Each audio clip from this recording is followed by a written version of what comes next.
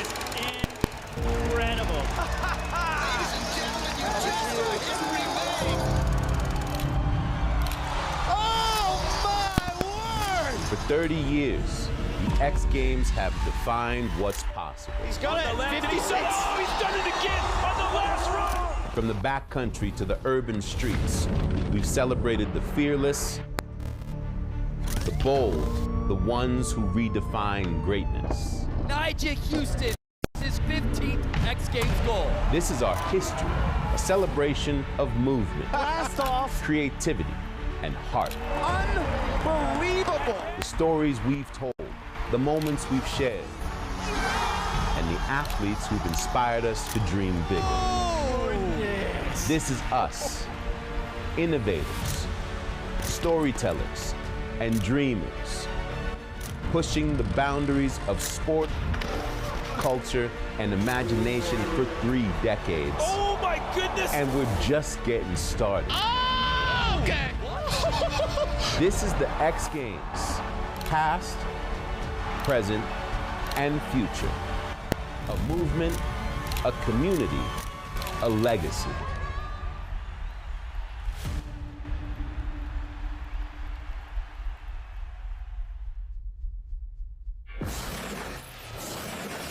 There was a time when Aspen, Colorado was only associated with lifestyles of the rich and famous. But since 2002, Aspen has been the center of action sports progression. And my friends, we are ready to do all of it here at 8,100 feet in the most incredible setup here at Aspen X Games 2025. Hey everybody, my name is Salema Masakela and welcome to the party. For the next 3 days, we will have sold out crowds that are here to watch 108 of the best men and women in ski and snowboarding push their sports forward. They've been training in airbags, they've been saving tricks for the only place that it makes sense to throw them here at X Games. And on night one, you know we're gonna deliver to you. So let's take a look at our schedule. Women's ski knuckle hut and men's ski knuckle hut. Olivia Asselin and Colby Stevenson are defending gold medalists there. Women's snowboard big air, followed by my favorite party, men's snowboard superpipe. The man to watch there, of course, is Scotty James. But right off the bat, let's talk about some star power. Our defending big air gold medalist is Kokomo Murase. She takes her style seriously off of the snow, as you can see here by the drip as she walks in slow motion. And then when she puts on her snowboard and drops those goggles over her face, she is all business. She is competing in 3 different disciplines, looking to be the first woman to perhaps get 3 golds at X Games. And last year, she was leading the progression party, spinning 1440 in 2 different directions, the first woman to ever do so at X Games or in snowboarding, and that smile says it all. And then there is Scotty James chasing the legend of Shaun White. Scotty, at 30 years old, is no longer a spring chicken, but you cannot tell. When he puts on those red gloves, he means absolute business. Scotty with 3 gold medals, looking to make it 4 in a row this year. Last year, you can see that smile, visualizing the work that he was going to get done, absolutely going ham. Last year, unable to make, didn't have a triple cork 1440 in his run, just the first one ever in Lach, Switzerland, where he got the gold, where he's looking to do that again here on this trip. Well, you can see here, practice going on for Knuckle Huck. At the bottom of our slopestyle course is Knuckle Huck. And for more on Knuckle Huck tonight, and just a general vibe on night one, we welcome in the newest member of our team, AJ McCord. Good evening and welcome to Aspen, AJ. Salema, I am so happy to be here. Thank you for having me. First time in person, and let me tell you, the vibes on the ground match what you see on TV. We're gonna have sold out crowds all weekend long, and getting things started with women's ski knuckle huck. This crowd understandably hyped to see the favorite, Olivia Asselin, try to defend her title. I caught up with her earlier today when she was practicing for street style, because she's competing in not 1, not 2, but 3 disciplines here, and she said the key for her is gonna be maintaining her energy all weekend long. When it comes to Knuckle Huck's dilemma, she told me that she loves the creativity. I asked her this afternoon, hey, what are you going to have for us tonight to kick off X Games Aspen 2025? And she said, you know, I'm still figuring it out, and that's one of my favorite parts of Knuckle Huck. As the same approach as we'll see from Zeb Powell in snowboarding Knuckle Huck this weekend. But enough talking, how about we get to it? Jimmy Coleman and two-time X Games gold medalist. It's 4 degrees, folks. I can barely move my mouth. Maggie Voisin is in the booth. Take it away, guys. You know, it's been a 30-year party, and I'm glad to be back out here tonight, and we get to make more memories here. It's a crisp January evening, the sun setting behind the mountain, and we are firing up the lights as we get set to kick off our first event of the weekend.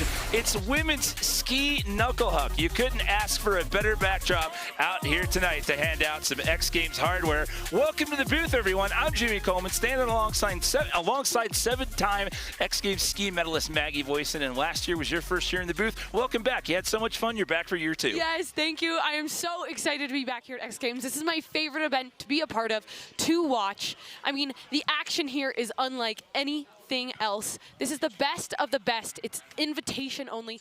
The athletes, they work all year for this. And we're starting it off tonight with the second ever women's ski Knuckle Huck, and I'm super excited. Took the words right out of my mouth. Your second year in the booth, and only the second time it's been contested on the women's side of things. And let's talk about last year's champion, yes. Olivia Oslin. She walked out of here with the gold knuckle. She's back in the lineup this year. Yes, Olivia Oslin, our gold medalist from last year's Knuckle Huck. She brought home the gold not only because she has the best style, but she had the most variety and creativity in her tricks, with hand drags, nose butter rotations, and she also stomped some floaty airs. I'm really excited to see what she has for us, and I think she's going to be really hard to beat.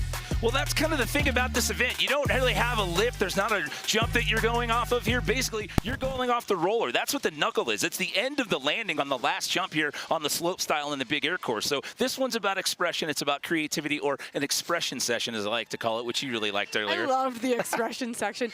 But it's all about the wow factor. So the judges are going to be looking at overall impression. So like I said, keep it simple. Wow factor. That's also the creativity, use of the knuckle, execution, style, and it's the best 2 to 3 tricks comprised that make the top score. Yeah, when you have a jam session like that, like, yes, obviously you want to have some big tricks, but it's not just about the one big trick. You have to have a couple of them. However, if you do have some hiccups, it's not going to hurt. They're looking at how you do overall in that jam session. But we get the luxury of calling the action here in the booth. Let's send it down to the third member of our team right now, Kristen Beat.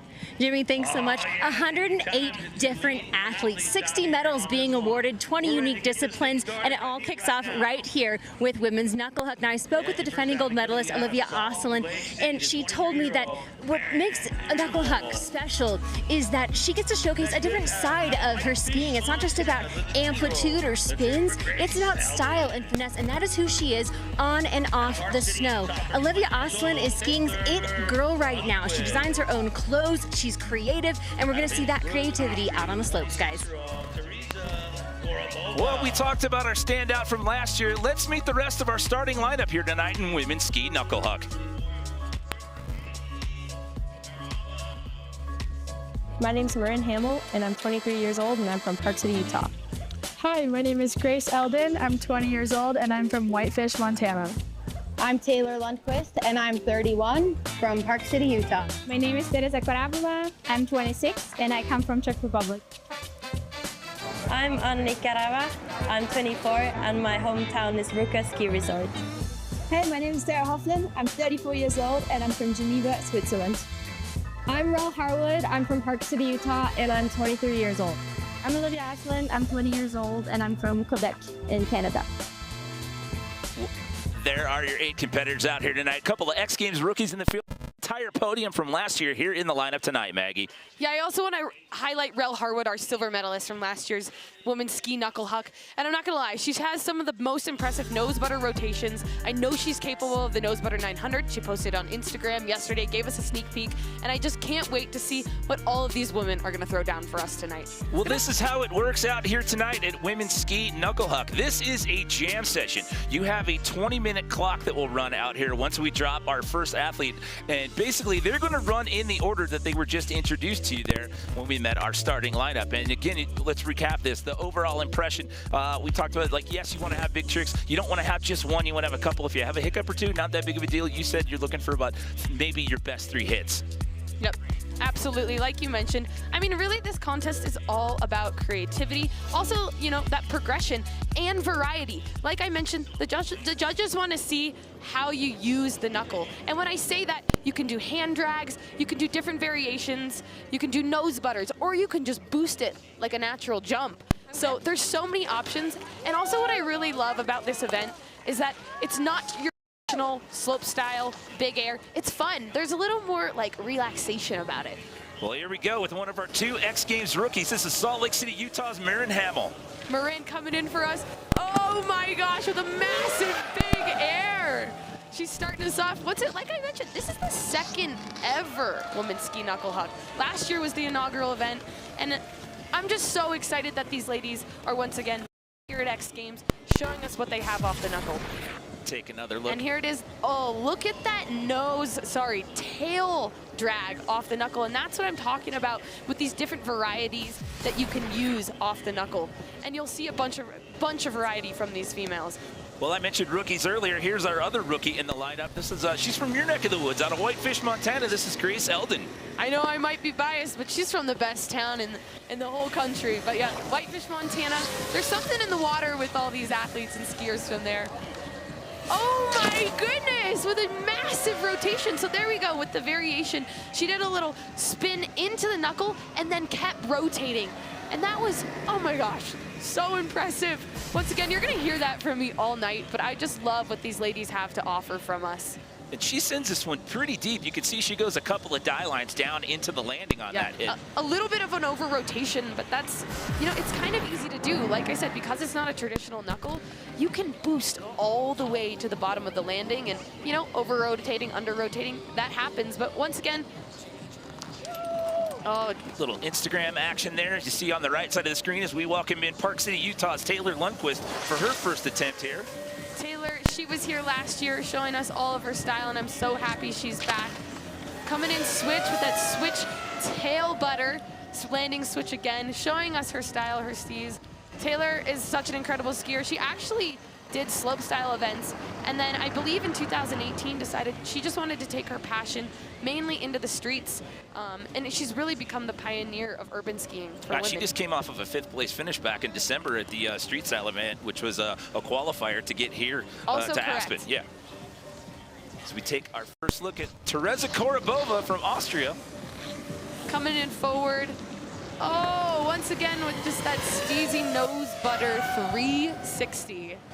And one thing that I also really love about this event, and we heard it earlier from Olivia, is that there isn't a strategy to this event. It's not your traditional slope style, big air, half pipe.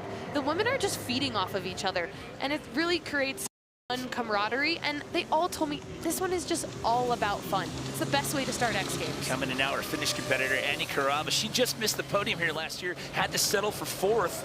Oh, with a massive 540 landing switch, kind of dragging her noses on the knuckle too. I really love that. Yeah, Annie, she got the chalk medal, as I call it. I've had a lot of races back in my day, and so I'm sure she's hungry to get on the podium, and she has what it takes. I mean, all these women do.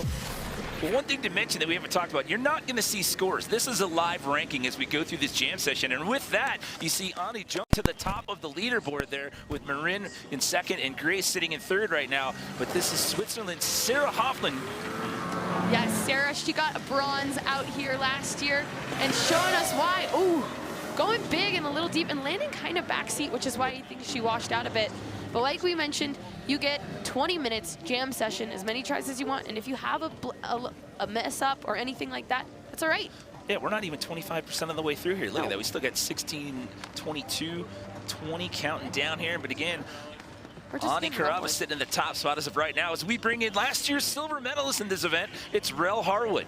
Yes, Rel Harwood, I did highlight her. I'm so excited to see what she has for us, and if she's gonna start big, right with that nose butter 540, so steezy. But like I said, she has the nose butter 900. So another full rotation that she can add on to that 540 that she just did. Also, to her credit, last year was her rookie appearance out here. She walked out here with 2 medals. She got a bronze in big air as well. There's something about the rookie energy. I'm not gonna lie. I think it's just, you don't have any pressure. And it's a lot of these girls' dreams. You see it, I've seen it on Instagrams and talking to them. It's a dream come true to be here at X Games. And when you have nothing to lose, you might as well just give it all you got. Look at that, bumped her up in that #2 spot now. So she bumps Marin down to 3rd. But this is last year's champ, the recipient of the gold knuckles. It's Olivia Osselin. That was one of my favorite tricks from last year. So this is another variation that we have not seen yet from the other women in the field, and this is the hand drag. So look, she's almost setting a spin, corking, but dragging her hands on the knuckle, and then landing again on her feet. It's wild. Also getting into that position, for those of you watching at home, there's no lip, there's no jump here. You're literally just going off with a roller. This is essentially the landing on the last hit on the slopestyle course. And to get into that position, I mean, it's mind-blowing to watch. So taking a look at our top storylines here, Olivia Osselin, the defending gold medalist out here. That's your entire podium from last season. Rel Harwood, as I just mentioned, she got 2 medals as a rookie last year. Yep. That rookie energy that you were talking about. And Sarah Hoffman with the bronze. She's got 5 total X Games medals to her name. But that's just round 1. There's still plenty of time left on the clock here, Maggie. Plenty of time, and we're back at the top with Marin Hamill. She is on the US free ski team, and she is no stranger to the knuckle huck. She loves it. I've competed with her, trained with her for many years, and this is one thing, she has not yet competed in the knuckle huck here at X Games, and I'm so excited to see her name because she has the style, she has the creativity, and she loves knuckle huck. And right here, jumping to 180, little nose grab, and then back to 180. So once again, with that variation, using the knuckle almost twice. And some of those females, you'll see them just do one big trick, but Marin's like, I'm gonna do a couple things up here before I land. You got plenty of time to try to impress those judges. Remember, it's overall impression. She's gonna sit on the outside looking in for right now, still sitting at that #4 spot. So we bring back in Grace Ellen again. This is the rookie portion of the lineup here. 2 X Games rookies to start up the lineup. Here she goes for us. Nose butter into the 7. Oh, I mean, just squeaking it around. But I mean, getting it to her feet, that was the one she did last time, and we said she over-rotated a little bit, but definitely got the rotation much stronger there. Definitely some things she can clean up, but I love it. She's giving it all she has, and that is the rookie energy I'm talking about. She just opened up a little bit in that rotation, but that was a heck of a save right there. Like you said, just squeaks that one around at the very end. I mean, all these athletes, they're like cats. They get to their feet somehow. I'm like, whoa, but they do it nonetheless. This is Taylor Lundquist. Taylor sitting down in that #7 position as of right now. Just under 13.5 minutes to go here as of right now. There we have another nose butter rotation landing back to switch. And I think one thing that I want everyone that's watching to look is the smiles, the energy you're getting from these females. This is fun, this is light, this is exciting. Look, that just bumped her from 7th. That put Taylor, she's knocking on the door of the podium now. That just jumped her up into that #4 position with still well over half of the time left to go as we take our second look at Teresa Korobova. Oh, and there we have it again. Another hand drag. Olivia was the only girl that did that, but now Teresa laying it down, showing us she's also got those skills. And here it is. How do you get parallel to the knuckle like that with no lip? I mean, you're just tossing yourself. I mean, it's really all commitment and trust. I'm not gonna lie, I've tried a couple hand drags in my day, and they did not end up looking that good. Annie Karava back in. She was in that top spot, but after we saw Olivia Osselin go, she now finds herself looking at a potential silver medal here. With a massive 720 to the bottom. All the way to the bottom. I mean, you're almost out of transition at that point. She was running out of real estate. Did you see the smile on her face when she did ski by us? I'm like, did she surprise herself there? I mean, she does a little, like, drags her noses, and I thought she was doing a 540, and then, nope, one more rotation going past the bottom line, which you can't really see, but she literally landed on the last bit of transition in that landing. You go any deeper than that, and you're going to end up in the monster tent down there. You got to be careful with that. Gotta watch out. Oh, my goodness. Oh, Annie just jumped back up to the top spot. She overtakes Olivia on that one. Wowzers. We take another look at Sarah Hoffman. Sends it deep as well. Look, a massive 540 dragging those tails across the knuckle. And once again, you have to look at the faces on all these females. I think they're all surprising themselves. So switch, dragging those tails with a 540 rotation, landing back to forward. Yeah, Sarah. And Sarah is one of those athletes. Before we get to our next skier, let's check in one more time with Kristen. Yeah, just giving you guys a quick update on Rel Harwood, who is currently 4th on the leaderboard. I asked her during practice who she draws inspiration from. She watches a lot of the men's skiers in Knuckle. She said Henrik Arlo is the man that she is watching right now. She said his style is just off the charts. That's who she wants to mold her skiing after. Rel coming in switch for us. Whoa! Oh man, kind of getting caught up there in the landing. That's the one thing about Knuckle Huck. I mean, all these women are making it look pretty easy, but the consequences are really high. Rel's going to stick in that number 4 spot there, but Annie Karava jumping up to the top spot here. However, your defending gold medalist goes last in the lineup here. Before we go back up to top, but take a look here in the bottom right-hand corner screen. There's a look at what she did in run at number 1. And she's coming in switch this time, so giving us something different. Switch 180. No way! Oh my goodness. Takes a good hit there, loses both the skis, but she springs right back up, kind of shaking off the snow from that one. Yeah, right back under her feet. We love to see when the athletes spring right up after a crash. I mean, that was awesome. So last year she did that flat 5 variation, but this year she wanted to add in by doing the switch 180 into it. So this is a new trick that we have not yet seen from Olivia. So, I mean, looks like she's good, and if she can shake it off, I really hope we see it again from her. Teresa jumped up into that number 3 spot as well. I didn't notice that earlier. So right after 2 rounds of runs, it's Annie Karava, Olivia Oslin, and Teresa Korobova right now. So going back to your point earlier, explain the judges' overall impression and how that works there, Maggie. So simply put, once again, it's all about the wow factor, but they're also looking at creativity, that use of the knuckle, variety, execution of the trick, and then style. And then from there, the best 2 to 3 tricks comprise the final rankings.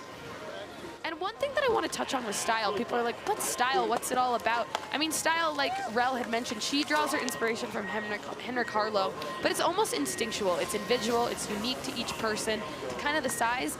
And style is also subjective. What I like, Jimmy, you might not like. And that's why we're up here talking about it and not in the hot seat down there with the judges. That's a tough spot to be in right there. Well, because I love all these women. That's why I'm so happy to be here, to be a hype woman for all these girls and for everything that they're doing, the progression of this sport. So like you mentioned, I'm happy to be talking about it. So we're just under 10 minutes to go. Check out the belt. Look at the style here. So Annie Karava sitting at the top spot. Your gold medalist from last year, Olivia Oslin, in silver as of now, but it's Teresa Korobova sitting in bronze. Well, yeah, that belt was crazy. I mean, look good, ski good. Am I right, Jimmy? Oh, my goodness. No, losing a shoe there. She's springing right back up, like I said. That's what we love to see, but still plenty of time left here. We're just under the 9.5-minute mark. Usually with the jam sessions, you end up getting about 5 runs is usually how that plays out. We will have to see here. Yeah, losing a shoe, but she's getting it back on. I mean, that was absolutely impressive. So she was doing a rotation into the knuckle, and it looks like, I mean, I have to see the replay for how many spins she did. I can't keep track, but I really hope we see that one again from her. That was unbelievably impressive. Yeah, not to sound like a broken record, but again, if you're watching this at home, there isn't a lip. There's not a jump. They're literally just going off of the back end of the landing here on the slopestyle course, and it's basically pretty flat. So it is just sheer willpower and style when they throw themselves into these spins. As we take another look at Taylor Lundquist. Coming in switch with the switch 540, dragging those tails. And I love the stees at the bottom, the slashes. I mean, they're always just adding in these little things. And like I mentioned once again about the style, it is so unique and individual to all these athletes. And I love to see their taste and the different spice and everything that they put into their own skiing. It's unique, and that's why we call it free skiing. See, if that bumped Taylor up one spot, she was in 7th pre-run. That'll put her into 6th again. No scores, it's just live ranking. You're looking at Teresa Korobova here sitting in a bronze medal spot for now, trying to hang on to that with just under 9 minutes to go. It seems like she's not entirely happy with that trick, but I could see she was going for that switch 540, but she really was trying to drag her tails for a really long time, which I think kind of stalled her rotation there a bit. and our current leader. Yeah, Karava. she's sitting in that top spot. She was there earlier. She got bumped down to second, but on that last run, she jumped back up to the top. As we take a look back here. And this was the rotation where I think she really surprised herself, going super deep. But the judges, they loved it. So I'm really excited to see what she has here. She sent it to the parking lot on that one, and she's back in that top spot right now. With still plenty of time left to go. This camera shot right here will give you an idea of what that knuckle looks like. Switch 180 into the 360. So once again, she's showing us that she has variety. So that one big trick that the judges loved, she just did one massive spin off the knuckle. And now you can see there that she's trying to do a spin on the knuckle and then another spin into the landing. So really showing us that variety, which the judges absolutely love. Okay, so we are working our way down to the 8-minute mark here. It's a 20-minute jam session if you're just joining us here. Judges looking for overall impression. It's a live ranking here. Get our first weigh-in here on the social media side at X Games. That's a whole new meeting to flying through the air. Pretty awesome. Yeah. And here we have it. Sarah Hovland with the switch 7 tail grab. Are you kidding? Oh my gosh. Get her back up there. I need to see that stomped. Yeah, Sarah. And I can hear the crowd. This is the best part. You know, in the past, you've been in a booth, not in the crowd, but we're here back on slope, and we can hear and be a part of the energy. And when Sarah attempted this trick, the crowd went wild. Yeah, they just opened up the doors right before we started this comp, and everyone just made their way over here, so you can see the fans were behind it. You can hear the reaction from the live event announcers as well. There's still 7 minutes plus left to go, so Sarah, you got time for that one. She made the podium last year. I believe she's in the number 8 position. I don't know, she's sitting in that number 7 spot. So we take another look at Rel Harwood coming up on the 7-minute mark. And there it is, the Nose Butter 900. I told you. I knew we were going to see it. She gave us a little taste of it on Instagram. Listen to that reaction as she blows through the corral right here. Somebody's got a cowbell back here. The fans definitely appreciative of that. And Rel Harwood just jumps up to the top of the leaderboard. She has overtaken Annie Karava. I know, I mean, this event really highlights Rel skiing. Yes, she is a very extremely talented big air skier. Let's check in one more time with Kristen out in the field. And Rel Harwood, you're top of the boards, girl. For a run like that, what did it take? I don't know. I kind of just tried to turn off my brain and do it and not really think about it. But I don't know, just stoked to be out here. Well, Rel, it's so cool to see you be able to land that one. Go up there and give it another go. I love it. Oh my God, it's so true. Like you hear her say, I just tried to turn off my brain and do it. That's kind of what this event is about. There's no strategy. It's just feel it, go for what you think you can do. So Olivia Osland now sitting in that bronze medal position. Woo! Okay, going under in 6 minutes to go. With that switch 540, it looks like she wanted a little bit more to me. You can tell that she's got a little more in the tank there. Still, nonetheless, so steezy. But once again, just drop it out of the sky. So I think legs kind of went maybe a little bit bigger than she thought. So we're at 5.5. If the time runs out in the middle of the run order, they do finish it out so everyone gets the same amount of runs. But it's your silver medal last year sitting in the top spot from right now. It's the Finn, Annie Karava, sitting in the silver medal spot, and last year's gold medalist, Olivia Osland, sitting in bronze. However, this thing is still far from over. We go back up to the top of the order. Salt Lake City's Marin Hamill. Here we have Marin coming in switch. Oh, we saw this trick from a couple ladies last year, but the massive switch 0 spin.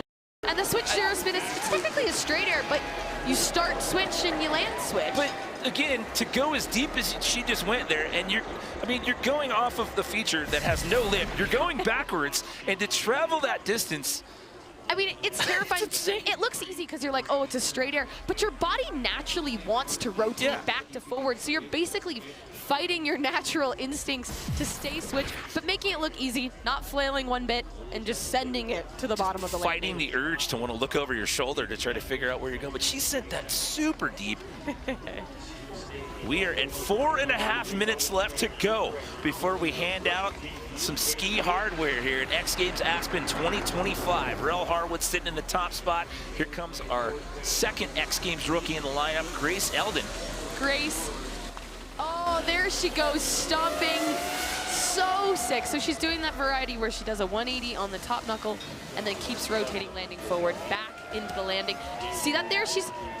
I think she's a dancer. They mentioned something that she's on a cheer figure skating team at Montana State University. Competitive hockey cheer team. Thank you. It's basically cheerleading stunts while you're figure skating.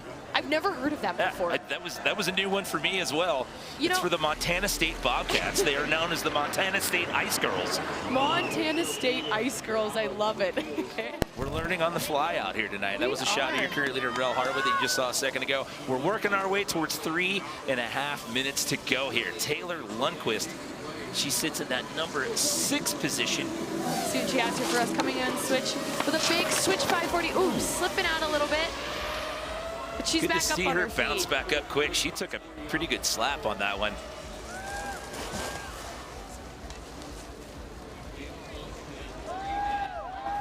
And you could see her down here in the corral. She's kind of shaking that one off. You see the reaction. She said, "Woo!" Yeah, that was a little bit of a bouncer. That was rowdy. Well, you know, sometimes I don't like to play. There's snow snakes out there. You know, they get you.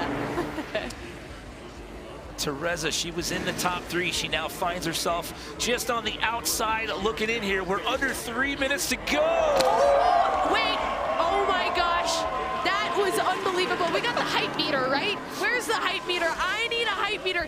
People, there is no Knuckle out here. She just said that with pure strength and will of her legs. That is terrifying. That is terrifying. With no lip, nothing to propel you upwards. You're just tucking into that and sending it. Oh my God. I mean, I'm sorry, but that was unbelievable. Where is she? I mean, that might jump her into third place. Think that's going to overtake. Oh, it jumped her up to silver. Oh. Look at you with the crystal ball over here. Oh my goodness. So Teresa, she jumps up into silver. That's going to bump last year's gold medalist down to the number 4 spot. So it's Rel Harwood, Teresa Korobova, and Annie Karava now with 2 minutes to go. And here comes Annie Karava here. I mean, that's what I love about this format and the jam session. Anything can happen. Whoa, Annie staying on her feet. But that, once again, that's what I love. Anything can happen, you know? If this holds up and Annie stays in and she gets a medal, that'll be the first time that a woman skier from Finland has medaled at the X Games. You're kidding. That's huge. That's unbelievable. She's looking at a bronze medal now. We're down to 1:30 to go. So this might be it with 3 skiers left to go here in the lineup and the time winding down. This might be it. We could be looking at the last run here. Sarah going for that switch 720 again. Oh man, just a little bit under-rotated. And yeah, just under-rotated a little bit and lost both skis there. But once again, happy to see her sprinting back up there, grabbing it. And you know what? Sometimes you see the skis come off and you're like, that looks bad. But you know what? It actually is okay. Sometimes you want those skis to come off. So, but right now, here's our current reader. Yeah, Rel Harwood sitting in that top spot. Remember, she walked out of here with a silver last year. She would love to trade that one up and walk out of here with the gold knuckles. We will see how this unfolds. We're being told this will be the last 2 runs. Not my nut. So if Rel wins this, she will be the most recent American gold for female in any ski discipline. And apparently, since 2020 Norway, who won that one? That was me, Jimmy. Now look at that. Welcome to the stat world out here, Maggie. So Rel Harwood sitting in the top spot. We're being told that after this, there's 1 more skier to go. Time has run out. Oh my gosh, what was that? Was that a 1260? How did she hang on to that? I thought she went down. What did she lose? She just lost There's something carnage. in the landing. Rel Harwood, what was that? What came off? Did she lose a glove? Is that a GoPro? Was that part of her goggles? 1260. How do you do that without a lip? My mind is blown right now. And you should see the camaraderie, from the females. Everyone is blown and the crowd is going crazy. Here we have it, nose butter, 7, 10, 12. I mean, a little bit under-rotated, but I mean, nonetheless. Look at Salema. That was over there in the host, and he's like, huh? What just happened? Yeah, us too, buddy. Oh And my. now she's got to hike, or someone's got to hike back up and go retrieve whatever it was that came up. Was that part of the goggle? I have no idea. I think those were her goggles. She just wore them on her head. She wasn't even, they weren't on her eyes. That was insane. So she was in the top spot already. So now, here we go. Last skier to go. We're being told this is it because she was your defending gold medalist. She runs out the run order, so this is it. She's on the outside looking in. She sits in that number 4 position. Will she jump back up? This is last year's recipient of the gold knuckles in the first ever contested women's ski knuckle huck. It's Olivia Ostlund. Oh, I mean, pressure's on being in that 4th place spot, knowing you have one more trick left. We'll see what she has. Oh. Coming in switch for us. The jitters. Switch 180. Is she going to do the flat 5? Yes! Oh, no! She goes Olivia. down and loses the skis. Tough break there for your gold medalist from last year. She gets up right away. But look at throws us the hands showing up. us the love. I mean, that's what it's all about. I hate to say when these women don't land the tricks, but that's part of progression. Sometimes you have to throw it, and you don't always land. But man, oh man, Olivia, thank you. That was incredible. Thanks for trying. And I mean, Rel Harwood, I have no words. You've got I have no words. You've got some history. I mean, you ran the you said the stat. The last American woman skier, well, it was you back in Norway in 2020 with slopestyle. Teresa, that's the first Czech female the ski medal, and then Annie with the first Finnish women's You're medal. kidding. This is unbelievable. Yes. That's a history podium right there. Are you kidding me? And here we have Rel Harwood. All right, we got that nose butter. And it's starting off with her nose butter 900. I mean, that's a signature trick. She's got that all day long. Well, let's send it down to Kristen. Rel Harwood, in your X Games appearance in 2024, you're in a bronze and a silver. You're topping it with a gold here in 2025. Girl, how do you describe this emotion? I can't describe it. I don't even know what to feel. My legs are shaking right now. Your family was standing by watching the entire event. Your mom ringing the Rel bell. Did you hear it out there? I feel like I did kind of hear a bell, but yeah, I'm just stoked they're here and everyone freaking crushed it. I'm so proud of all the girls, and yeah, it was so much fun. How can you describe the camaraderie in Knuckle Huck? I mean, Olivia Ostlund, last year's gold medalist, standing by waiting to, congratulate you. Yeah, I don't know. It's all just so crazy and such a sick event. I love it. Congratulations, girl. Enjoy this one. Enjoy the moment. Her friends moving in to give her a big hug. Guys, this is special. Rel Harwood's first ever gold medal at X Games Aspen 2025. Well, during her rookie appearance last year, she earned her first 2 medals ever. She got a silver in knuckle huck, and she got a bronze in big air. And now, Maggie, here in 2025, she comes back and takes away the best looking medal you can get, and that is gold. And once again, I mean, no women, I've never heard of it. A 1260 off the knuckle? That's the biggest rotation I ever did off a jump.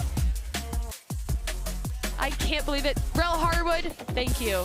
Annie Karava with the bronze, Teresa Korobova with the silver, and Rel Harwood takes knuckle huck gold.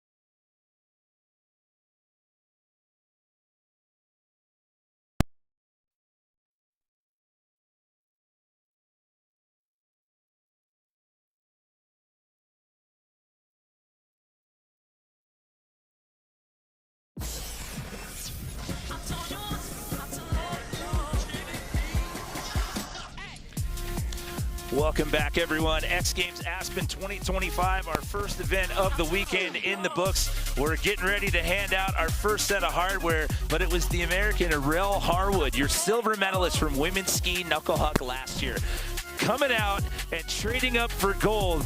The last time an American female skier tasted gold was in 2020. She walks away with the victor tonight. We hand it over to DC with the awards. Thank you very much. What an honor to bring to you all the first medal ceremony here for X Games Aspen 2025. Thank you, beautiful people, for being out here. Let's hear it for all the women throwing down in the first event of this amazing weekend. All right. Well, before we bring our medalists up here to the stage, I would like to introduce to you all a very special guest, our medal presenter, 6-time X Games medalist, the legend from New Zealand, Mr. Jossie Wells. Thanks for being with us, Jossie. And with no further ado, your podium out here tonight for women's Knuckle Huck. In third place, coming out of Finland, her first X Games medal. Put your hands together for Ani Karava.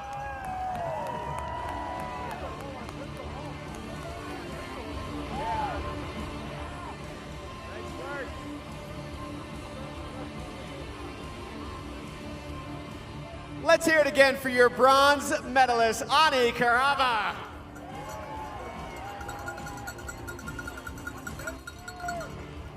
In second place, your silver medalist, representing the Czech Republic, her first X Games medal, and the first Czech woman to get an X Games medal in a trick discipline for skiing. Let's hear it for Teresa Korobova.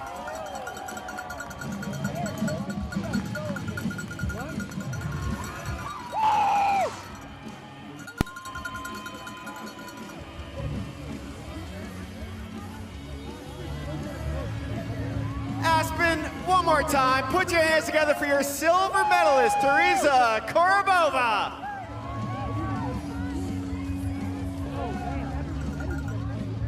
And your gold medalist tonight for women's ski Knuckle Huck. She's got a bronze medal from Big Air, a silver from Knuckle Huck, but this is her first X Games gold. So let's show your love and respect where it's due. Hands together for USA's Rel Harwood.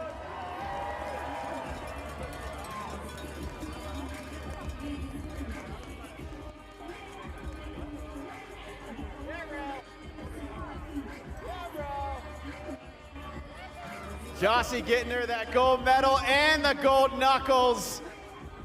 One more time, Aspen. Let's hear it for your gold medalist, Rel Harwood, and your podium out here for women's ski Knuckle Huck.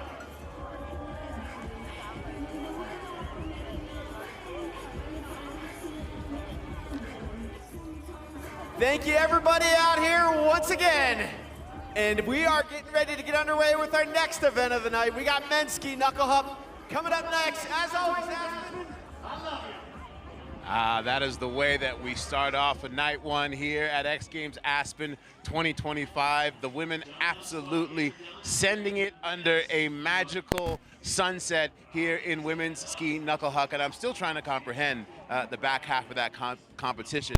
Teresa Korobova with the knuckle backflip to start things off. That thing absolutely made me slack-jawed.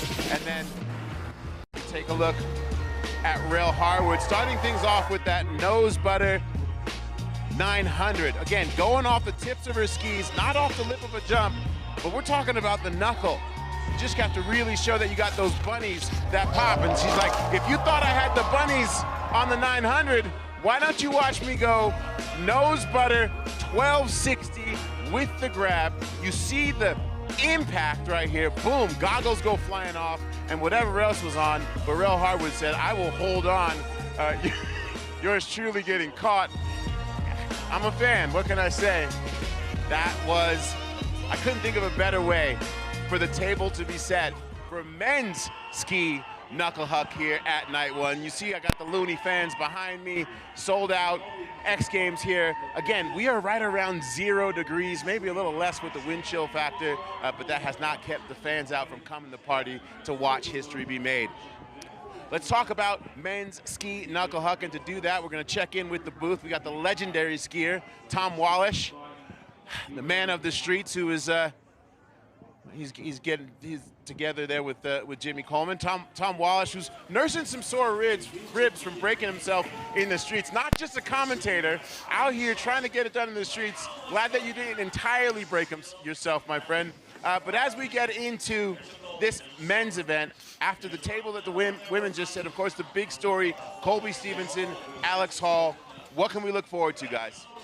I wondered how long it was going to take before someone was going to bring up the old rib injury. And here we go on night one. Sullivan gives it to you.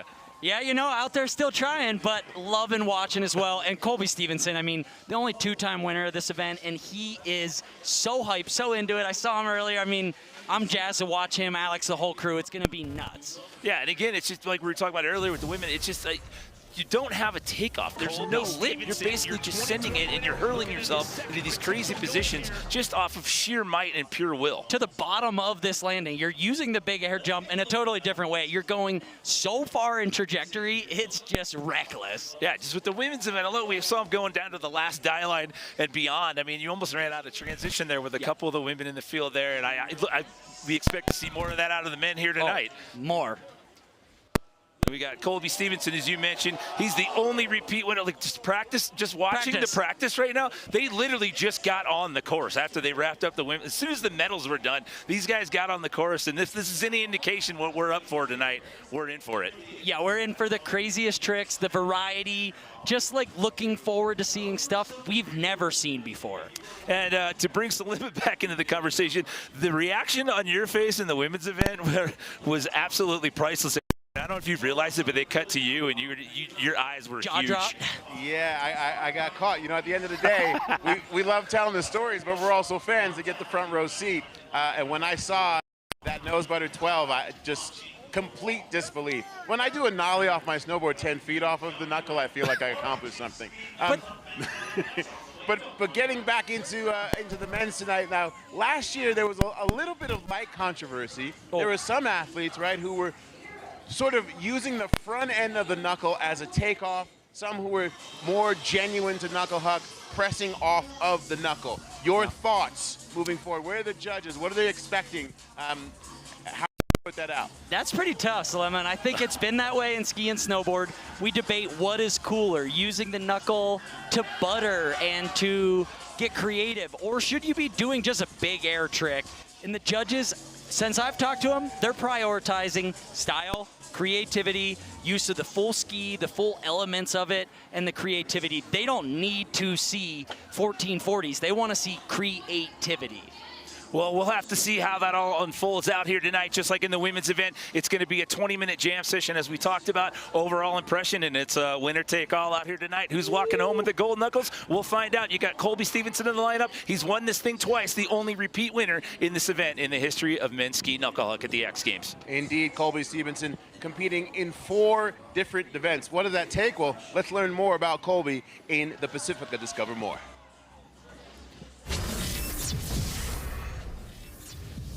Colby Stevenson, your 2020 winner, looking at his second potential gold here. That was outrageous. We were definitely with the 8 best knucklers in the world, I would say. Oh,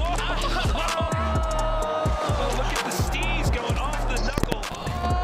That was quite the spectacle. I think there was a lot of never been done tricks from everyone, so I pretty much knew I had to one of my jumps to win, so I just kind of focused on what I had to do, and yeah, I learned 3 tricks, and that was 4 hits, so that was cool. Okay, Colby Stevenson, you've got to be kidding me with that. Yeah, just really stoked to come away with a gold. You know, it's a knuckle huck, it's a fun event. That was like, you know, scarier tricks than I've done even on the slope style today. It was more just like, all right, let's get this, you know, even just for a knuckle huck. Colby Stevenson, the first person to ever repeat a win here in the history of ski men's knuckle huck.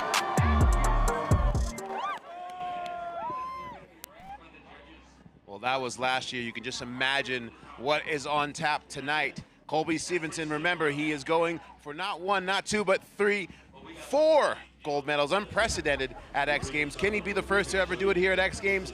Aspen 2025. His campaign begins with men's ski knuckle huck when we come back under the lights Stay with us.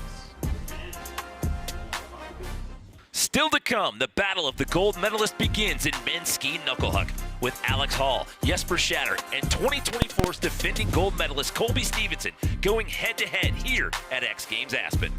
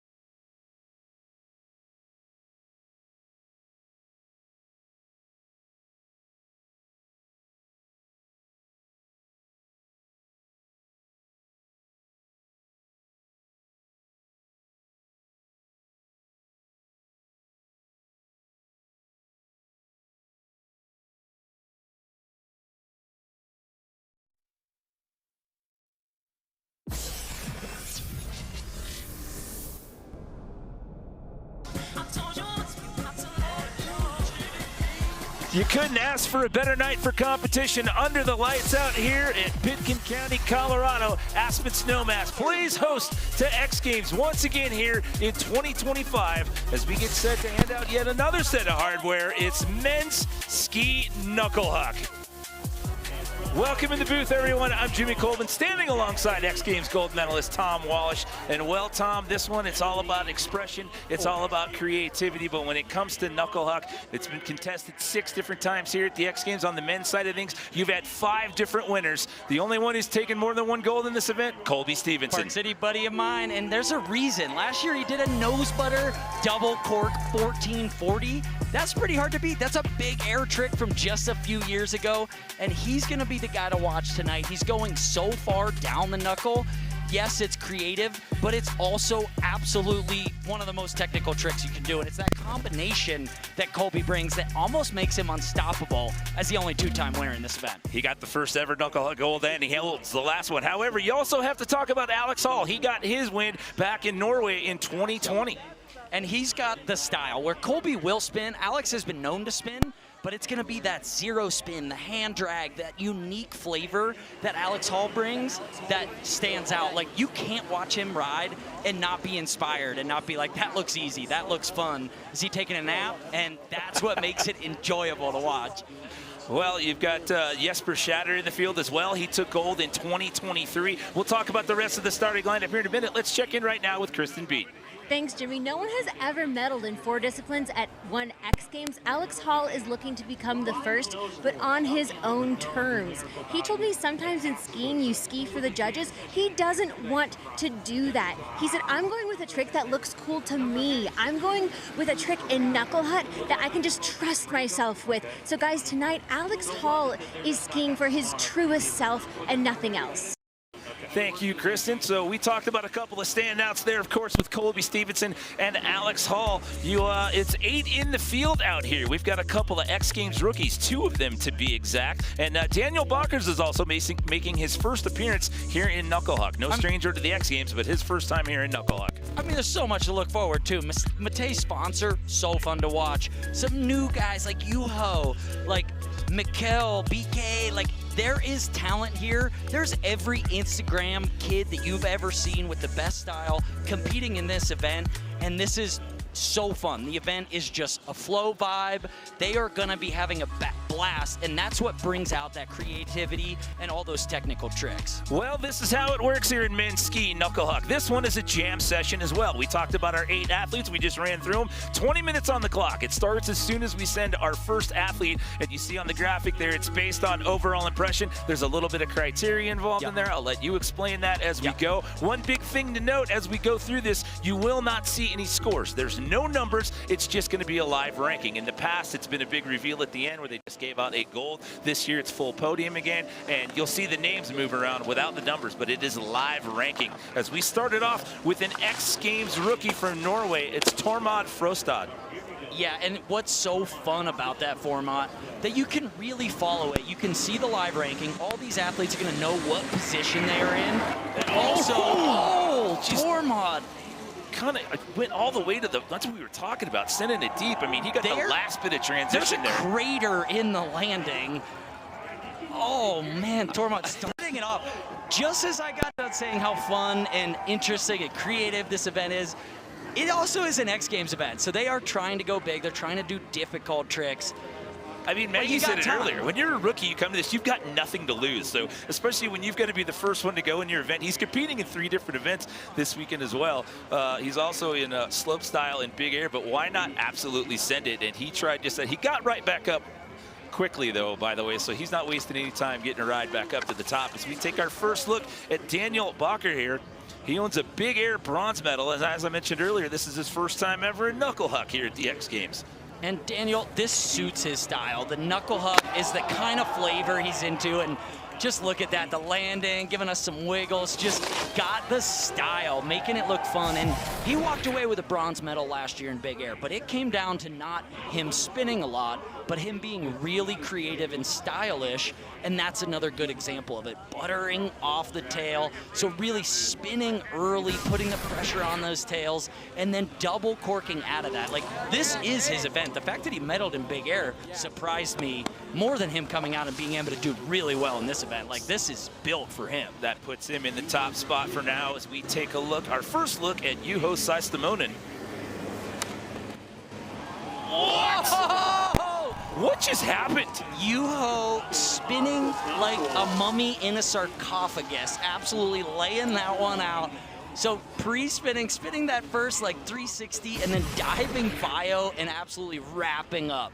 Watch, gets that safety, pulls it back in toward the tail, the Cindy, and just wrapped up, just spinning, trying to get spinning to get paid. There's the grab, comes around. I mean, what's the landing? Just, yep, no problem. I really like the landing. The kids are doing these days, the hands are out, the mitts are off to the side. It looks like they're serving a tray of food at a ritzy dinner. So he'll jump to the top here as we take a look at another one of our X Games rookies here. This is Norway's Mikkel Rusleto Kaupang. Oh, Mikkel 360 and then off the noses. So something the judges like that maybe we haven't seen the judges focus on every year, but a lot of years, Henrik Carlo won this event with a focus on the butters, the presses, the pushing, and Mikkel is so good at using those skis. Rather than just spinning, really flexing the tips and tails of your skis and showcasing the whole ability of the ski.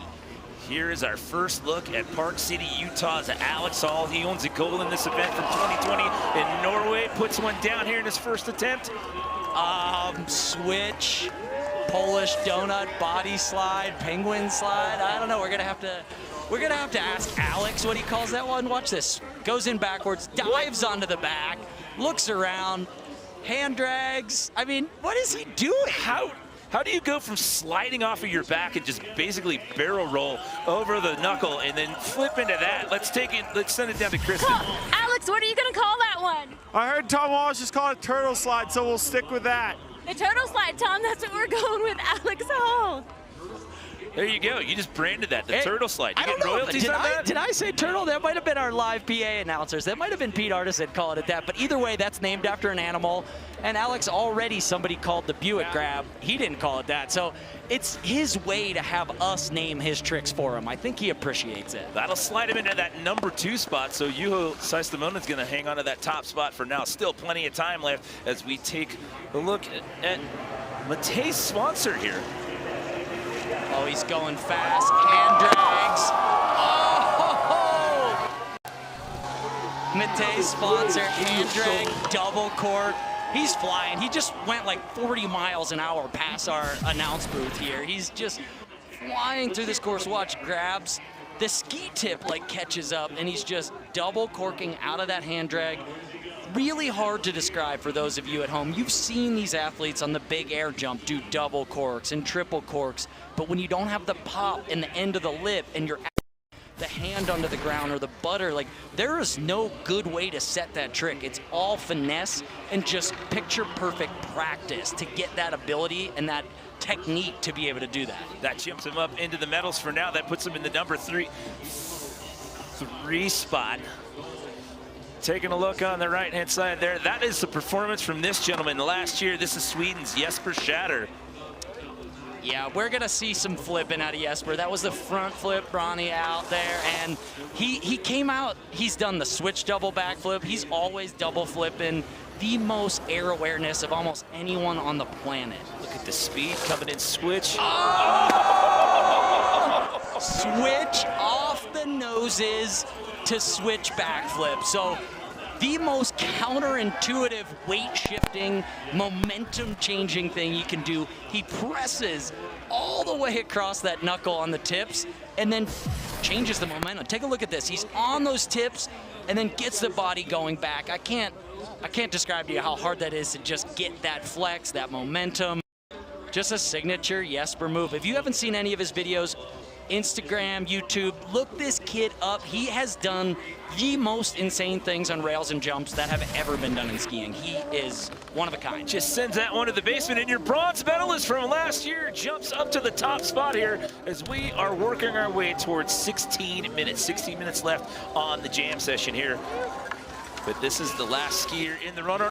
We go back up to the top. We talked about up at the top of the show. Two-time gold medalist in this event. It's Colby Stevenson. Look at the style of the skis. Okay, so Colby last year, he had a bunch of big tricks. And I talked to him earlier. He's saving a couple things. He's going to start smooth, slow, and steezy and build. With this jam format, a lot of these athletes take it into account and take strategy and kind of come up with a plan. Here he's showcasing that real long butter on the lip, on the knuckle, the whole way across, going huge, super smooth.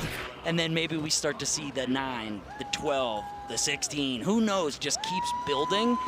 Really smooth to kick things off, Colby Stevenson. It's only going to be good enough for 6 as of right now. But again, going back to the point that you just made with that overall impression, I mean, we've said it a couple of times, but the wow factor here, and you're going to get about 5 attempts depending on how the speed of this runs through the 20 minutes. But it's going to come down to, you can have some hiccups, but it comes down to about your best 2 or 3, not just one big trick. You got to have a couple. But you talked about Colby Stevenson and that strategy there. Good enough for 6 as of right now. As we get set to go back up to the top of the order here. We're actually moving on to Daniel Bacher. Where's Daniel at? He's sitting there in that number 5 spot. But Jesper Shatter, your bronze medalist from last year, sitting in the top spot. Juho Seistamonen sitting in second, and your 2020 Norway gold medalist in this event, Alex Hall, sitting in bronze. We're under 14 and a half to go. I love the hard hat. Oh man, is this Man Ram? What is this guy's name? He's got the skate ramp. He's got the hard hat and the Texas tuxedo going with those overalls. Oh my goodness. Okay, hand drag into the body slide, corking out there. Just so much fluidity. Love watching Daniel ride, brings that flavor and that style, a little bit of spice to the course. Watch, lays out onto the body there, gets all corked out, skis to the back. Just smooth. Low rotations, that's what's so cool about Knuckle Huck too. You don't have to necessarily do the biggest spin, but anything with that special creativity and flavor can be a 360 or a 540. And this is something you can go try at your home hill. Every hill's got a little roller. It might not be this big, but it's a roller that you can practice this stuff on. So just under 13 and a half to go here. Juho Seistamonen, oh, he just catches an edge there at the bottom and not able to hang on. Juho going nose butter double cork in the ski tips. Catch up on the very edge of the knuckle. Lucky to ride away. That's just cat-like reflexes to get his feet back under him. His second appearance in this event, he had to settle for 6th last year. As we take another look at Norway's Mikkel Bruce-Leto Kaupang. Oh! Going again with that nollie 3 and then into the... Oh, he's got a broken ski. You can see him showing it there. Look, pops off the noses, lands, then on the tails, onto the... It was like multiple presses through the tails. Let's hope his skis are okay. I saw him flexing them out as if maybe he broke the tail of one of those skis. And that's the kind of oomph and pressure they're putting into these skis. They're meant to butter. They're not meant to be forcibly maneuvered like that. Well, you can see Kristen was chasing him down right there. Hopefully we'll get a report on that as we move deeper into the competition here. Alex Hall sitting in that bronze medal spot here. 12 and a half to go. Sends it all the way to the bottom of the hill for Alex Hall. He owns 2 medals in this event. He's got a gold and a bronze. And so great to hear Kristen talk to him earlier. I mean, this is for him. Like, this is what he wants to do.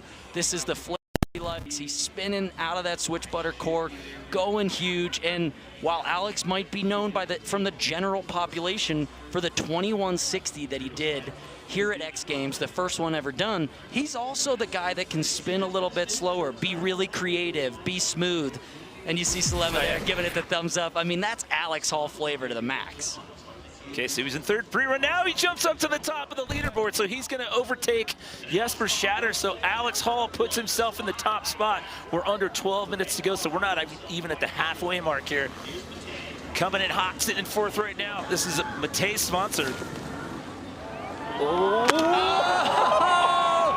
Another double cork from Matej. Just completely blasted the camera guy with the snow shower in the crowd. Listen to that reaction from all the fans over here to our left. I mean, this kid is a fan favorite. That is X Games mode, 2 in a row, double corks off the tail.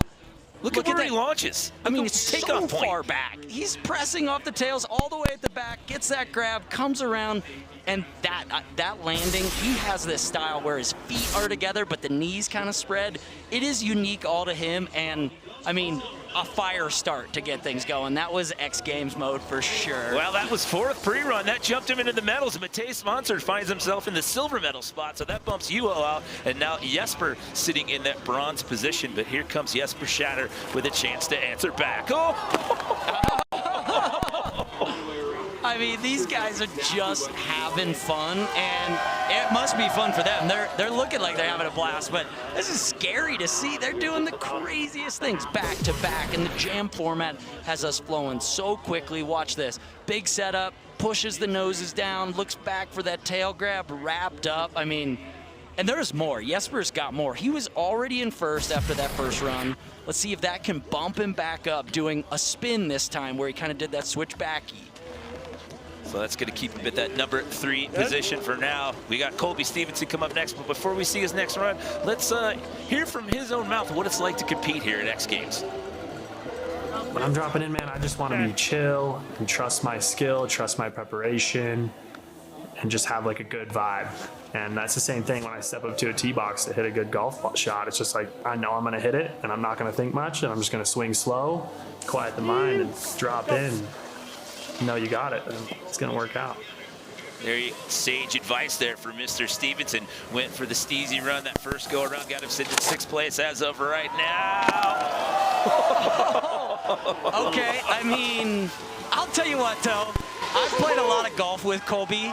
He is much better on the skis than he is with the driver in his hand. He is an ace out here, scratch on the skis. Maybe not on the course. I mean, this one, so big, off the noses, butter in, nose to nose. So that's double butter, reaches for that mute grab, comes around. I mean, he started things off slow. He was in 6th. He's like, you know what? I'm not comfortable with that. I like to be up in the 1st place position. Let's get it going. See the nod that he just gave you as he skied on by here. So we're under the halfway point, so that'll jump him up 2 spots. It'll get him knocking on the door. It's not enough to get him in the medals as of right now, but we still go. We got 9 minutes left to go here. So taking a look at our storylines here, yes, Colby Stevenson, the defending gold medalist and the only ever repeat gold medalist in this event. Alex Hall competing in 4 disciplines out here this weekend.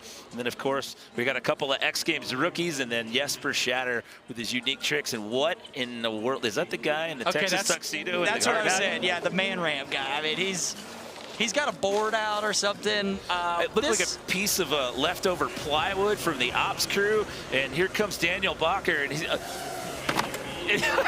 just lunges over I don't know what's worse, trying to hold on to that to make sure that the board doesn't flex so somebody can ski off of it, or the fact that he's got no sleeves on and he's just laying in the snow, and it's about 5 degrees out here right now.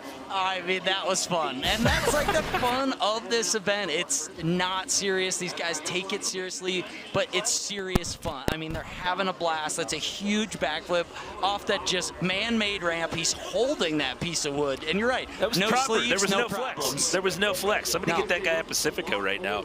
He You're gonna need it after going shoulders into the snow right there. I dig the hard hat too, but did you see the form? That board barely moved. That was impressive, sir. Did he have gloves on? I don't know. We'll have to take another look at that later. I think so. Maybe some leather gloves.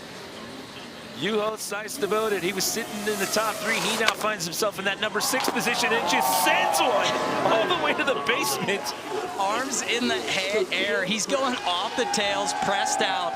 So there's so many just different names for all these tricks. I don't even know what he wants to call this. It's not a butter. It's really just like a tail wheelie, riding those tails, then pushing them forward. Again, like we saw Jesper do off the tips of his skis, he's going against the momentum and the weight shift you need to hold it back to then get the body moving forward. I mean, it's defying laws of physics. That bumped him up 1 spot. That got him from 6th into that number 5 position. Take another look at Mikkel. Mikkel BK there just going down on that one. The little tap-tappy and just settling down on the butt.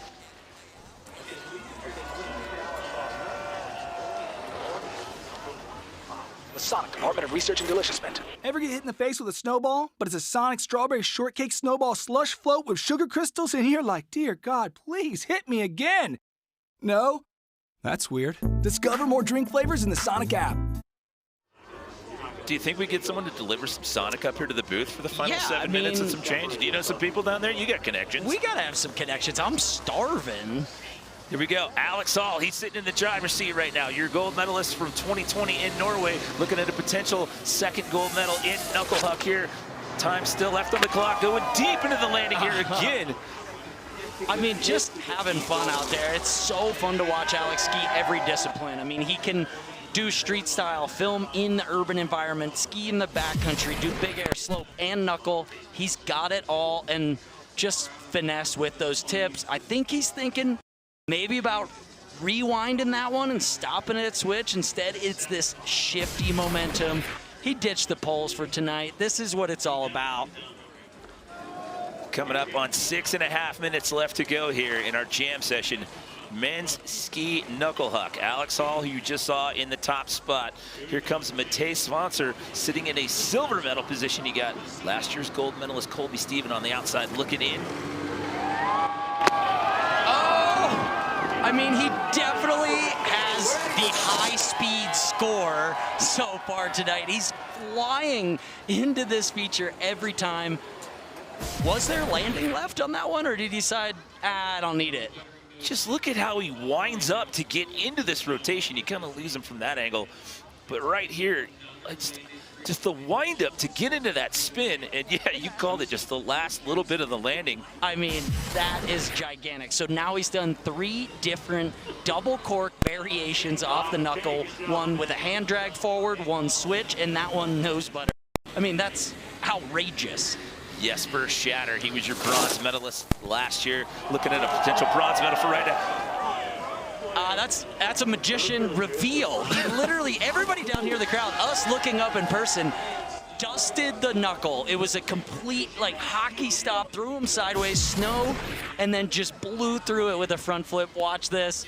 Can't see anything. I don't know where the end of the knuckle is, but that was just out of nowhere. Jesper Shatter has appeared. Brendan James says that was sick. Yeah, I completely lost it. I just looked up at the monitor and there was just a cloud of dust and he just emerged from the mist.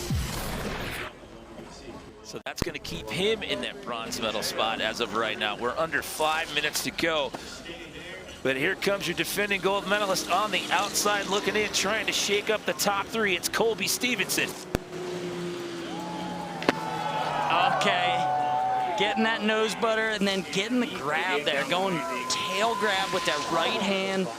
And you can hear, if you can hear that audio, like this landing is steep, it's a perfect pitch, but they are taking it so far down into the flat and just slapping the ground. Watch that grab.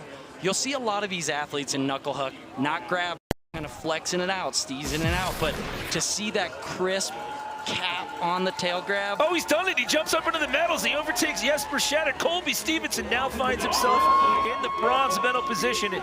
We are creeping up on 4 minutes left to go here. Colby's kind of been working his way up. He started at 6th, then 5th, then 4th, then 3rd. He is trending. You called it earlier with the strategy. You said, you know what, I'm going to ease my way into this and I'm going to use the building blocks. And here we are with just under 4 minutes to go. He's eased himself in the medals. Can he jump up to the top spot? He's bringing a 12 next time. I think he can do it. 3:45 to go here. Daniel Blocker, he's sitting in that number 6 spot as of right now. Oh, did you look at where, see how close his helmet was to the ground? To the end when he took off on the flats. I mean, flexing the skis, and where you can do so many variations of butters. Some are quick butter, and then you do a big spin. This is a long, prolonged, I can't believe it's not butter. Henrik Harlow would be proud. Watch. Look at this. I mean, just press the hand, the head. Right there. That's almost pretty much the Henrik kid's, like, that'll make your chiropractor flip wince. that he did. I mean, this is, yeah, I mean, flexed. What's it going to be on the ranking? I don't move him up 2 spots. It won't put him into the medals. And that's a tough spot to be in because I was just told in my ear that this will be the last round of runs. We'll see if that is actually the case, but that's what I'm being told as of now. As we take another look at you. Oh, size to What? So, I don't know if you found out if it's 1970s and we're doing ski ballet or if we're at the 2025 X Games knuckle huck, but his skis were crossed. He's spinning around on the knuckle. There's definitely not a name I know of for this. They are completely X'd up, extremely dangerous to cross them up. I mean, you're absolutely crunching your groin, and then he's just spinning a bio out of this? Look at the landing. What are they feeding the kids in Finland these days? I don't know, but I'm also very impressed that you've got a ski ballet and sarcophagus reference here in the last 18, 19 minutes. Yeah.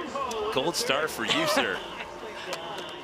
And you see that? Yeah, what? I'm saying the same thing. That just jumped Colby out. Oh, Yuho just Yuho's on the podium. Yuho's in the podium for right now. Oh, Miguel buttering off. And just good to see him back up and riding, vibing with it. So fun. You can see he's got a broken ski. He's very showing it now. The ski is completely snapped ghosted now. Yeah, that ski's busted. But that's what happens when you're putting these skis through the absolute ringer out here. So much pressure, so much impact, and going that big on this. So looking up top there, that's a shot of Alex Hall, your current leader. Again, we're being told this is the last round of runs with Yuho Saistamona jumping up into the medals. That bumps Colby Stevenson out, and why that's key, Colby's your defending gold medalist. He's going to get the ski last here. So again, outside of the medals, it'll have to come down to that last run for Colby if it's to happen here tonight. But Alex Hall, as of right now, sitting in that top spot, just waiting to get the all clear here to take his last run. Matej Sponsor looking at a silver right now if it holds up. And the ski ballet move, as you called it, from Yuho puts him into the medals for right now. He's a little far left. Yeah. It's one of a kind. Yeah, that's good. That's good. He's good. He's good. Directing a little bit of traffic up there. Alex is, coordinating. And he's, sitting in first, what do? Do you go for it? He's got 4 potential events this weekend. Are you content? For some reason, I don't think Alex Hall is ever content. Yeah, I don't think so, not at all. Full send here on this last attempt for Alex Hall. Oh, switch off, and then the revert back. Putting a staple on it. You see Alex Hall absolutely spinning back, bringing it back to switch there. One of a kind.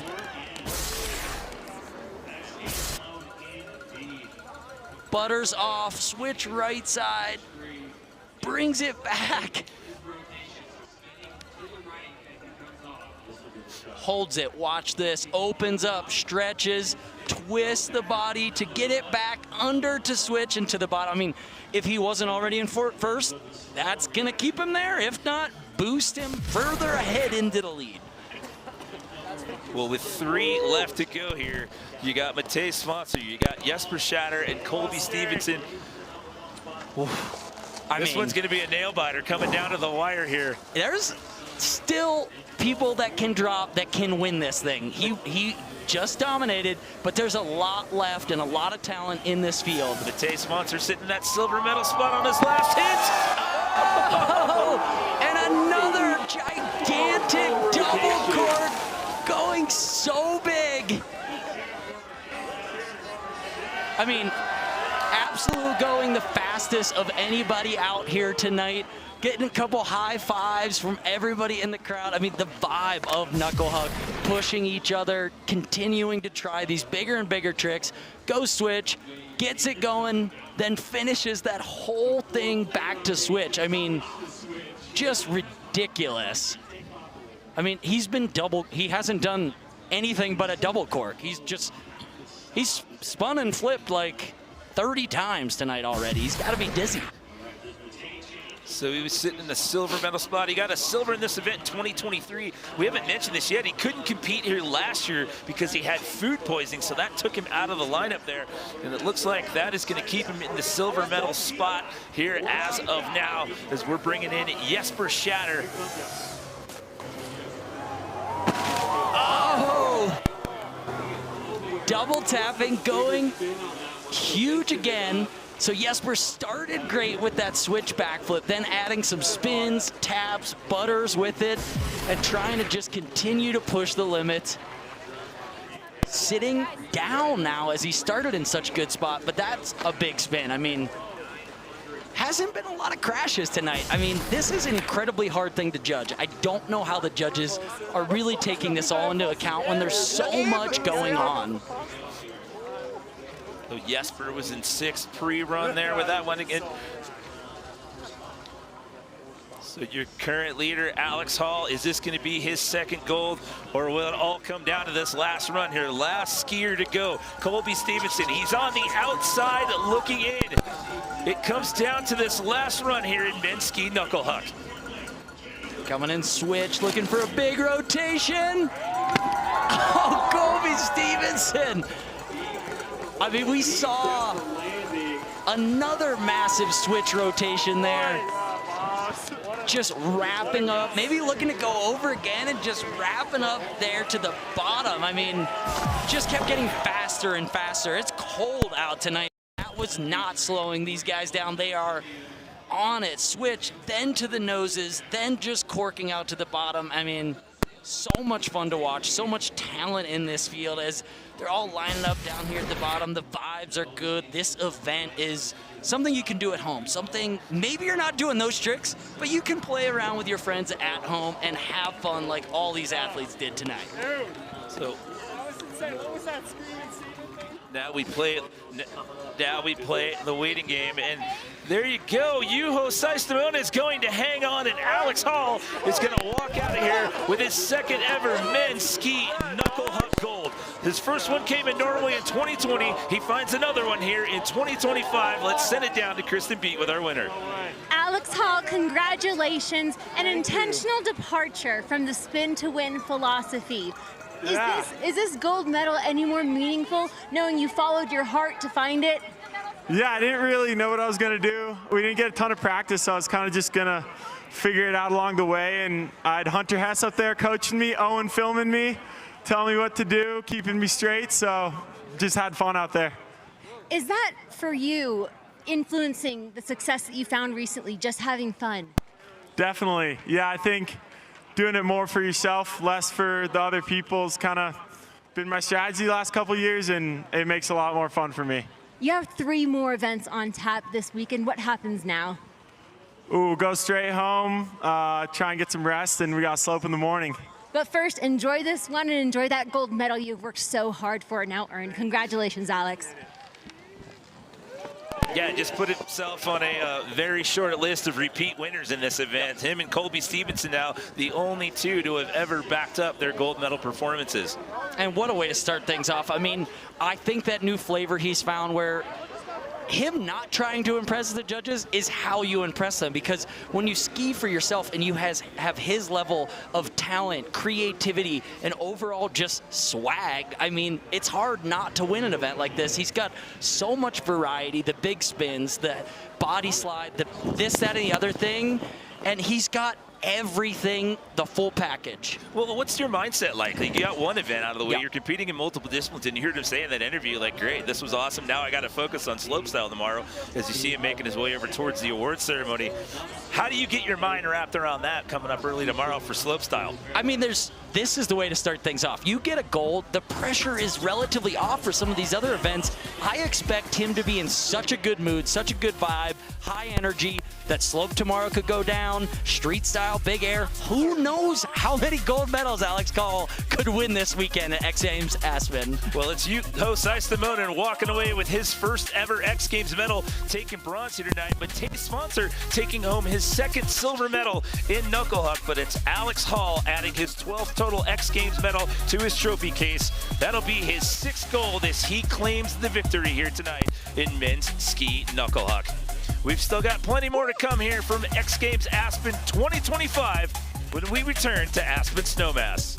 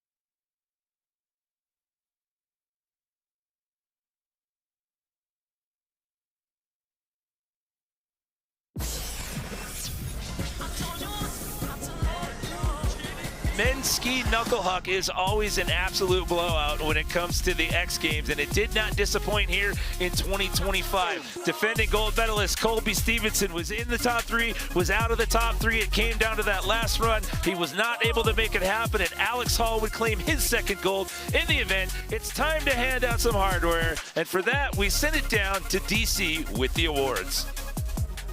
Well, Aspen, Colorado, it is time for your medal ceremony out here for men's ski knuckle huck. So before we bring up our medalists, let's give a big round of applause to all the athletes out there throwing down.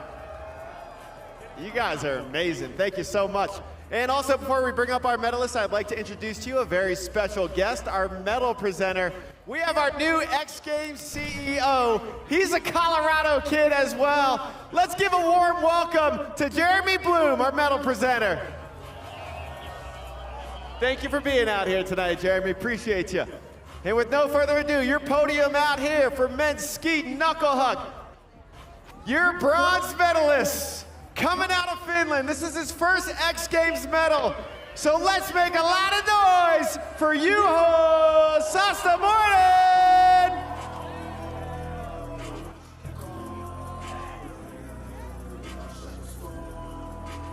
He came a long way to be here, coming out of Finland in his first X Games medal. Let's hear it again for your bronze medalist, Juho Saastamoinen.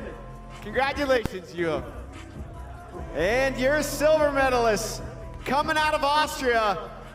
This is his second X Games medal, his second knuckle huck silver. Let's hear it for Matej Spencer.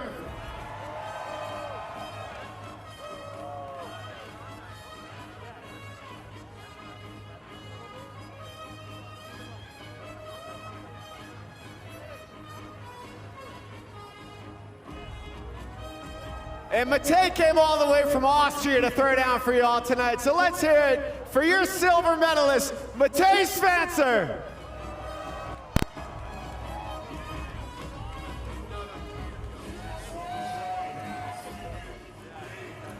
And your winner tonight, your gold medalist. This is his 6th X Games gold medal, his 2nd knuckle huck gold medal, 12 total X Games medals now. USA's own, coming out of Park City, Utah. Let's get loud and proud for Alex Hall.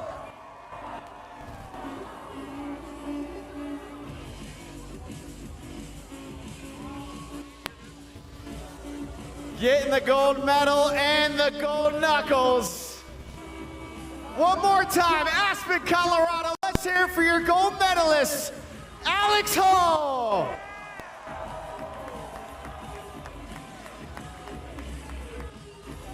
Congratulations to your podium once again. And thank you all so much. Beautiful people out here tonight. We are starting off the first of 3 nights in style out here in Aspen. And stick around with us. Next up, we got Pacifica Women's Snowboard Big Air. But one more time, let's hear it for your podium out here for men's ski knuckle huck.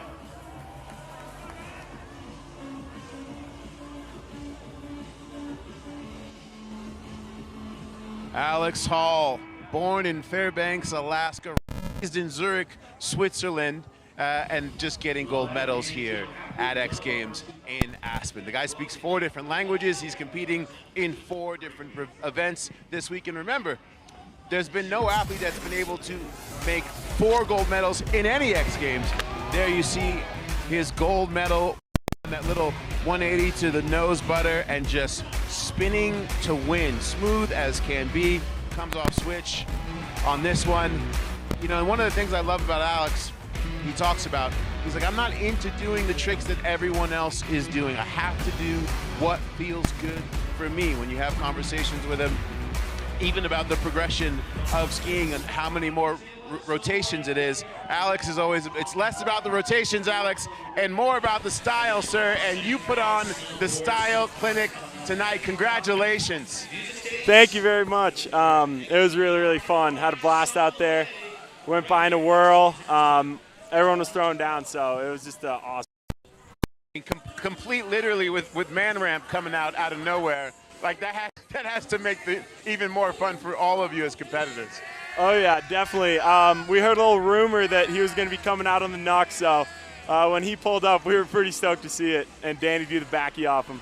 Yeah, we love to see it. Now, at the beginning of the week at the press conference, you were talking about the toll. We talk about these 4 events. You're competing in 4 events. That's easy for me to talk about, but the process with practice, etc., what's that like for you? I know it's got to take a little pressure off to get this win tonight, but what's that journey like for you to really try and do well in all 4 events? Yeah, it's heavy. I'm not gonna lie, it's long days. I skied all day today and had like an hour of break right before this. But yeah, I don't know. I just try and tell myself I'm not tired or sore, which kind of works, but not always. And yeah, I'd skip a couple practices, but just trying to play keep up with everyone else. So, but it's a good start to the week. I imagine that the Normatex will be on high tonight. We're gonna throw your tricks from tonight into a camera for you. Take us through what you were up to tonight.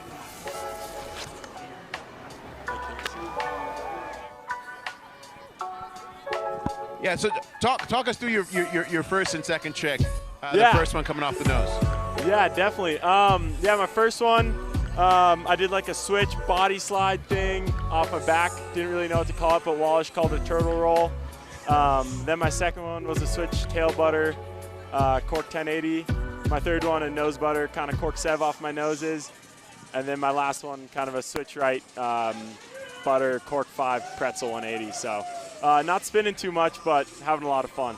Style for miles, sir, and we approve. Everyone forgets that style is just as much a part of the conversation in progression. We wish you all of the best with these 3 more events that you have this weekend. Get that recovery popping, and hopefully we'll get to talk to you again. Appreciate it. Thanks, guys. Have a good one. No problem. And there you see a look at the 575 feet of joy that is our Superpipe, 22 feet wide. And we are looking to make some history. Scotty James trying to be that man in Superpipe. I'm going to bring in right now one Mr. Craig McMorris on a warm night. Professional snowboarder in your own right. Craig McMorris, first of all, your take on how we've kicked things off tonight.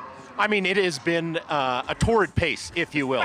Alex Hall, I mean, women's ski knuckle huck. It is a great way to start the X Games. We have this conversation now with Scotty James. Obviously, everyone's excited about whenever we start talking about X Games history.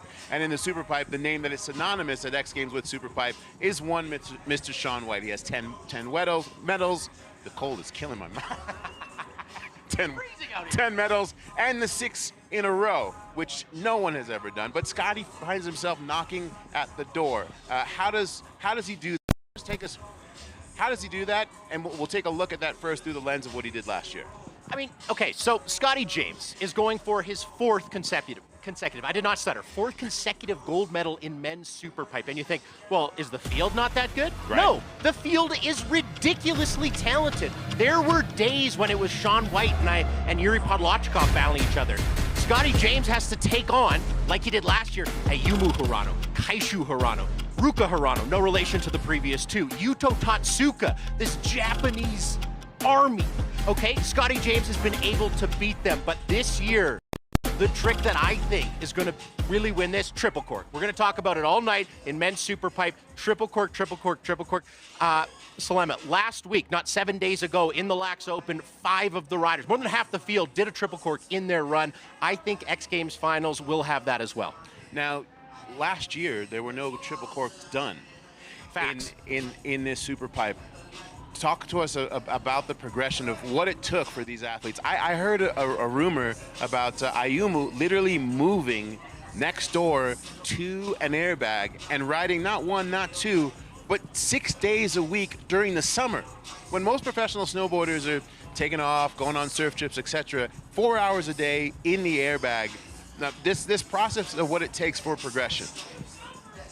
The equipment isn't drastically better than 7 years ago. The pipe isn't bigger than 7 years ago.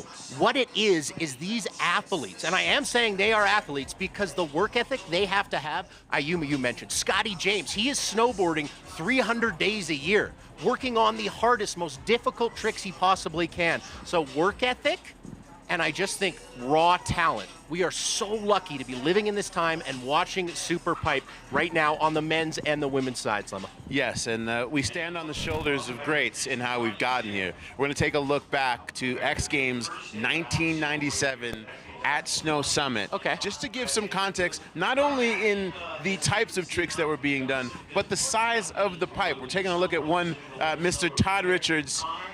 Switch big twist and says no, I'm bringing it back to regular. We'll look side by side at Todd Richards and Scotty James just for context. First of all, half the size of the pipe. I mean, yes, half the size of the pipe and just the, you know, you're seeing back-to-back 720, some alley where you're seeing Scotty James go backside double cork 12, higher than the walls that Todd Richards was riding. I mean, look at Scotty James is 22 feet high. Now, we're not trying to do Todd dirty, right? That's what he had to work with. We're not trying to do him dirty. I said we're standing on the shoulders of greatness. But what you have to appreciate is just the progression. I know we say it time and time again, but it is truly amazing. And at home, we cannot express to you how impressive it is what these athletes can do. Indeed. Look, you got to get to work. I got to go working. I'm going to bring you back later on after the break in with Haley Langland so we can talk about this women's snowboarding big air. You want to talk about progression? Yeah. My gosh. All right. To be continued. The skiers and Knuckle Huck have set the tone. Snowboarding coming up when we come back.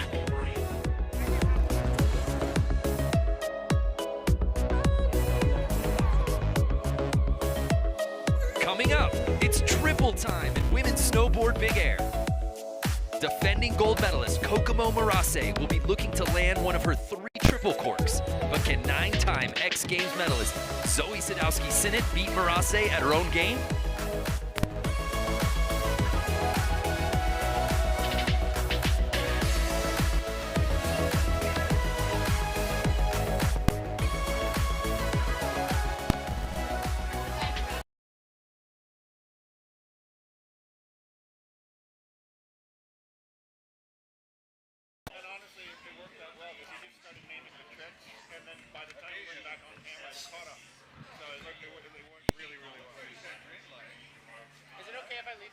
Absolutely. Thank you. Anything you need. I'm going to come back to 4 men's Superpipe.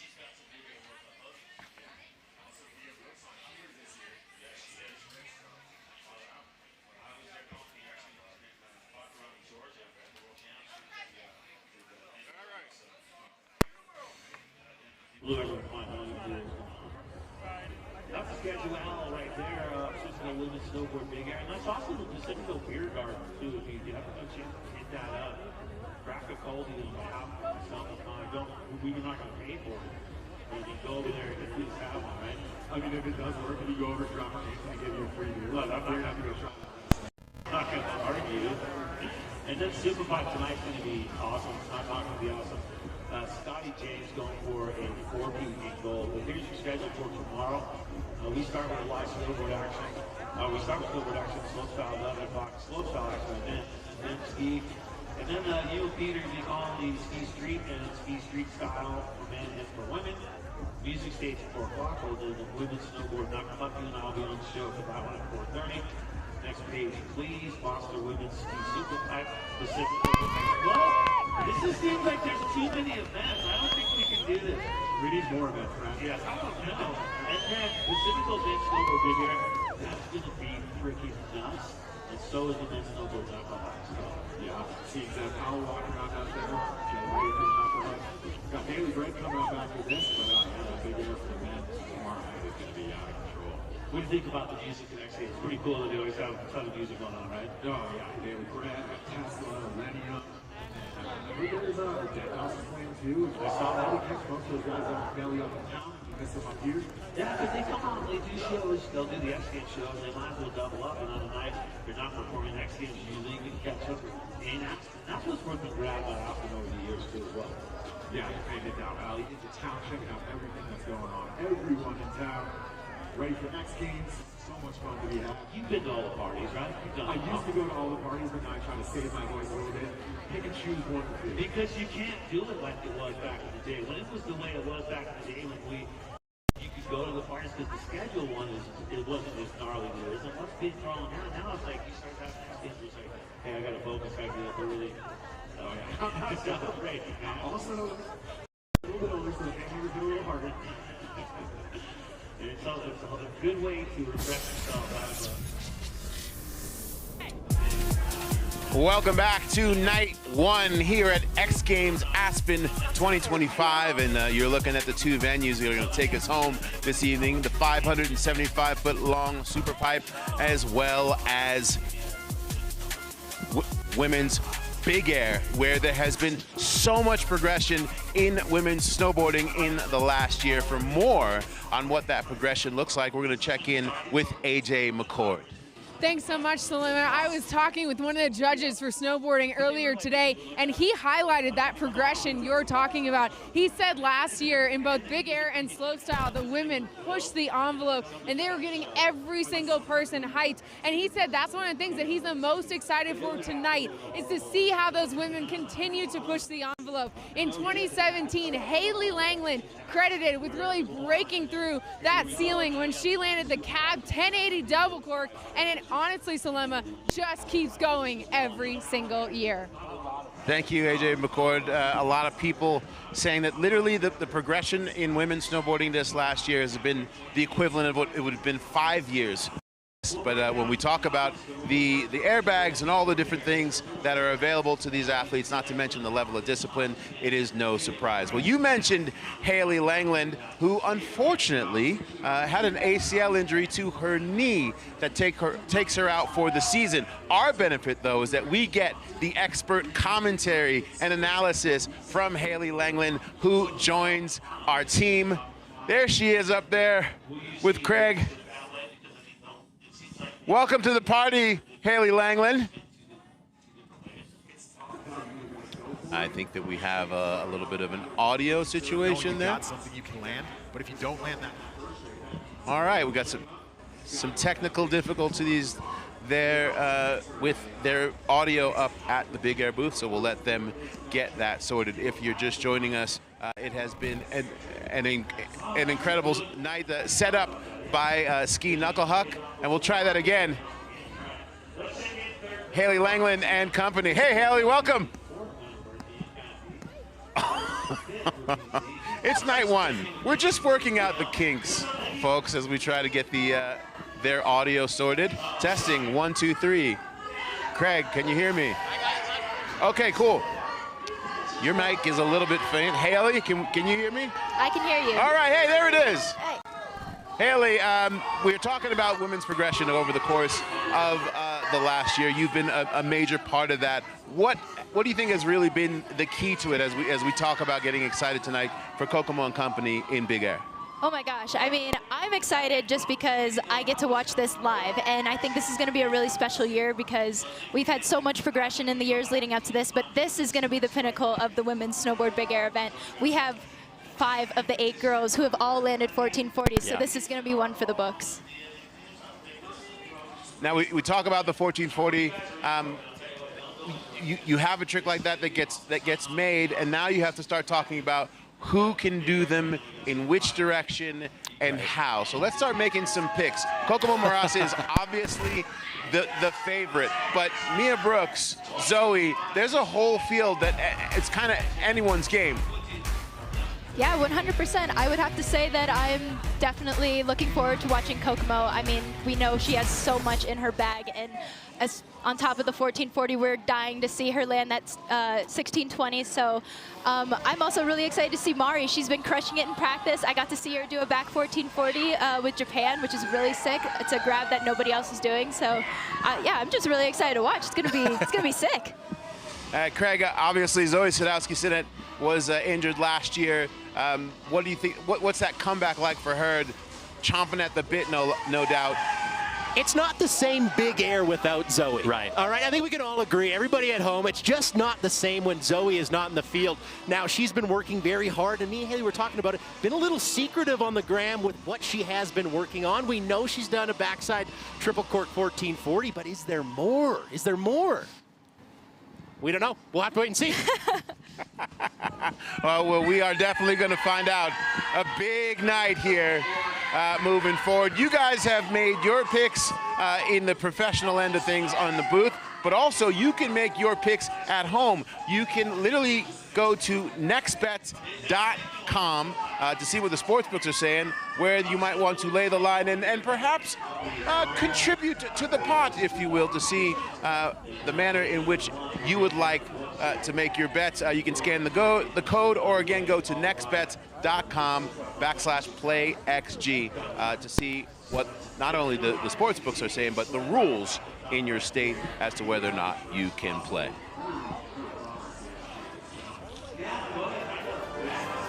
Again, night one of 3 days of X Games Aspen 2025. Fans rolling in here. I'm sure many of them after work, sold out. Looking forward to Big Air and Superpipe as we roll on.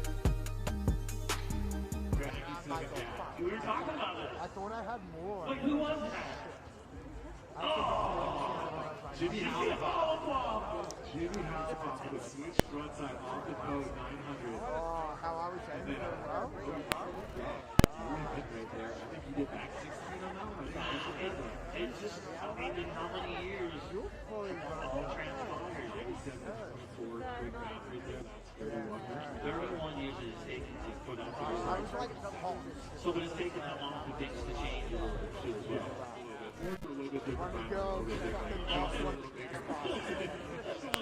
About technology and like, you know, Frank Wells and things like that kind of make a big difference too as well. Let's talk about rules at a glance here. What are we looking at for this one? Typical with the Snowboard Big Air playoff. 8 athletes, 3 runs each. 1 to 1. Each scored 1 to 100. The best attempt is going to count. And that means that they've got 3 runs for that best trip down, move them on to the final. This is the playoffs, so a little bit different. So 3 runs, okay? So you get 3 to get into that top 4, right? Chop down 4. Yeah, so a new format here. Used to be jam format, just like we saw in So yeah, here we go to the final. Okay, here's the final. 4 athletes, 2 runs each, scored 1 through 100 as well. Scores are reset to 0, so no trick. You can redo a trick if you want to. Nothing moves over from the playoff. Nothing moves over from the playoff. Brand new final going on. Best scores going to win that one. All right, well, let's rewind the clock and take a look at the last year competition before you win the Snowboard Big Air. Here's how that went down. Here you have the bronze medal winner. Getting it done. And a gasser. Dropping the switch. Line up for switch front side. 3 flips around, back out to forward, and stop. And that's sure she's been working on for a long time before putting that down to competition. Silver medalist.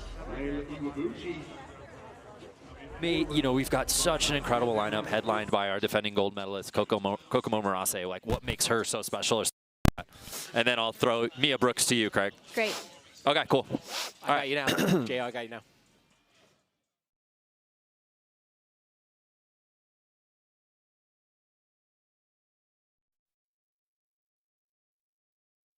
We're doing it.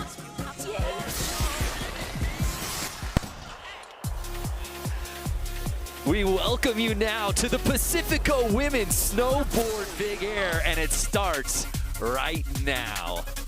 What's happening, everybody? We're coming to you from X Games Aspen 2025, a picture-perfect evening to set things off. Brandon Graham joined alongside my partner, Craig McMorris, and introducing the newest member of our team, gold medalist Haley Langland, out here today. Haley, it is an honor to have you out here, especially at this event, Big Air, an event that really you helped pioneer. I have to ask you, since you really trailblazed the progression of this event, how do you feel about women's big air in 2025? Oh my gosh, I mean, it's such an honor to be here and to be speaking on behalf of these girls. I'm so excited to watch. And I mean, women's progression in snowboarding has just skyrocketed throughout the last couple years, and we're about to watch history be made here tonight. I know 5 out of the 8 girls here have 1440s. The one I'm most excited to watch is Kokomo. I know she has so much of this event on her shoulders. She wants to do really well, and I think she's just going to leave it all out there for us. Our defending gold medalist, no doubt. But she will be pushed, notably Mia Brooks, Craig McMorris. Mia Brooks has all the momentum right now, and Haley and I were kind of watching practice. We saw her land. We didn't see the takeoff, but we saw her land. She lands switch, takes her board off, celebrates, goes and takes a photo with her coach. So we know she's been working on something maybe north of a 1440. Will we see it here in the big air? I think so, especially with how ruthless this format will be, Brando. Yeah, I can't wait. We'll get into the weeds of that in just a second. But let's check out who's going to be competing in this contest here tonight in the Pacifico Women's Snowboard Big Air. So there you see a look at that jump, and there you see the lineup. Obviously, we talked about Mia and Kokomo, and we can't forget about Zoe Sadowska-Sinnott, guys. She was out with a broken ankle last year. Just didn't seem right. She was so successful in both big air and slopestyle the previous year. So to see her back out here healthy, that means something special, Haley. Absolutely, yeah. I was actually in Stubai earlier this year, and I saw Zoe. She was leading up to working to that backside 1440, so I think she's excited to show the world that she can do it. Well, for more, let's head down to the 4th member of our team who's out courtside, the one and only Jack Mitrani. Hello, everybody. How exciting it is to have Haley Langland in the booth. Couldn't be more excited. Also, in true X Games fashion, let me tell you about a brand new format designed for extra suspense, extra excitement. We're doing playoffs, we're doing finals. That means tonight in the Women's Snowboard Big Air, we're starting with the world's greatest 8 snowboarders. Their top 4 scores, or sorry, 3 runs in the first top 8, and the top 4 is going to move over to the finals where they get 2 more runs. It resets back to 0, designed for suspense, for excitement. This is going to be awesome. Back to you guys. Playoffs? We're talking about playoffs. Not practice. Not practice, playoffs. So it is cutthroat, as Jack said, gang. 3 in the playoffs and then just 2 runs in the finals, Haley. Totally. I mean, there's so many ways you could go about this event. You could start it off and just leave it all out there, try your hardest trick, or you could sit back, watch the field, and maybe do something not as hard and save it for the finals. A sellout crowd on hand here at X Games Aspen 2025.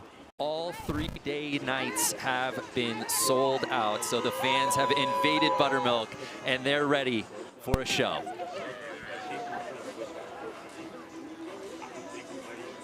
So another beautiful look here at the Pacifico Women's Snowboard Big Air. And as Jack said, a whole new format. We kick things off with our playoffs, and our first rider to drop in, making her 9th X Games appearance, owner of 6 X Games medals, Lori Bluan.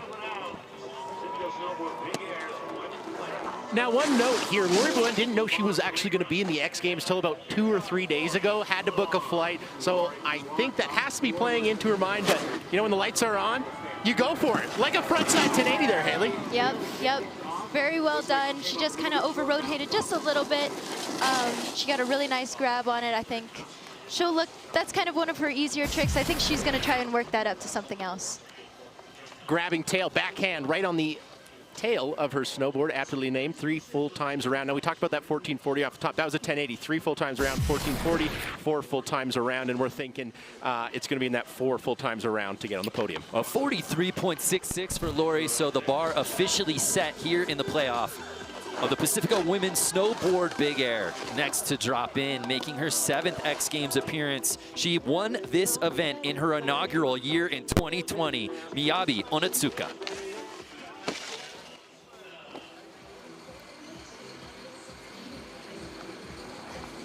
Miyabi dropping in switch here.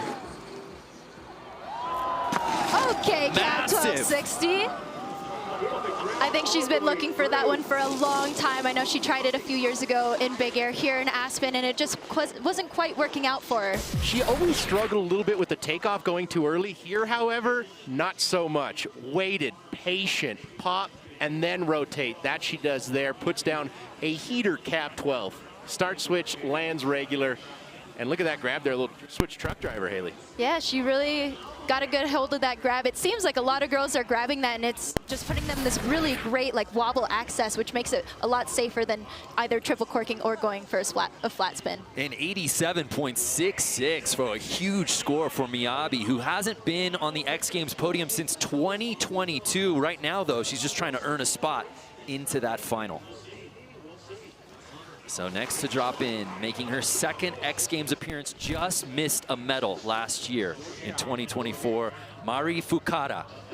Just 18 years old, Haley, and already I think many consider her a favorite to get on the podium. Absolutely. I mean, she is definitely the dark horse of this contest, and if you didn't vote for her to win, then you lost out on a lot of money, because I can tell you she is going to pull up here.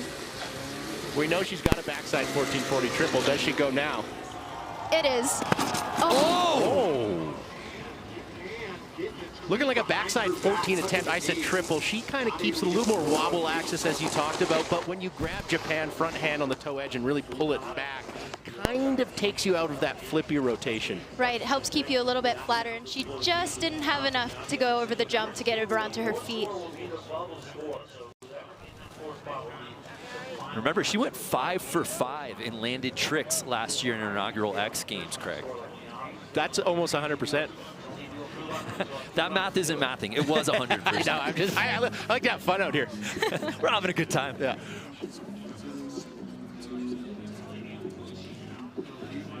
Oh, check this out. Reira Iwabuchi. Where were you when this happened?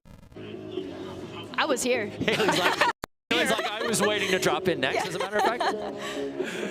That was a cab triple underflip. Now let's see, pardon me, that was a regular triple underflip.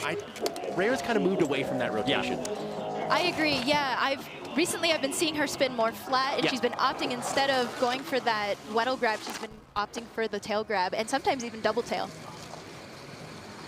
Left foot forward, natural way of riding, taking off that way. There it is. Oh. Can you see the future, Haley? Oh my gosh, I feel I was just transported, but oh my gosh, Layla attempting that front side 1440 double tail. Unreal. You know, she had a really powerful quote coming into this X Games. She said, at every contest, you remember who won. At X Games, you remember who did something that had never been done before. Facts. Wow. I added the fact. She did not say okay, facts. See that, yeah. End quotation, yeah. facts. That would have been a mic drop. But we talked about this format and how this field would play it, right? 3 runs. Yeah. You got to be in that top 4 to make the finals out of this playoff. It looks like everyone is going for their hammers. Yeah. Yeah, definitely. I mean, there's a few ways you could go about it. As I said earlier, you could either wait and see how if people are landing and what they aren't landing, and you can go from there. But it seems like these girls just want to leave it all out on the jump. Anna Gasser, the most decorated woman in the history of this discipline. Anna has been working so hard on this rotation. Switch truck driver, cab 900 right there. Solid. Just a walk in the park. Yeah, she makes it look so easy, and it's good that she opted for the 9 just to get something on the board. Then she can kind of stagger herself and see how it does going into the next 2 runs. 100%. And when I say she's been working on this, she's been riding the airbag a lot. She used to be very flippy, similar to Reira Iwabuchi's triple underflips here. She wants to get that constant cork, and she had that on the 9. We also know she has that in a 1260 variety. Owner of 3 gold medals in this event. Can she add to her collection? But again, right now we're just in the playoffs, trying to earn that spot in the finals. Only 4 from this field will move on. Zoe Sadowski-Sinnott, owner of 9 X Games medals in just 7 appearances. This 23-year-old is as talented a snowboarder as you will find on planet Earth. I mean, it's no secret that Zoe really excels at any form of snowboarding that she does, whether it's riding big airs like this, slope style, or backcountry. She excels. You think backside 1440 right out of the gate? I would have to say so. It seems to be the trend. Yep. Yeah! There we go. She goes. Yeah, Zoe. Are you kidding me, Brandon Graham? She flipped the switch on her first attempt here in the playoffs. I mean, that was just perfect. What I love about Zoe Sadowski-Sinnott's riding is every take is clean, every grab is there, every rotation is exactly how you should do that. You're a young snowboarder at home, take notes. It's all in the details, and that's what allows you to get tricks like this around. Sorry for the claim you heard her say right there, but that's the emotion. It is cold, it's dark, it's scary, and when you land something like that, that's pure raw emotion. We have entered the 90s, a 91 for Zoe, jumping up into first place. But here now, the 18-year-old Mia Brooks, who really exploded on the X Games stage just 2 winters ago, and a golden slopestyle last year makes her a favorite here in Big Air tonight. Definitely. Mia has not missed the last 3 Big Airs she's attended, so let's see what she's got for us. Boom. Can you land a cap 14 better than that, Haley? I don't think so. I don't think so. It was perfect from takeoff to landing. Folks at home, we are a little bit speechless. The last 2 tricks have been groundbreaking, right? That is one of the most perfectly executed flat cab 1440s you will ever see in your life. And this is just her first run. I want to just ask a really dumb question. That's a hard thing to do, correct? No dumb question. That's just ridiculously hard. Okay, it looked extremely easy. I just want to make sure it's as difficult as I thought it was. That's one of Mia's strong suits. She's got style that makes everything look so easy and effortless, and I think that's a good thing to try and idolize and bring to your own snowboarding. You know what? I compare her riding a lot to Dusty Henriksen as well. They're doing the most ridiculously hard things, and they make it look so easy. Mia Brooks, cap 14. Wow. And the riding elevated here at the end of run 1 in the playoffs of the Pacifica Women's Snowboard Big Air. Zoe Sadowski-Sinnott with that 91. Judges really taking their time with this one, Krager. Haley, would you put that ahead of the 91? I would definitely put it up there. First of all, it's switched, and it's, there we go. Haley calls it 92. And the judges know exactly what they're doing, right, Craig? A 92, just besting Zoe's 91. And then there was one, our final rider to drop in, our defending gold medalist, owner of 3 X Games golds. Let's take a look at what she did last year, gang. Backside 1440 triple cork. That's the exact same trick that Zoe did in her first hit there. She put that with another one to earn gold, Haley. Does she do that again? I would have to say so. I think for Kokomo, I would start at the 1440, just get something to the feet, and then build off of that. She can obviously, if she gets a high enough score with that 1440, she can just practice that 16 all the way into finals. So here's Kokomo's first run.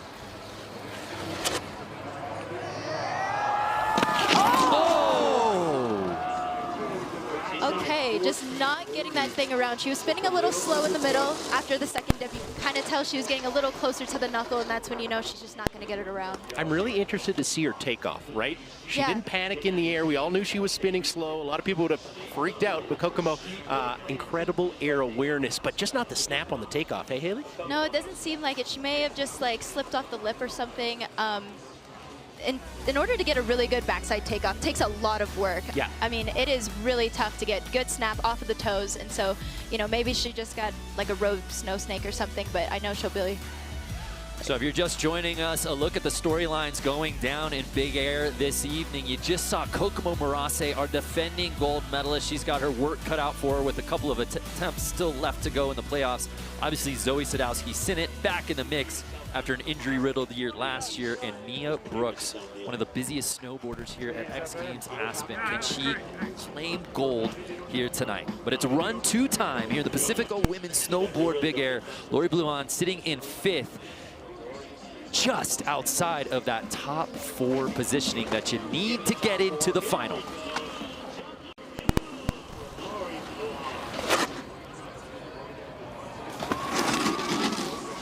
Yeah, just not quite putting that to her feet, just kind of over-rotating a little bit. It kind of seemed like she was on the wrong axis there. She took off a lot more flippy than flat, which is what she would really want. And Craig, we remember 2019, Lori's first year at X Games. I'm sure you do too, you were there, winning gold in this event. I mean, she's had the tricks for quite a while, right? Working on that rotation. She's had that cab double under flip. So let's see if she can improve upon where she sits now with her third and final run. Snowboarding has come a long way. Wow. Yeah, that is the truth. Year to year, the progression just absolutely transformative. And it all starts here at X Games. So here's Miyabi, who's sitting in that third place spot. What can she do here, Haley, to even jump up? I mean, is she gonna try a 14? You got it. Okay. Oh. Not quite getting it around, just catching her heel edge and sliding down, but man, she can do it. These girls are so good at staying composed in the air, and that's another example of when you're in the air and you know you're not going to get it around, but staying tight and composed and falling in the best way possible. Now, what you have to notice from her cap 1260, it's a little bit of a different wobble or cork for a 1440 right there, and I think she was stuck in the middle of that axis, so maybe change the takeoff a little bit for Miyabi in her third and final run. So that third place spot is where she'll see, you can see up there on the leaderboard, Anna Gasser clinging to that fourth spot. That's the bubble spot that will get you into the finals. So still a couple of runs left for the rest of the field, including Mari Fukada, currently on the outside looking in. Can she get her first land right here, right now? Backside 1440 Japan grab attempted in run one. Does she go back to the well? I would have to say so. I mean, at this point, we have two 1440s. I know she'd want to throw her name in the ring, and I think the goal would be to qualify first in a final so you can watch what everyone else is doing. Really good point. Oh.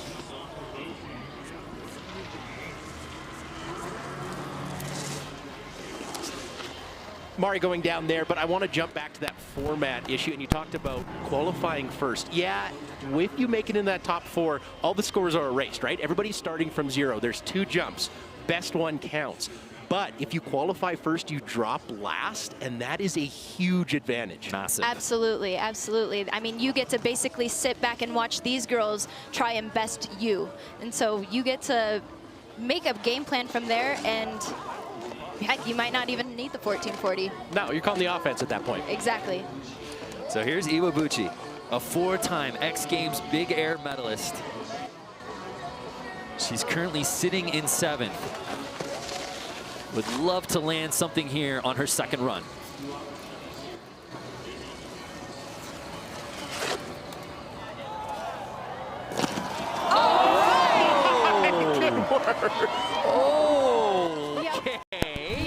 All right. You can sign the check now. Sign it now. Yeah. DocuSign's in your email.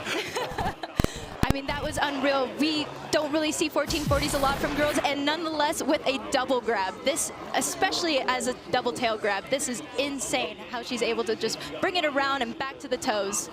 Two things I love about this.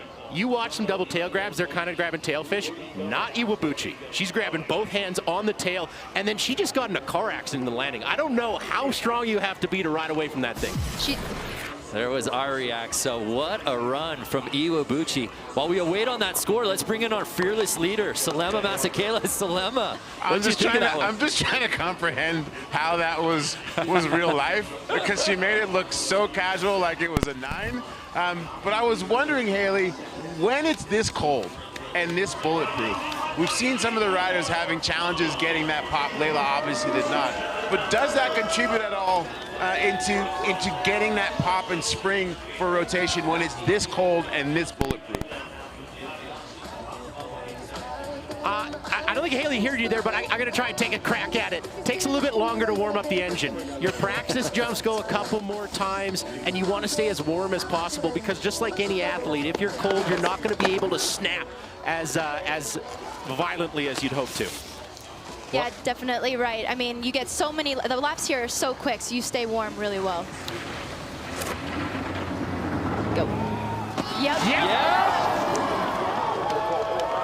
They're just coming out of the sky, I swear. Well, while Salema was losing his mind there, we have to pay off the fact that Iwabuchi taking the overall lead on that last run with a massive 94 on the dot. And then Anna Gasser right there jumping what we think would be back into the top 4. I would suppose so with that cab triple 1260. I mean, this thing is textbook. She has this so dialed now. Patient on the takeoff, and there's that kind of not fully head over heels, but kind of constant cork throughout the rotation there. Switch truck driver. Looks like you're grabbing a steering wheel when you have that grab in your hands. Now, does that, I think you have to put that ahead of Miyabi's Cap 12, right? I would say yes, because I think the room for error when you are doing that wobble is much higher. Whoa, not only that, all the way up into second place, Anna Gasser. As we said, no one has more medals in this discipline in the history of X Games than Anna Gasser. That's right. I still think she's looking for that X Games gold, though, here. So sad. So Zoe Sadowski-Sinnott, somehow, some way, gang, a 91 has her in the bubble spot. What?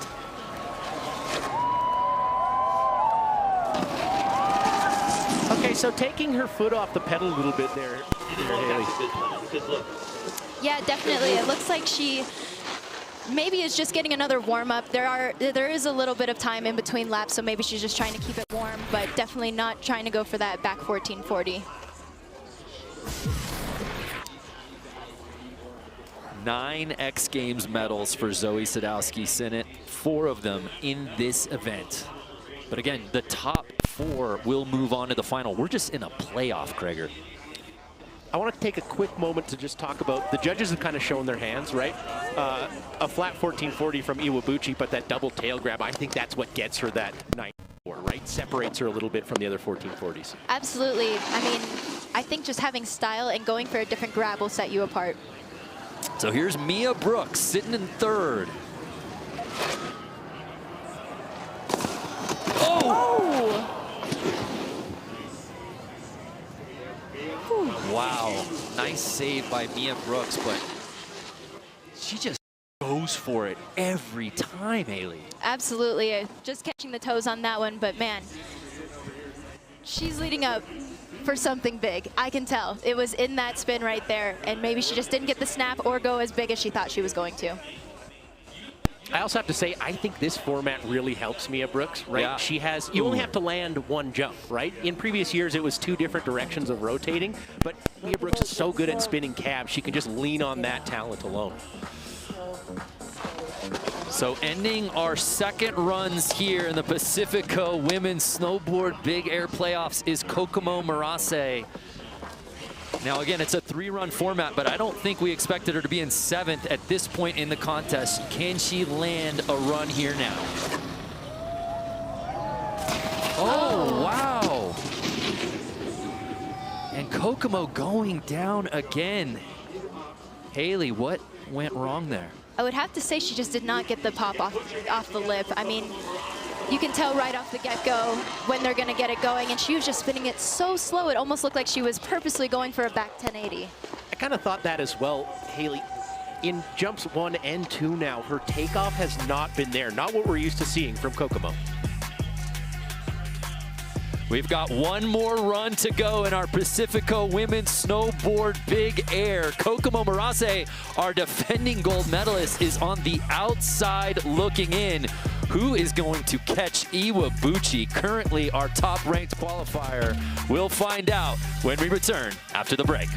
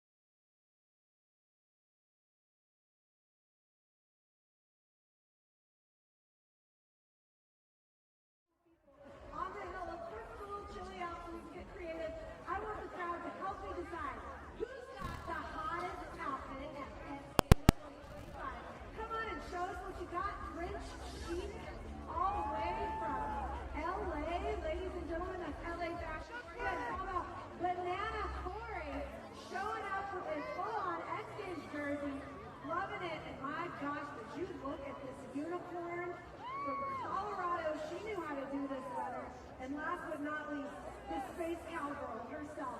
Would you just look at that added touch with the, oh my gosh, they really do it right here. Okay, guys. Oh, we got more big, some added contestants now. Fans, help me out here. Who do we think should win some swag? Make some noise if you think Grinch Chic showed up and showed out. Make some noise for Banana Corey, if you know what he's working with. How about our very own Colorado Unicorn? Oh, we even got a kiss in Space Cowgirl. Give it to us one more time, Aspen. Make some noise. I think the choice is clear. Banana Corey, we're going to hook you up with a sweet XGames t-shirt. You have to promise me not to put that on over this awesome outfit. And of course, we've got some beanies for you guys too. Grinch Chic, I think you really showed up, showed out. All kinds of energy out here. And more importantly, we're going to be doing this all XGames, guys. Go by me, put on your best outfit, and stay beautiful, Aspen. Back to you. You think he's ever going to live down to the nickname of Banana Corey? That kid is going to be scarred right there.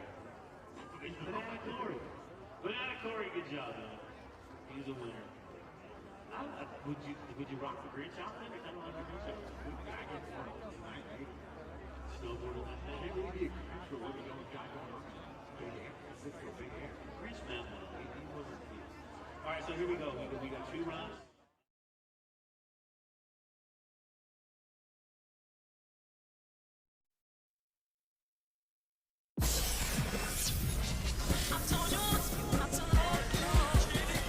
Welcome back to X Games Aspen 2025. Who's not having a good time out here tonight? I implore you to find them because they don't exist. A sellout crowd out here at Buttermilk, and it's an unreal environment as we bring you the 3rd and final run of the Pacifico Women's Snowboard Big Air Playoffs. With just 1 run to go, let's head over to Jack Matrani for a vibe check. A vibe check. The vibe is very high. The vibe is very cold. I can't feel my toes, but we did see Mia Brooks in her 2nd run take an unexpected fall.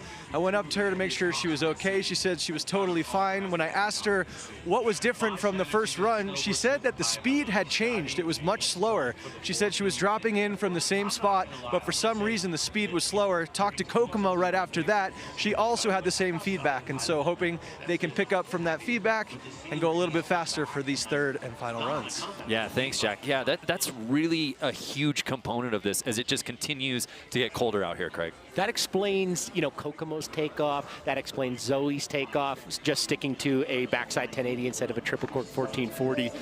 That's something I don't think we talk enough about, right, Haley? It's a major factor. Definitely, the elements are absolutely in play here. I mean, when the temperatures start to drop, that snow starts to get really sticky, and that's what makes your snowboard feel a lot slower. The top 4 will be moving on to the final. Lori Bluon right now in 6th place, just finding out she'd be in this contest a couple of days ago.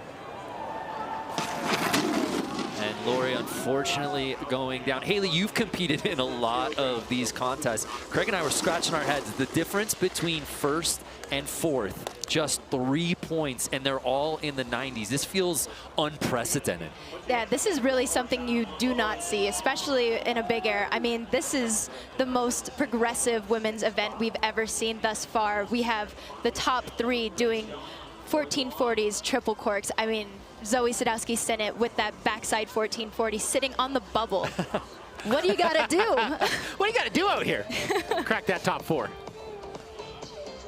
So Miyabi was leading this contest after run number 1, and now she's on the outside looking in. What can she do on this 3rd and final run to knock on that top 4 door?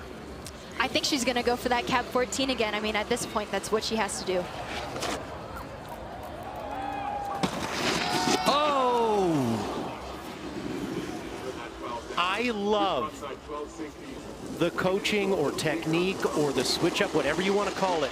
In her first 2 runs, she was going to that switch wettle. Right here, she goes switch stale fish, a very different grab, which sometimes makes you spin on a different axis, and that probably would have got her to 14. Not the takeoff she was looking for, Haley, but I like that heads up play. Absolutely, yeah. That grab actually does a good job at slowing your rotation down. So look at our comp format if you're just joining us. We've got 8 athletes currently in our playoffs, but it's really a play-in to get into the final. Immediately following this contest, 4 will move on, the top 4, as you see. Zoe Sadowski-Sinnott is on the bubble right now. And then when they get to the finals, just 2 attempts each, and we count the best score. So we are really seeing a final going down right now, Craig, in the qualifying here in the playoff. It's your classic B final to A final situation. It's just all finals. So here is our current leader, Reira Iwabuchi, sitting in first place. Oh, excuse me, Miyabi Onitsuka. Oh, Mari Fukada.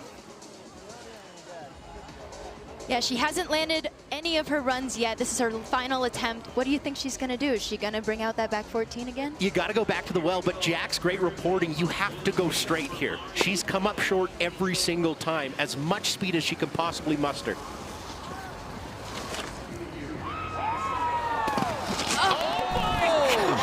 What?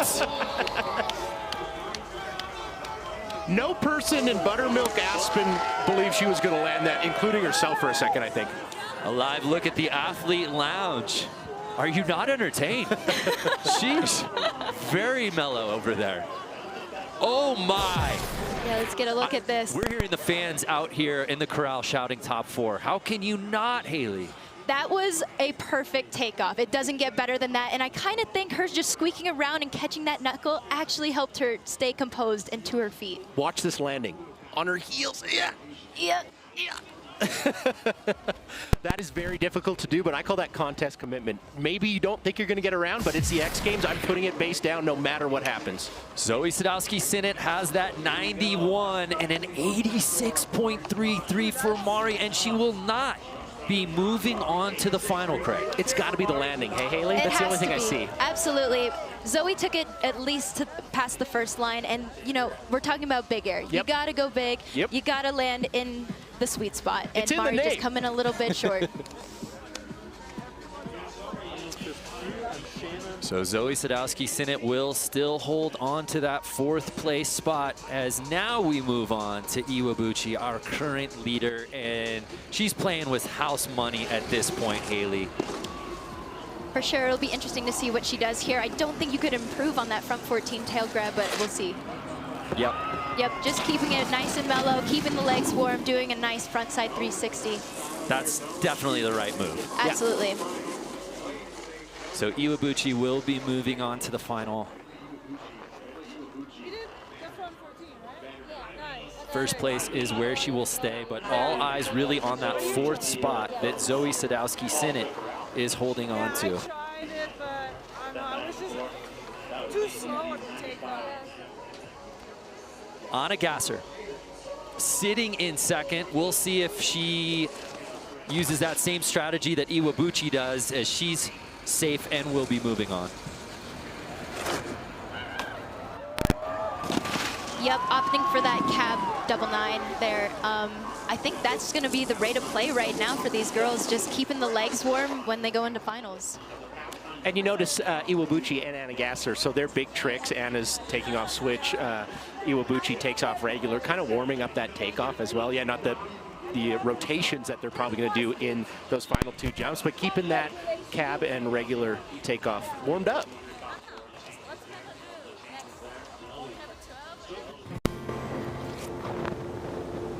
Time to go? Not yet.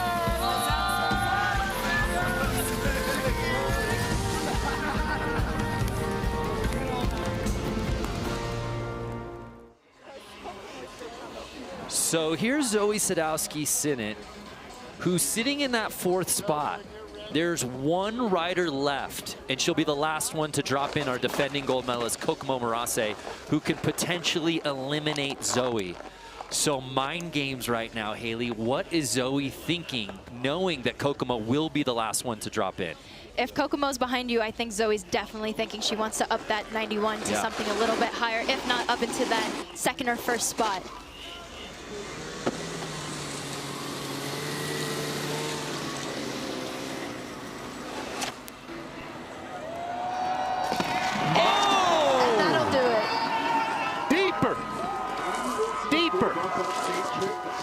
Okay, for a basketball reference, her first backside triple cork, that was a long 2. That was a deep 3 to me. Okay, that was from beyond the arc. She went very far down the landing, and Haley, as you mentioned, it's called big air for a reason. The further down the jump you go, that actually factors in a little bit to the scoring, right? Yeah, that was Chef Curry, Haley.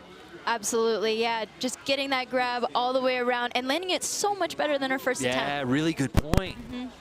She kind of took the foot off the throttle on run 2, but run 3, she leaves no doubt about it. And we'll see if the judges agree. Can she give herself a little more breathing room?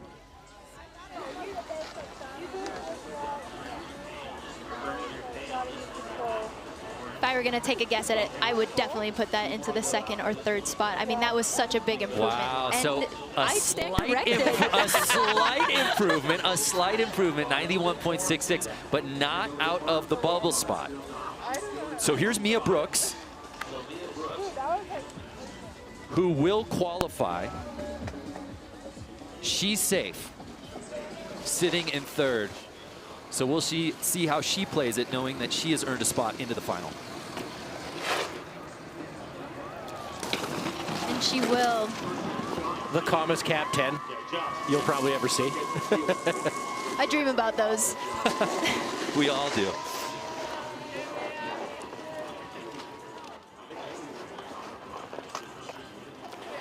Brando, Haley, did you think we'd be sitting here, defending gold medalists sitting outside of that top 4?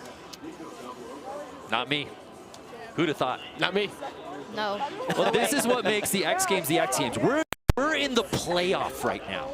We're talking about the defending gold medalist will be the final rider to drop in. Zoe Sadowski-Sinnott is sitting in the bubble spot, a former gold medalist in this event with a 91.66, and there is a chance she will not move on to the final. How would that happen? Because of this young lady right here, right now, Kokomo Murase, trying to defend her gold. If she's gonna do it, she's gotta earn a spot into the final. She's sitting in last place. This is the final run of the playoffs. Looks like she's preparing to spin that backside spin. We'll see what she gets out of this. Pumping for speed. Oh! Trying to go for that backside 1620 and just not getting it around. Ouch. Really unbelievable, Craig. I think she was considered by many. I know she was the betting favorite to win gold out here, and she will not be moving on to the final. I don't think there is a tougher snowboarder in the entire world than Kokomo Murase. Okay, on all 3 of her jumps, she didn't really have a great takeoff. She committed 100,000% to every one. And what happens when you do that? You take some slams. She did that there. I'm kind of speechless with this playoff, and I can't wait to see what happens in finals, Brando.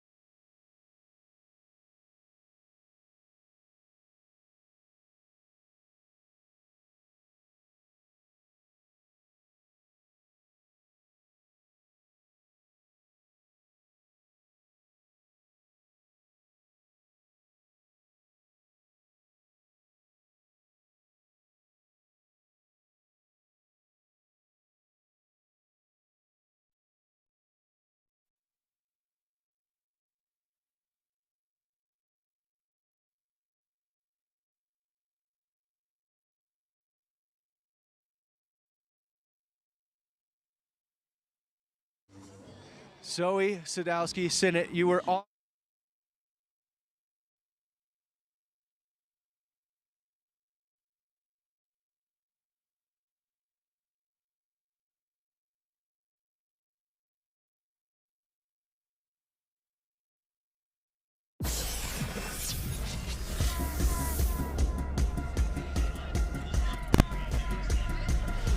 The playoffs officially in the books. We get ready now for the big show, the Pacifico Women's Snowboard Big Air Final.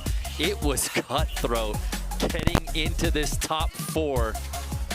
Craig, I feel like we watched a final in that playoffs. There were runs that would win gold medals at X Games previous years just to get into the final.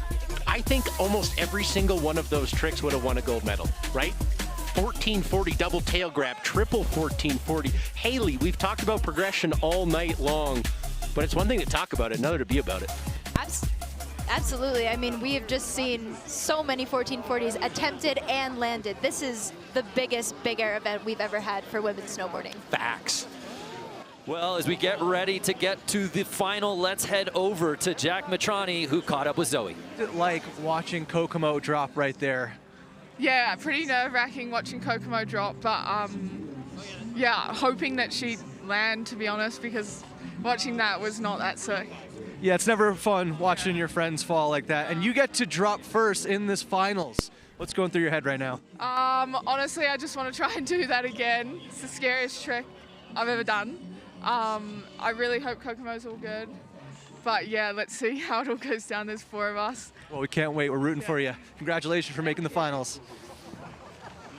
Yeah, thanks, Jack. Zoe Sadowski-Sinnott had to cling to that bubble spot for basically the last 2 runs in the playoffs. But here now, our starting lineup for the finals. Those 4 riders and Haley, just 2 runs each. And we'll find out who wins gold.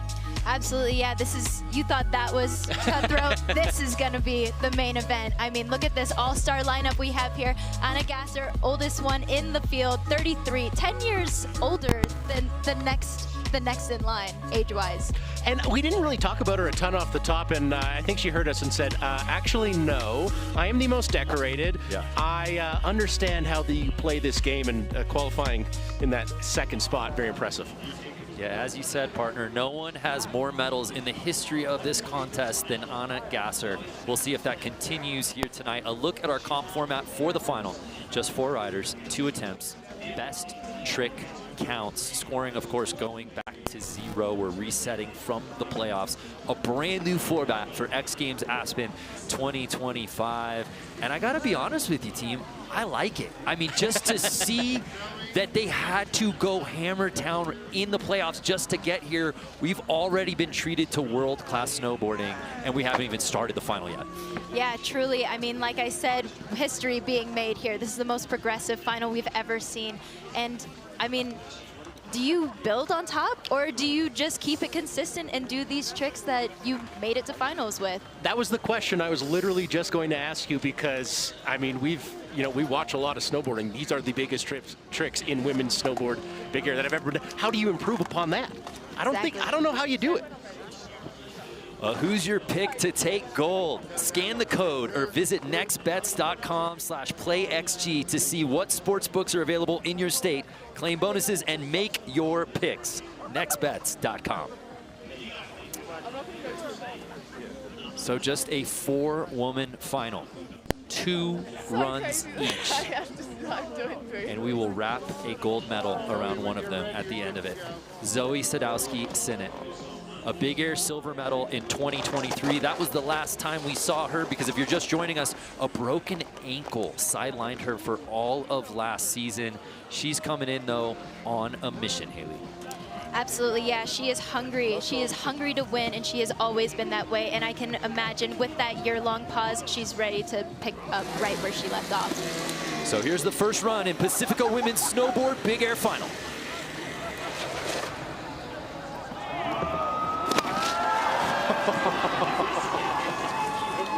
It just keeps getting better and better. Every time she has attempted this, she's done it 3 times now. That was the best one of the bunch. Absolutely. You heard her at the top there before she dropped in, probably talking to her coach. I'm not going to go too big, right? Right, the speed is slowed down a little bit, so she went straight, and she went absolutely yard on this backside triple 1440. Got him. I'm going to take it easy. Nope, I only get 2 runs in this thing, and I'm going to make this better than I have all night long, giving the judges really something to think about here. Coming correct, a 92.66, her best score of the night. That's got to feel good to put down in the first run for sure. Now she can kind of sit back and watch and level out what the other girls are going to be doing. Wow, so setting the stage here in the final. We move on to the 18-year-old, the youngest rider in our field, Mia Brooks.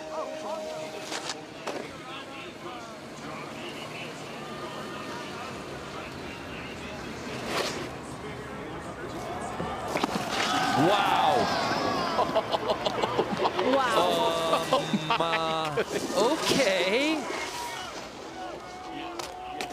Oh my good work. Pick your jaws off the floor. I'm speechless. That was absolute perfection.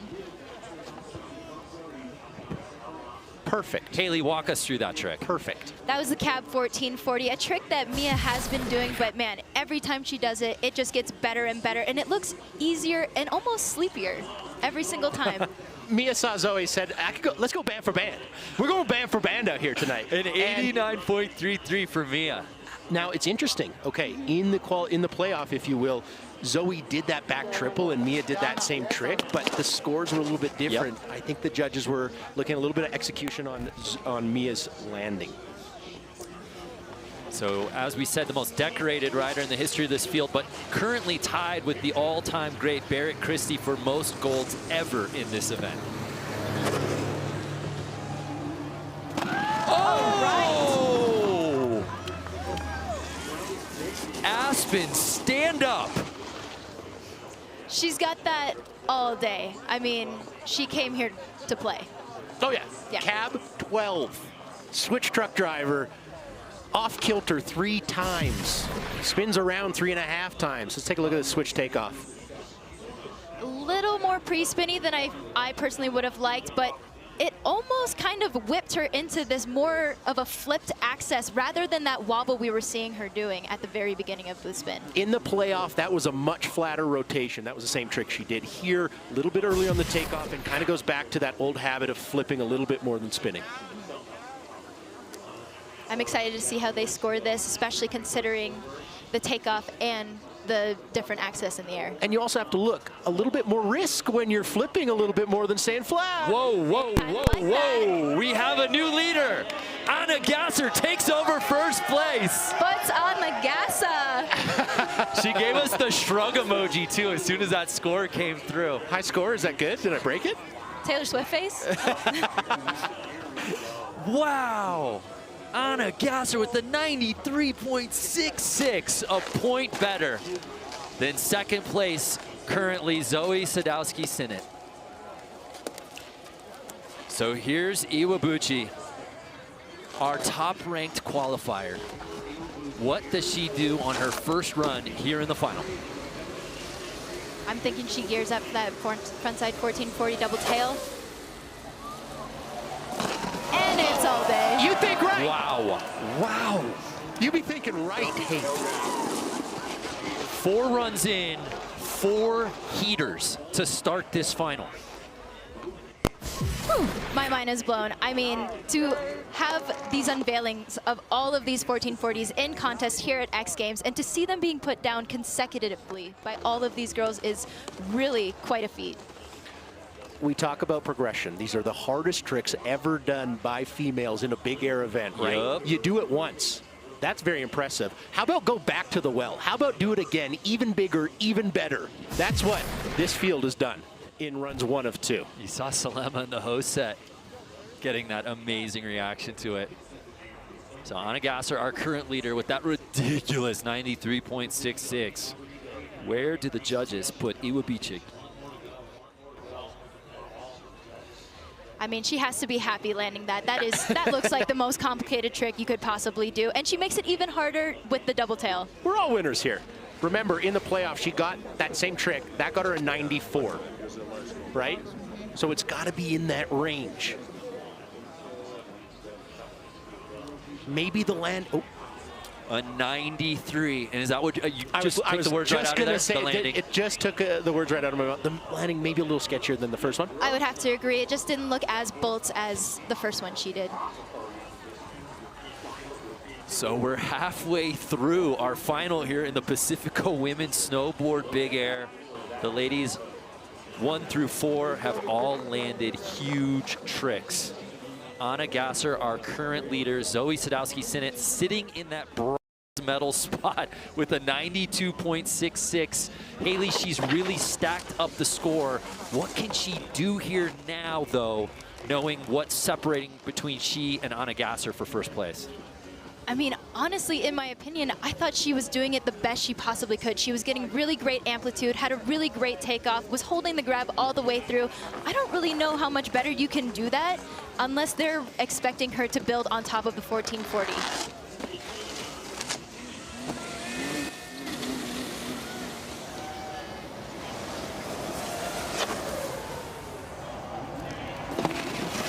Wow. 4 for 4. 4 for 4 backside 1440 attempts from Zoe here tonight. Now, I want to do a little math right here, okay?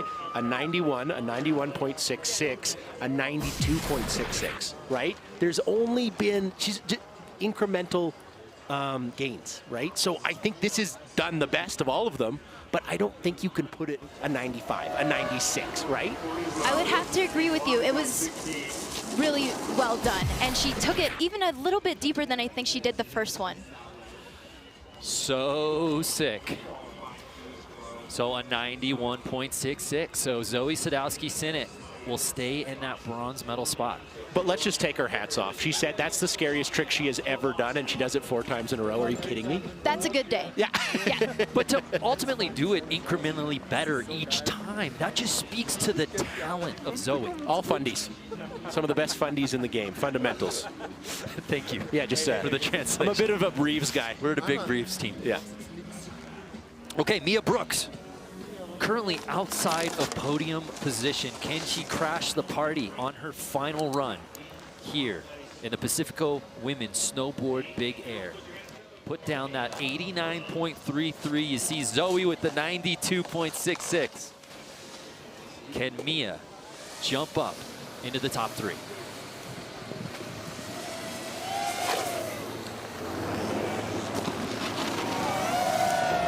Again, another caps 1440 from Mia. I'm not sure if that's going to put her up into that podium position. She did one in her first run of finals, and it was absolutely perfect. This one, I feel like the take-up was just a little, it was actually pretty okay, but I mean, I just don't know if it can get any better than that. I'm not sure if they're going to reward her. I mean, holds the grab almost to the last 360 of a 1440, which is really saying something. But I totally agree with you, Haley, right? She's done it now twice, almost perfect, and a little better. So she bests her score, but she will not be getting into the top 3. So we know who's earning medals, but we don't quite know who will be gold. Anna Gasser, our current leader. What does she do? This is what we saw from run number 1. So she's our current leader, but she knows that Iwabuchi, Haley, will be the last rider to drop in following her. So some real strategies gotta be going through her head right here on her final attempt. Absolutely. Brayra is sitting in that spot where she can really decide if she wants to improve on that 93 or not. So for Anna, I think you kind of just have to leave it all out there on the table. Does she go cap 14?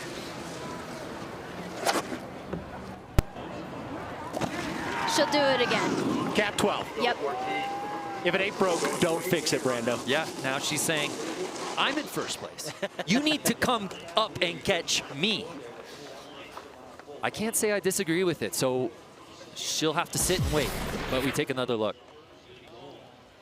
Just a textbook evening from Anna Gasser, from the playoffs to the final. Seriously, this is the best I've seen her ride in a long time. I mean, That's she saying really something. struggled last Yeah. year and was able to get third, but did take a digger, and she's been riding so good, has been landing and making it look really easy too. Remember, history on the line. She's in an all-time gold medal tie in this event with the great Barrett Christie. A fourth gold medal would break that. But she cannot claim it quite yet because there is one rider left to drop in for the final run of the evening. She was our top-ranked qualifier from the playoffs. Reira Iwabuchi. Less than a point separating gold and silver right now. Reira, go girl. Hashtag XGames Aspen. She has the trick. It's all about execution. How well can she do this? Well, we saw it in the playoffs, and she qualified on that #1 spot, so let's see if she can do it here.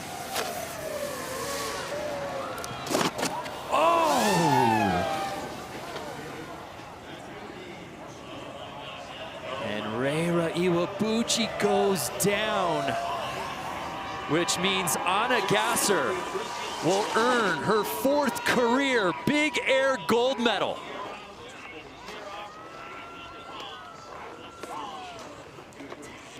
And our podium is set. Zoe Sadowski Sinnott wins bronze, Iwabuchi with the silver, and Anna Gasser wins gold. Let's head down to Jack Matrani. Congratulations, Anna Gasser. Almost looking like you're in disbelief right now. What's going through your mind? I am in disbelief. The girls rode so sick, and I'm just so happy to be a part of it, and that I can't believe I get the gold. Like, it's, I don't know. You earned it. We're so proud of you. At age 33, what continues to motivate you to stay on top? I just love snowboarding.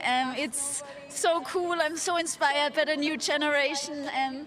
All the Japanese girls, Zoe, Mia. I'm just so happy to be part of the girls and still riding with them. Well, congratulations, Anna Gasser. You inspire us all. So after earning bronze last year, she gets back to the top spot, her first X Games gold since she won in 2020 back in Norway, Craig. Been a minute, but shout out to Barrett Christie, Anna Gasser now, the all-time Big Air gold medalist. And such an illustrious career, and you nailed it, Haley. As you said this is the best you've been seeing her riding in a long time, which is really scary when you think about the youth movement, the progression, all of the Japanese talent. And when the dust settled, the oldest competitor in the field, the most decorated rider in the field, and perhaps the most progressive Big Air women's contest we've ever seen, reigns supreme. Yeah, I would have to agree with you there. I mean, I think the advantage for Anna is just the experience of being at these events, and especially in Big Air. She rules these events.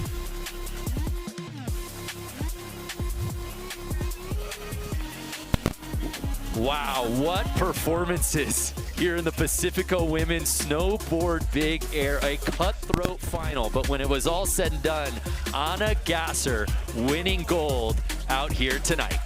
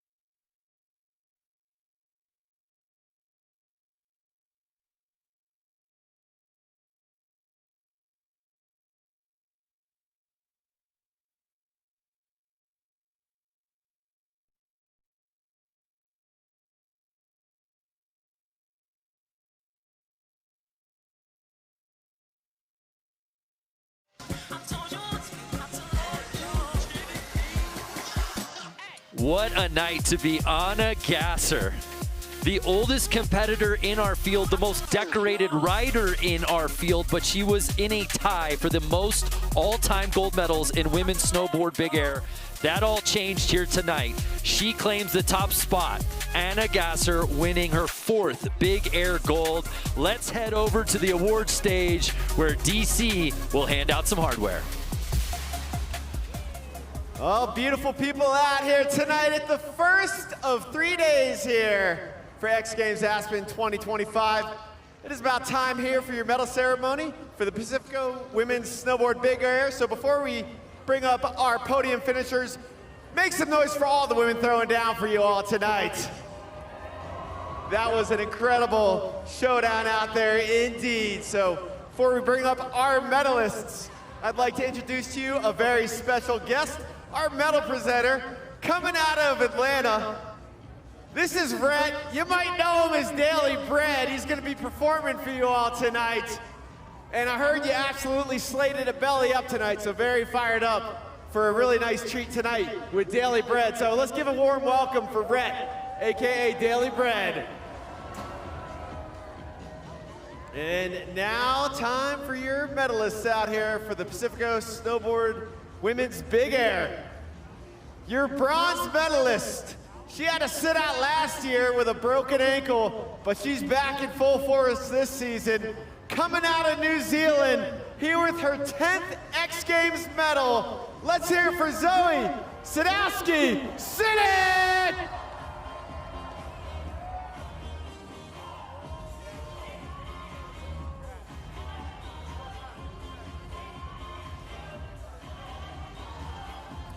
With a contest first, triple cork 1440. One more time, let's hear it for Zoe Sadowski Sinnott, your bronze medalist.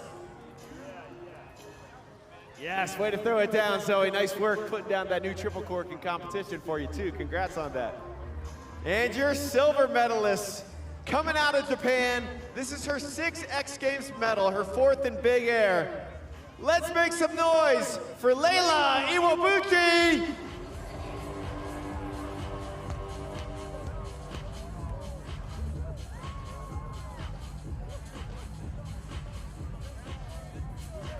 In Japan, they say omedetou gozaimasu.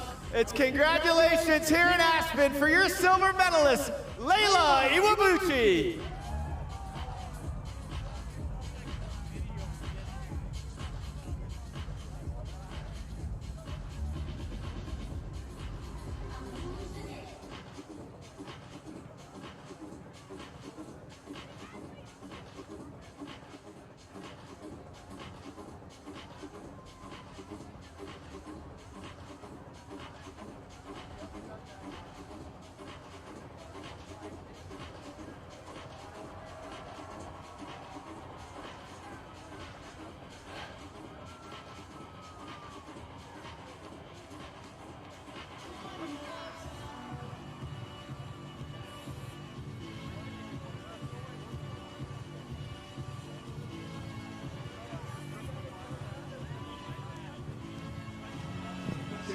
And there you see Anna Gasser at the top of the podium, 33 years of age, and just unafraid to continue progressing. And I can honestly say that was the best women's big air competition I have ever had the privilege and honor of watching. Layla Iwabuchi, Zoe Sadowski Sinnott, the entire field, just taking women's snowboarding and putting it into hyperspace mode.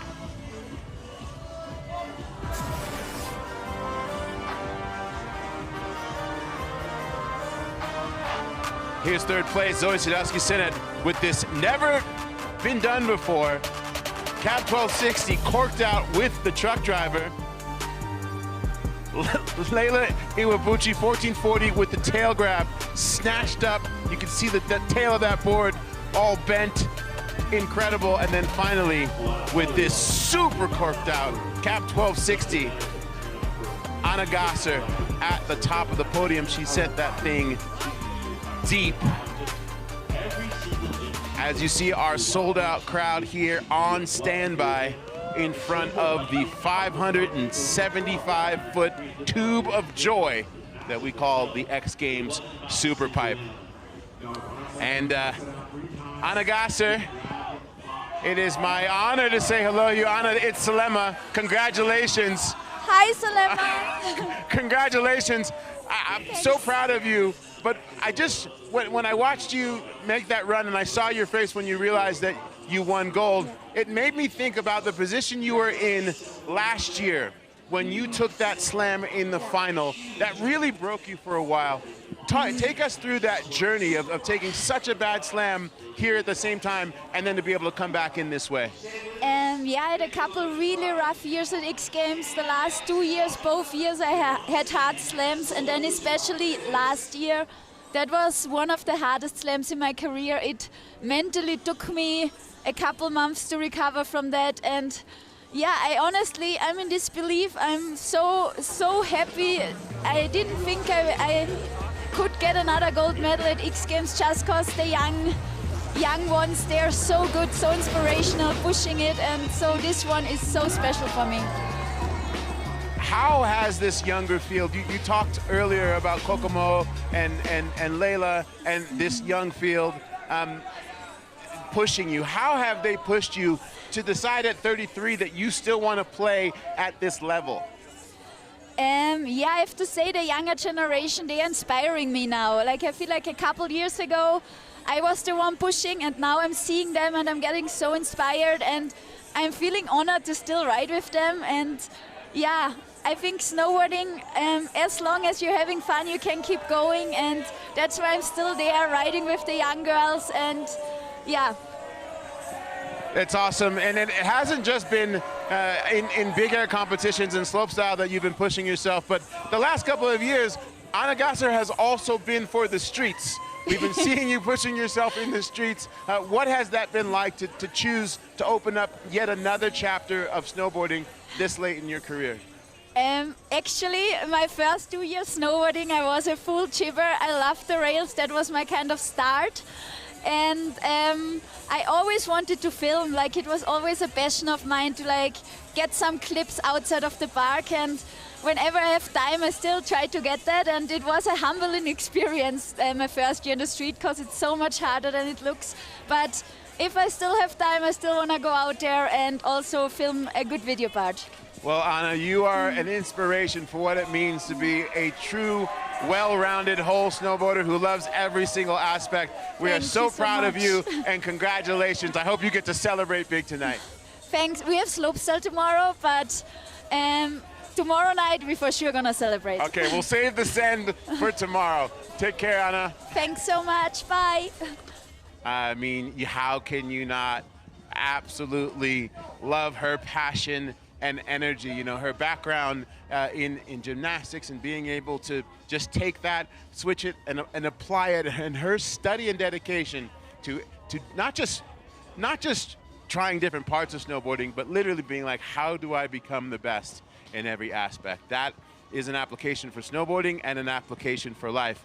As you can see, the crowds on this very, very cold Aspen night. We are down here around 0 degrees Fahrenheit. But these fans, they know that there is history on standby as we are coming off of perhaps the best Superpipe competition that we've seen that just took place in Lach, Switzerland, and that we are hoping for that same energy here in Aspen at X Games as we are chasing history with Scotty James. AJ McCord, what is the tone as we are waiting for the men's snowboard Superpipe to take us out big time?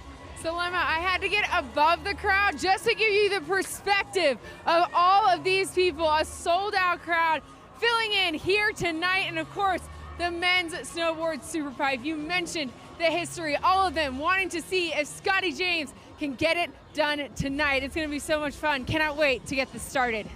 Well, we look forward. There you see Scotty looking for that 10th medal to tie Sean White, as well as a 4th medal in a row. That's later on at Monster Energy's men's snowboard Superpipe. Well, you can see the crowd behind me. They're not at the Superpipe because, well, they're not here to see me. They're here to see my guest to the left, as I am joined by the one and only, the pride of Cataloochee, North Carolina, Zebulon Powell is in the building. How y'all doing tonight? What's good, Slimma? Hey, man, I am so happy to have you here. Before we got on here, my favorite part before you came on air was just the fans calling out to you. Everywhere you go here at X Games, I see the way people want to hang out and take a picture with you.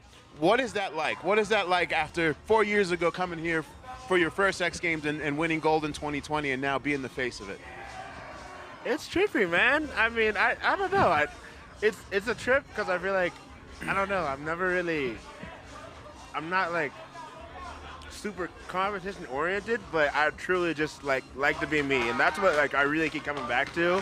When I see the fans, I'm like, dang, like, this isn't because, I mean, I feel like it's not because I'm winning, but it's just because I'm truly just riding the way I want to ride. And, like, I don't really let much get in the way with that. Like, so, I don't know. It's crazy. It's a superpower. You're competing in Knuckle Huck on your snowboard, as well as in street style, which we're excited for you. But that Knuckle Huck win in 2020, describe where you were at before and the difference that, who's that young guy? What this was like for you. We're talking like how the first run was, or like first year? Just this experience, you know, coming to X Games and winning that gold.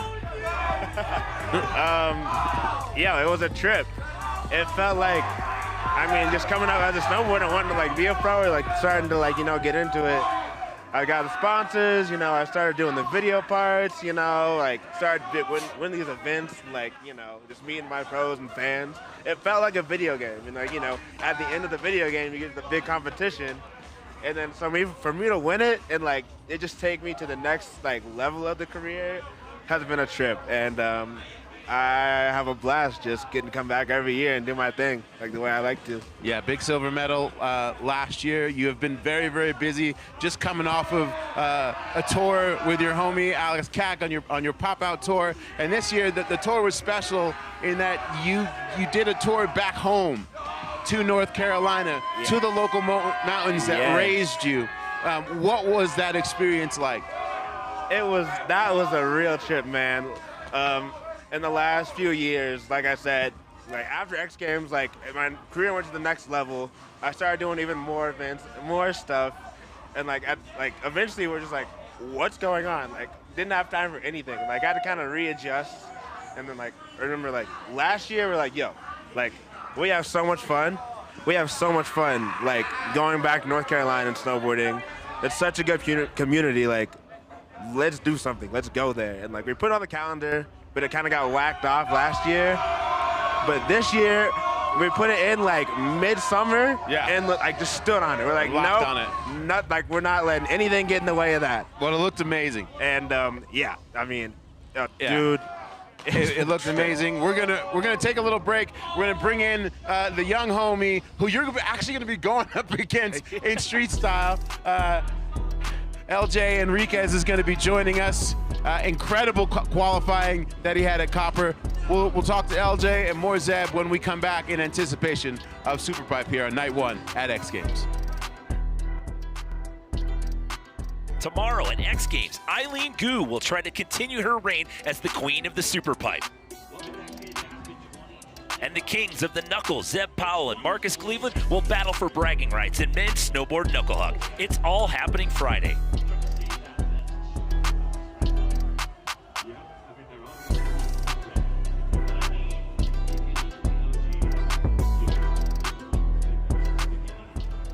Superpipe to end things for the men.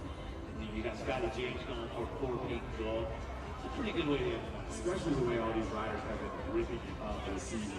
There is high potential for some serious headwinds coming out. Like, I was watching it, the stuff, we were all watching the stuff on Vlogs going out. The World Cup they last year, the stuff we saw those guys do.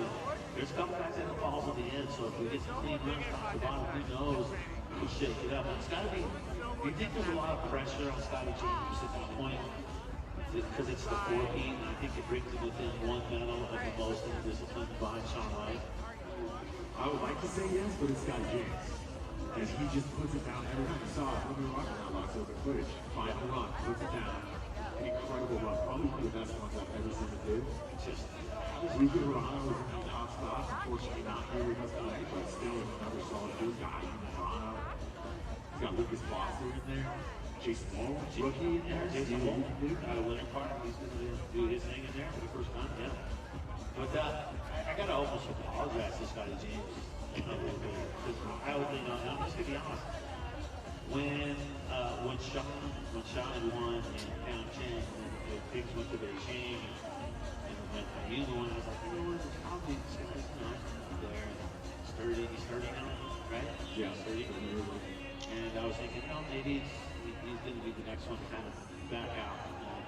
It seems like he's gone back. So a big apology. I didn't like most of it. Oh, he's done or anything. I didn't go that route, but I was just like, it's probably like, I hate to say that term, changing guard, but I almost felt like there was that happening. He's that strong guard that's there showing all the other guards how to do it. Well, I felt like it was Team Japan that was going to take over, and then all of a sudden, here we go, Scotty is holding his own, and he seems to get better, too. I wonder if he's going to roll out with the Black Mints through playoffs, and then once it hits finals, then he goes to Red Mints. He's always a Red Mint final. That's a Scotty specialty. And if you know that about Scotty, he has those gloves that look like boxing gloves, and that is his specialty, and that's what he's all about. He always has it. I sent him a message that he sees that he needs to make those in the American flag. Never got back. Sent you an Australian flag on it. Never got back. I mean, they would probably sell. Those would probably sell pretty good. But we'll see him in there. We'll also see a lot of other good competitors all coming his way. And one of the things we've been doing is like some of the top 30 moments of the XGames, which has been so fun because we see stuff.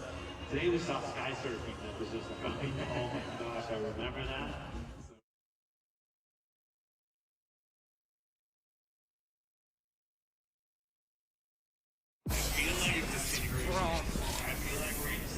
Welcome back to night one here at X Games 2025 in Aspen. Salema Masekela, Zeb Powell, and LJ Enriquez is now in the building. Welcome, young LJ. LJ, you are born in New Jersey, raised in Brooklyn. No, other way. Excuse me, born in Brooklyn, raised in New Jersey. There you go. And like this dude from North Carolina, two places that you don't associate with snowboarding. Here we are. You're at X Games, dude. Yeah, I'm here. I don't believe it, but we're here. Talk to me about your relationship with Zeb, because it started when you were about 5 or 6 years old. Yeah, it started way back. It was just one random day at Corinthia. My dad was like, go say hi to Zeb. I was like, no, he doesn't know who I am. I don't want to go say what's up. And my dad was like, nah, you got it. And literally just like pushed me. And Zeb was like, oh, what's up, LJ? And I was like, no way. It's Zeb. And then you decided to take an interest. What did you see in him? Man, I just saw a young kid with style, like, and not really young kid style. Like, he had some steez and, like, I know a little something about him, and I was just like, yo, like, that's it. He's like, got it. It's like, you know, you just see it. You see it. And, like, turned my head. And I was like, yeah, gotta give him some love, so. And it's been mentorship ever since, that literally your mentorship helping him to get to this place. And then you show up at Copper this year for the qualifier, and you don't just place, bro, you win. What was this night like for you? I had to prove a point. I had to show that I deserved to be here. That was my time to show it, and I made it happen. Coming from Brooklyn and New Jersey to being here at X Games, what does it mean for you, and what does it mean for your crew at snowboarding, you know, especially the crew that you ride with at Big Snow? It's just so crazy to show that, like, someone from over there could make it over here. And it's just like, I wanted to inspire other people that are from the East Coast and wherever snowboarding is unlike, and just make it happen. Well, you're doing it, and then some, man. I know you must have been stoked when you saw this performance, Zeb. Dude, I was psyching. I just remember watching him, like literally tearing up the course. Like, with the energy, I hadn't seen much either, and I was like, oh my God, yes, he's doing it. This time last year, the three of us left X Games, and the next day, I got to take you two to Japan to go and film a segment for the Warren Miller 75 movie. I can't believe that we're sitting here a year later, but what did that trip mean for you guys to be able to go and experience that backcountry Japan? That trip was like a stepping stone of my life. It was like, I went to the trip here, I left the trip up here, and it was kind of just, yeah, like, that is insane. Best snowboarding of my life, no doubt about it. I felt like something happened to you after this trip that kind of locked you in for this season.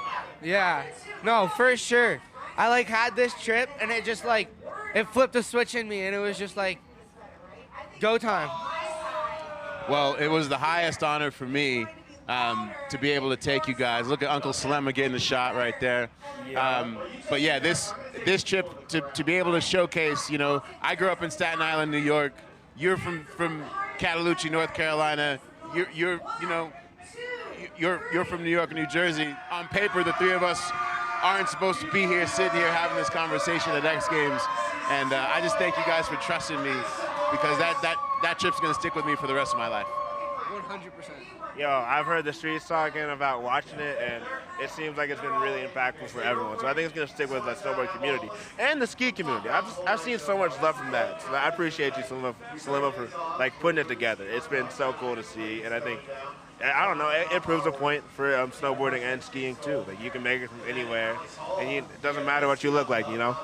Absolutely. Well, we look forward to watching you tomorrow. I can't believe that y'all are going to be competing against each other in street style. That's going to be. This will be the first time me and Zeb compete against each other. I think the last time the we were student close. and the teacher. Oh, I no, think the last time was time, Balloon, but. Oh, yeah. The last time we were close, I think, competing a lot was like when we were in Vermont, I think. Like doing like just little USA rail jams. Awesome. All right. Well, thank you guys for stopping by. Thank you for letting me on. We are getting hyped up right now, of course, for Superpipe, and this year we got a little mix. You know, AI is affecting us in all of our lives.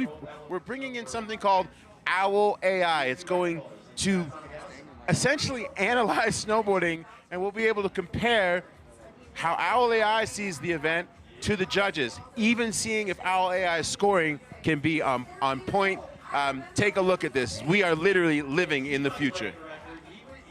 30 years ago, X Games redefined sports. We didn't just create competitions, we built a movement. First time, a triple. Today, right here in Aspen, we are pushing the boundaries once more.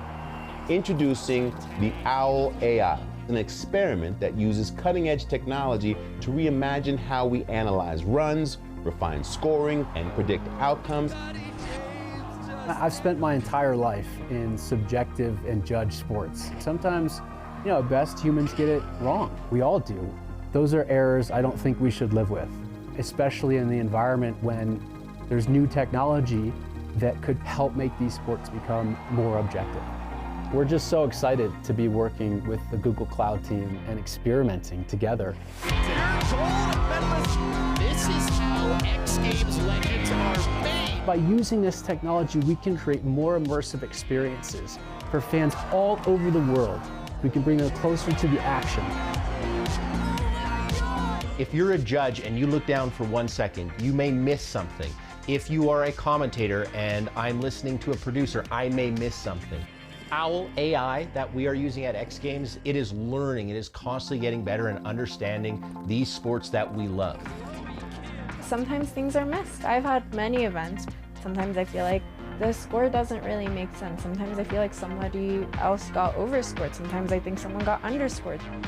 I think it'll be valuable in that sense to actually give a clear, concise, objective reason as to why things went down the way they did.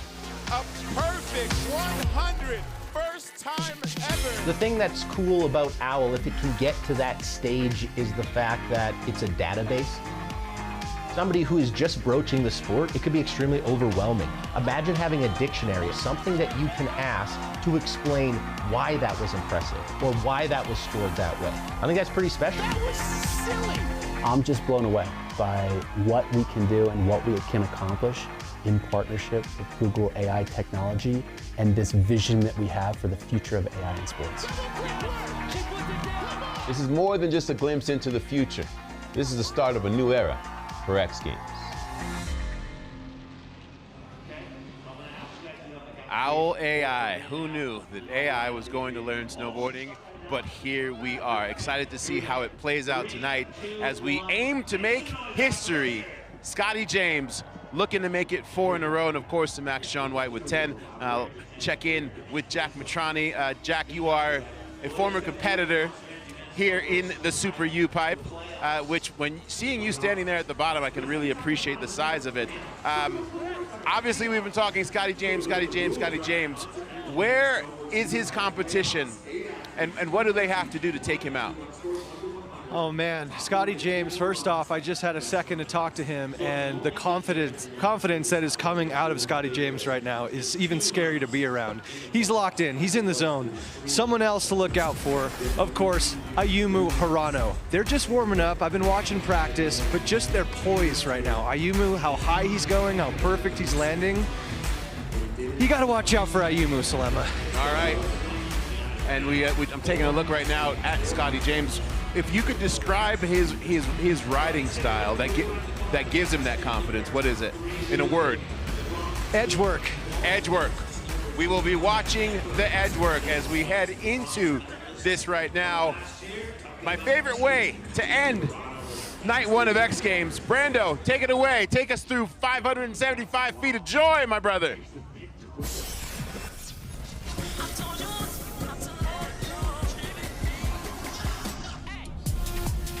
Starts this off with a switch twist. What makes Aspen X Games so special is some of the greatest moments have happened there in action sports history.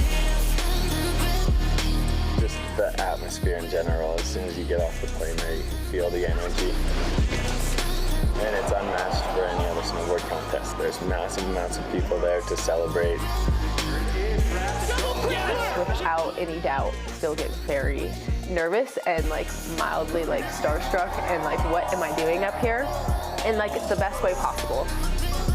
Like this is the event that I grew up watching on my living room floor. It's always where the most progression goes down in the sport. I think everyone thinks that's really sick, and that's why everyone wants to be a part of it.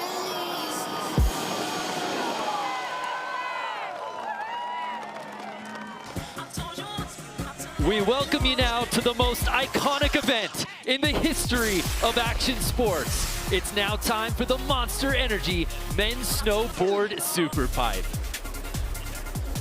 A sellout crowd on hand here at Buttermilk for X Games Aspen 2025, and they're ready for their voices to be heard out here at the pipe. What's happening, everybody? Brandon Graham joined alongside my co-pilot Craig McMorris. And Craig, this one always comes down to the heaviest of hitters, headlined by the guy trying to go for a 4-peat, the one and only Scotty James. Here's Scotty!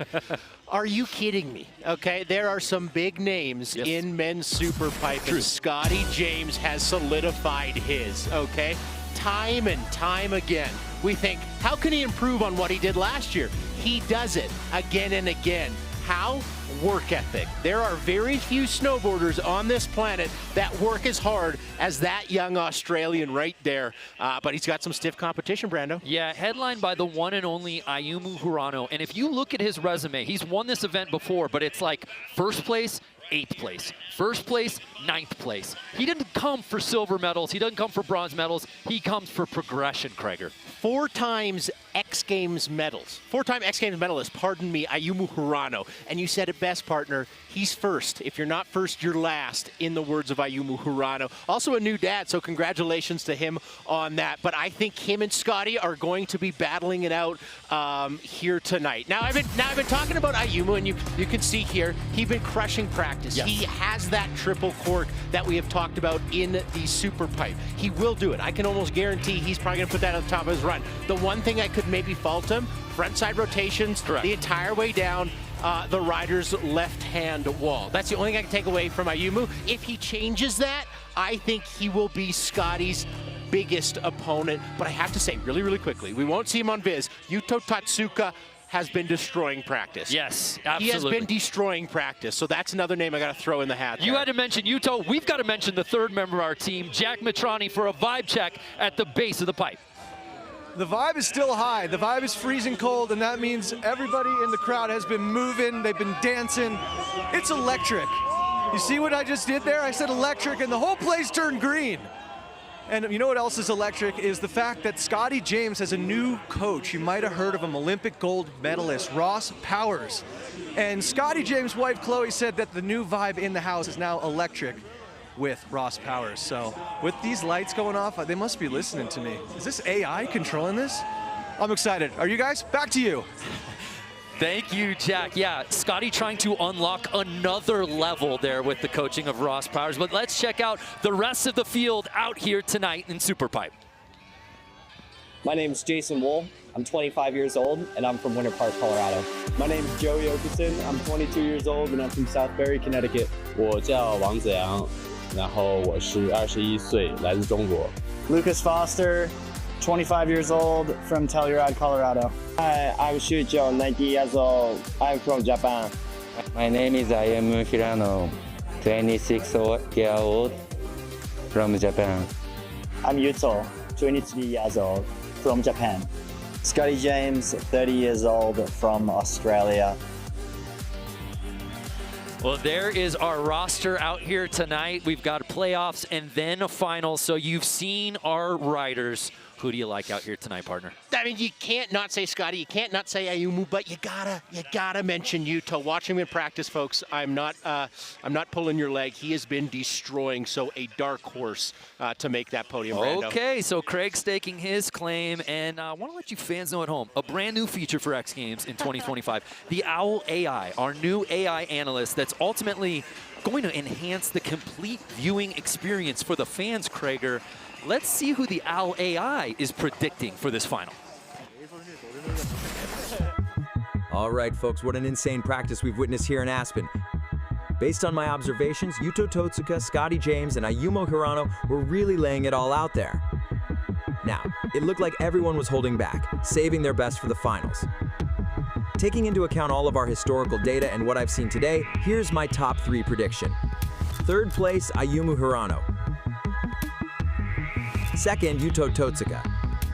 And for the top spot, Scotty James.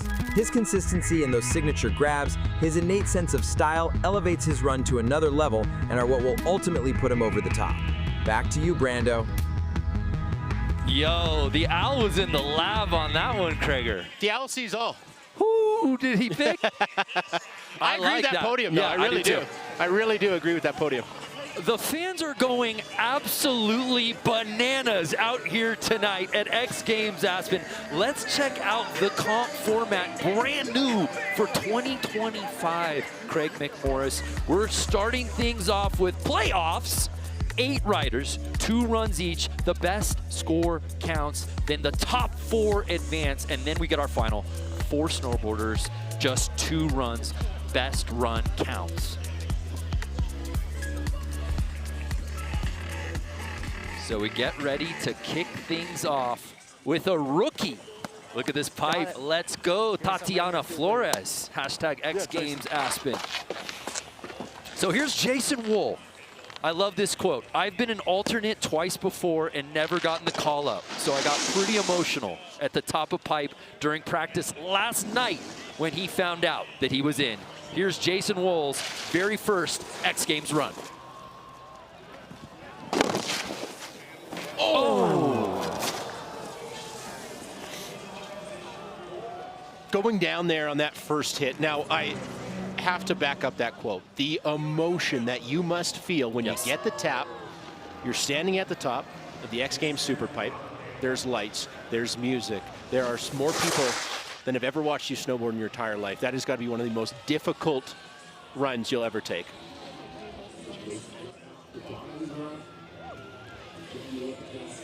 So that will do it for Jason Wool's first run here in the playoffs. But just exciting to see when new blood drops in for the very first time. So another X Games rookie dropping in for his first run here in the Monster Energy Men's Snowboard Superpipe, 22-year-old Ziyong Wang. Now what you got to watch here with Wang is he has the caliber of trick to hang with the big dogs in this final. I'm interested to see how he adds style, right? We talked about Scotty James. He can do the best tricks in the world. He makes them look really, really good. I know Wang has those tricks, but how can he build this run? How can he put it together with style, make it unique to him? Jiang also competing in Knuckle Huck later this weekend, but here he drops in for his first run in Superpipe. Ooh, I like that little 180 right there in. Oh! Going cab 14, taking off switch, 4 full rotations.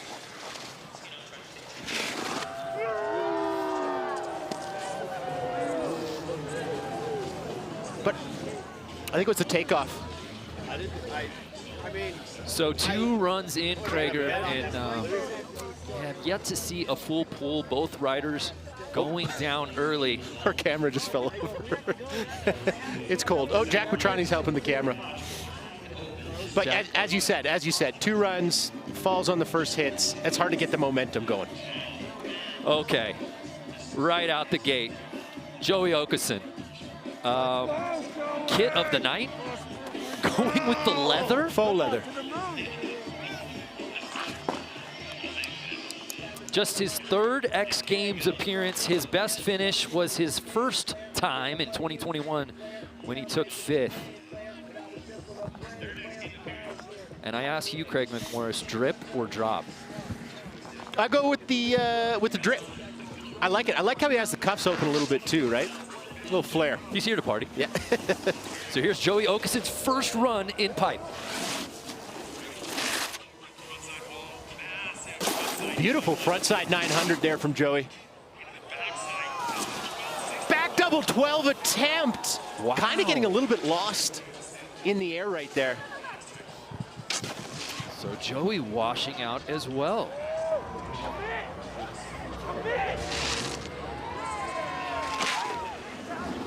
Unfortunate for Joey there. I would love to get a look at that second hit.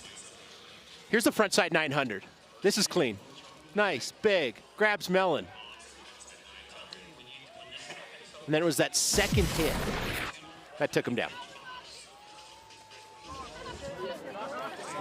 Again, just 2 runs in this playoff format, with the top 4 moving on to the final a little later here in the Monster Energy Men's Snowboard Superpipe. Lucas Foster made his X Games debut last year and just missed the podium, finishing 4th.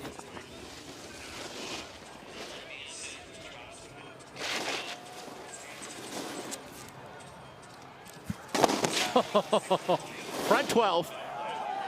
Ooh. Backside 900 right there with the tail grab too. Frontside 1080, so he went 1260 off the top, takes 180 off of it there for the 1080. That sets him up for the cab double. And here's the signature!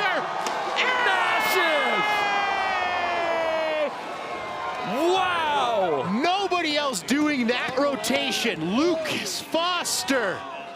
We kind of got lulled into a false sense of security, Brando. Couple falls, it starts a little bit slow. Lucas Foster says, hey, hold my beverage. Hold my beverage, watch this. I see you dozing off at the wheel. Wake up.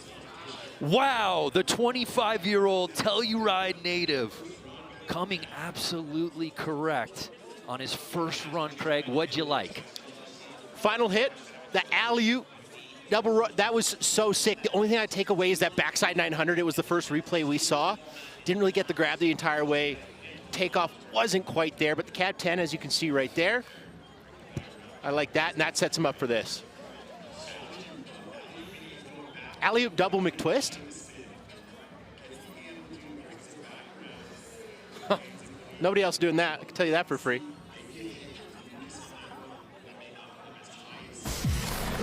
But again, we yet to see a full pull until right then and right there. Lucas Foster trying to imprint his name into the top 4, and 87 will put him into first place.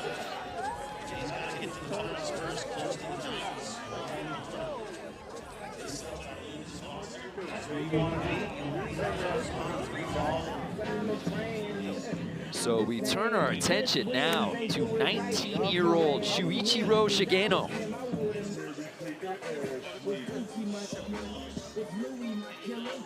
just missed the podium last year. He was an alternate as a rookie. But here he is now, and many expect him to threaten for a podium. I would have to agree. Not 7 days ago in Lac, Switzerland, one of the best pipes in the world, he put on an absolute demo. I was blown away by the level that he is riding at right now. So let's see if he can continue that momentum here in the X Games Superpipe.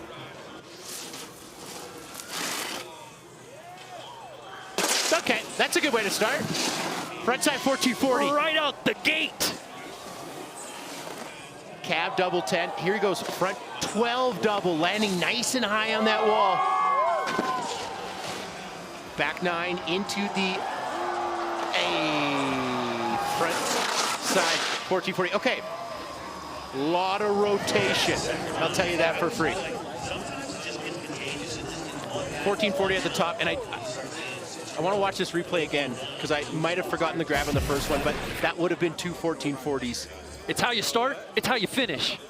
14-14. Really nice showing from Shuichiro. So that first replay was his first hit, that frontside 1440 off the top. There's the backside 900. Okay, yeah, so I guess two 1440s, different grabs. Yes. I will give him that, but I do know the judges will take that into consideration. Two 1440s of the same direction. Sometimes tougher. He did that last year in his run as well, his best scoring run. So we'll see how the judges score that. The competition really heating up from Kira. Yeah, an 85.33. I think you called it there, Craig. So really nice. We look at A message from the Sun. Researching delicious mint. Ever get hit in the face with a snowball, but it's a Sonic strawberry shortcake snowball slush float with sugar crystals in here like, dear God, please hit me again? No? That's weird. Discover more drink flavors in the Sonic app. Finish that thought, Craig.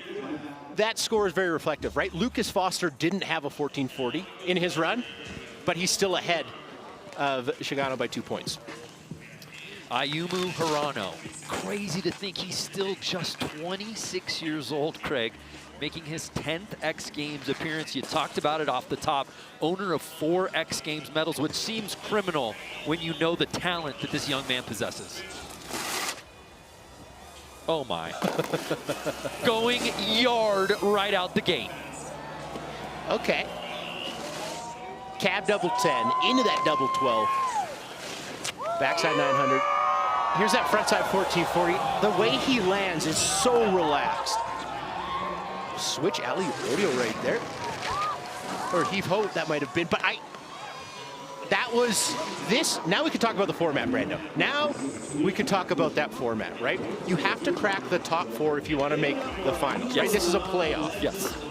So 8 riders go. You get 2 attempts. The top 4 runs move on to the final. And I think Ayumu Hirano said, hey, I believe, this is maybe a B run for him from what we've seen in the past. I think my B run will get me in that top 4. Which is wild to think about because we spoke about it with Ayumu Hirano because he doesn't usually snowboard that way. No. It's always, I'm going to go bigger than I've ever gone before. And if I go down, get rich or die trying. But now it's like, hey, I got to get to this final, and maybe that's the run that'll do it. I mean, right now, you look at that top 4, absolutely in there. I think he's going to be leading after that. An 86.33, so does not best Lucas Foster, but does put him up into second place. Good job, man. So the rider you mentioned at the top of the show, obviously we talk so much about Scotty and Ayumu, but Yuto Totsuka, 23 years old, owner of 3 X Games medals. He's won this event before in 2021. He was the last one to defeat Scotty James here at X Games Aspen. How about that? Now, I know Yuto does have a B run similar to what we saw from Ayumu. Will he bring that out, or do you think he goes for that #1 spot? Switch back 9.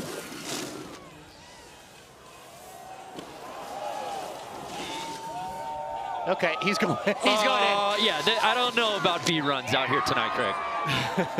Beautiful backside 900. How does he cap things off? Floaty front double 10. So That was, for Yuto, a B run, if you will. We know he's got a lot of gas in the tank. And I want to jump back. We're going to talk about this format all night. When I saw this format, I instantly thought of Scotty James, right? He's been able to win this event with a plethora of different runs where, you know, we've seen Ayumu and Yuto just go, hey, this is my absolute best run. I'm going to do this 3 times and hopefully I land one of them, right? But what we've seen from Ayumu and Yuto is maybe a little bit of a difference in strategy from previous years. So the new format making riders do, you know, different X Games runs, and I like to see it.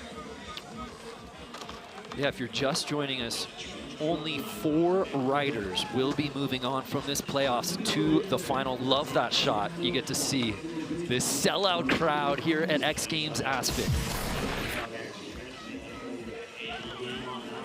So we await Yuto's score, a 91. We have a new leader. And Craig, if that's Yuto's B run, look out. Look out is right.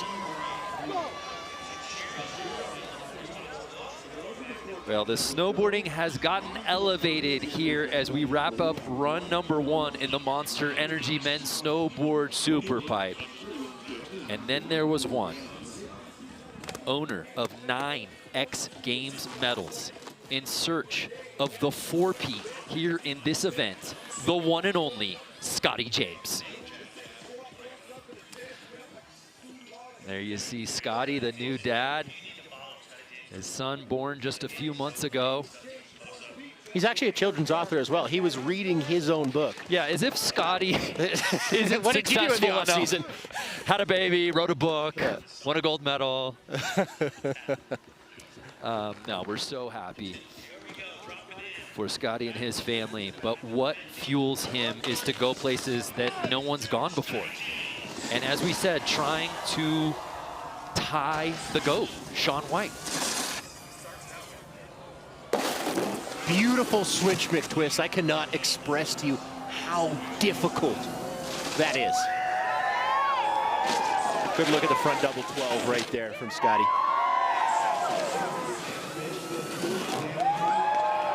Let's go switchback 12. Let's go band for band. Let's go band for band. Scotty James, I was so excited to see the way he would pick this thing apart. And there's one word I would use to describe that run. What is it? Surgical. Scotty James, surgical. Surgical in the lab coat. His signature white jacket, black pants, and his boxing mittens. And I feel like we've seen it 100 times, and yet it never gets old, Craig. No, it doesn't. I could watch that switch McTwist 1 million, 2 million, 3 million You have. times. There have been times I've walked in on you just watching it. I'm like, is that from 2023? I got a tablet, and all it does is play that. It's a motion picture, if you will. But this is going to be a huge score. Oh, we're officially in X Games mode for the first time tonight. Scotty James. So Yuto, our current leader with the 91, and Scotty James jumping up into second place, an 88.66 for Scotty. So we're 1 run in here in the Monster Energy Men's Snowboard Superpipe Flyout, and it's Yuto Tatsuka leading the way. Scotty James, though, right behind him. Just halfway through here in the playoffs. Exciting to see who will be the top 4 moving on to our final. We'll find out when we return after this.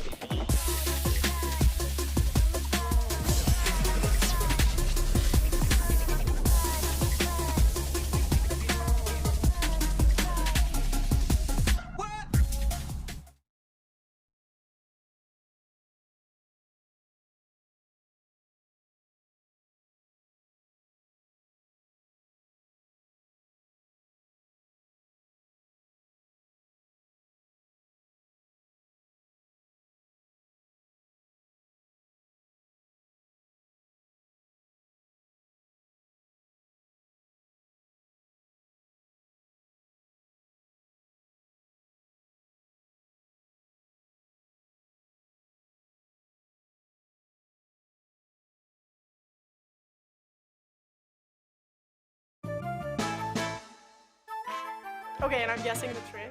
Oh! Sick. Okay, awesome. Oh, Nikes. I don't know, Zeb Powell coming off the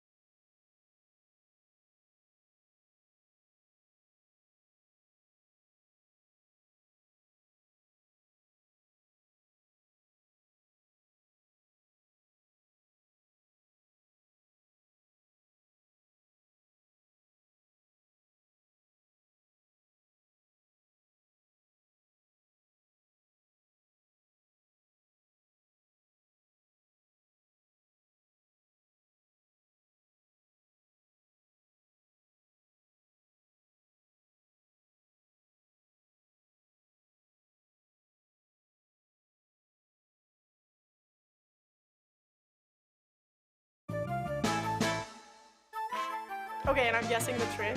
Oh, sick. Okay, awesome. Oh, Nikes. I don't know, Zeb Powell coming off the knuckle doing something crazy but with like a lot of power. Truck driver 1080. That's a trick I'll never do. I have no clue. Octopus. Who knows? It's a ski trick, so.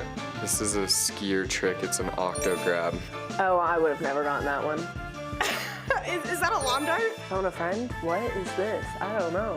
Maybe I can get AI to film some clips for me in the half pipe, throw it in the park. That just reminds me of snow rodeo in Calgary. Rodeo. I XGames moded everything. That's how we're going to teach people tricks when they watch XGames. Like, that's what it was. Craig, the greatest art, it really doesn't need to be explained. It's subjective. Art is your life. In that, it looked like Judd Hankins went like 20 for 20. It's too easy for him. Judd wasn't, he was just like, literally, where's the testing? Yeah, is this supposed to be hard for Judd Hankins? An unreal night going down here in the Monster Energy Men's Snowboard Superpipe. For more, let's head down to Jack Mitrani.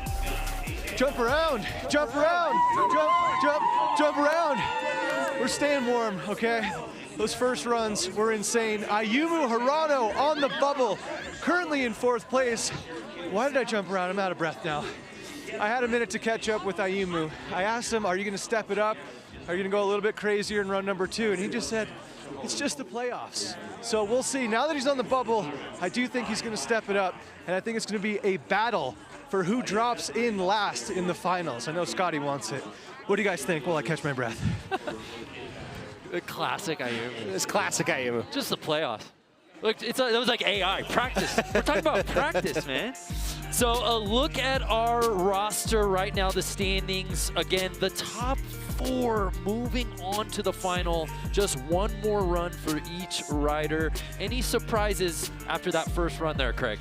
I don't think so. This comp format is ruthless, right? 2 runs, you gotta land 1 out of 8 riders. The top 4 move on to the final, if you will, out of this playoff. They then re-rack the scores. You get another 2 runs. Your best run counts. What you really want to watch for, though, is if you qualify first, you get to drop last in that final. So you get to watch the rest of the field go. Huge. Yeah, you're calling the plays from that point. But right now, I look at the top 4 currently qualified. If it ended right now, and I mean, I really agree with it. So it's interesting. Yuto in that top spot. Scotty James trying to make history with the 4-peat. You would expect him to be the last to drop in because that's usually how it's worked in the past. So we'll see what Scotty does on run number 2. But we kick things off with one of our X Games rookies, Jason Wool. Went down on that first hit, 1080 attempt. Goes back to the well, double tail grab right there. Lands it a little low on the wall. What I mean by that is he lands deep, right? You want to land right at the top of the wall, generate speed for the next one. Beautiful Michael Chuck right there. A little frontside 540 to cap things off. So a full pull for Jason Wool. Welcome to the X Games, Jason Wool. After going down on his first hit on run number 1, he comes correct on his second and final here in the playoffs. Double tail grab on that 1080, and as I mentioned, you can see that replay did a lot of justice right there, landing so low on the wall. It's hard to regain your edge, carry speed in the next one there.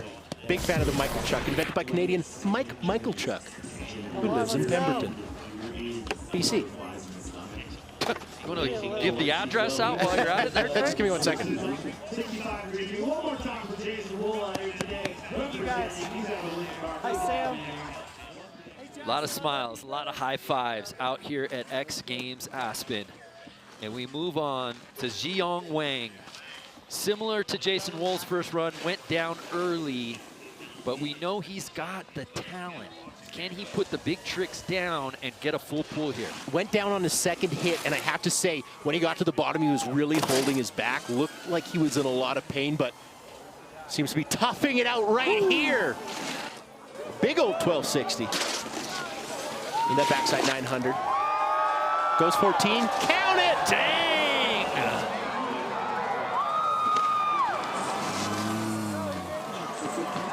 This is interesting. This is interesting, Brando. As you mentioned, Wang sitting way out of that top 4. He just pushed all his chips into the table, says, hey, I want to play. I want to play.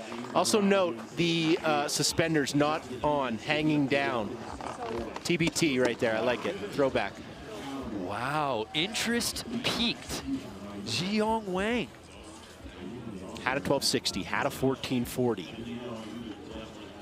Does it beat Ayumu Hirano's 86.33? I don't know. You don't know. You don't know. I don't know. I don't think it does. I'm going to be honest. I'm going to go out and say it. Well, one thing we do know, it's better than an 11 from his first run. So he would need an 86.34, and he doesn't get it, a 76.33. So Wang will not be moving on to the final, but the lasting impression, right? What's the last thing I can do out here? How about a full pull with some really nice tricks?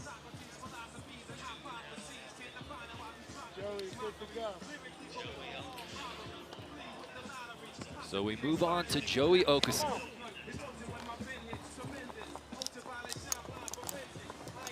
Again, the top 4 moving on to the final. Ayumu Hirano, who many probably predicted to, if not win gold, at least be in podium contention, is sitting in that bubble spot. So that's that score, 86.33, that guys like Joey Okusin are looking to best and jump up into the top 4.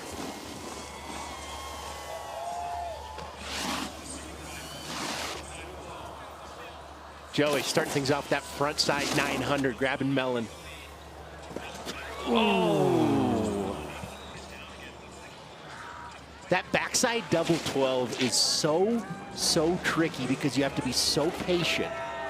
Your takeoff has to be so perfect. Right, that's a big trick. That's 2 flips. But 3.5 rotations. You gotta do it perfect off the lip. And there, Joey Okusin not doing that.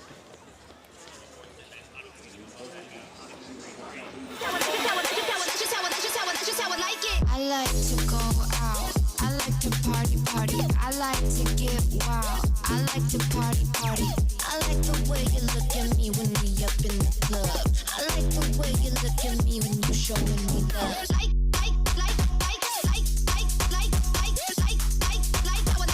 I like the way you look at me when we up in the club. I like the way you look at me when you showing me love.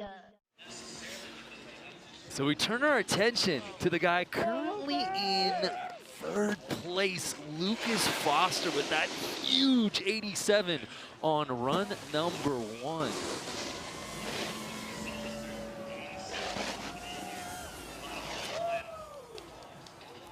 Frontside 12. Backside 12? Oh. Okay, so yeah. Superpipe is so ruthless. It's so unforgiving. It demands perfection in your takeoff and your landing, right? Yeah, Lucas landed that second hit, but on his heels, sliding down the wall, your run is over at that point. So he's going to have to sit and wait, anxiously, I might add. See if he makes it into the top 4. Obviously ahead of Ayumu Hirano currently.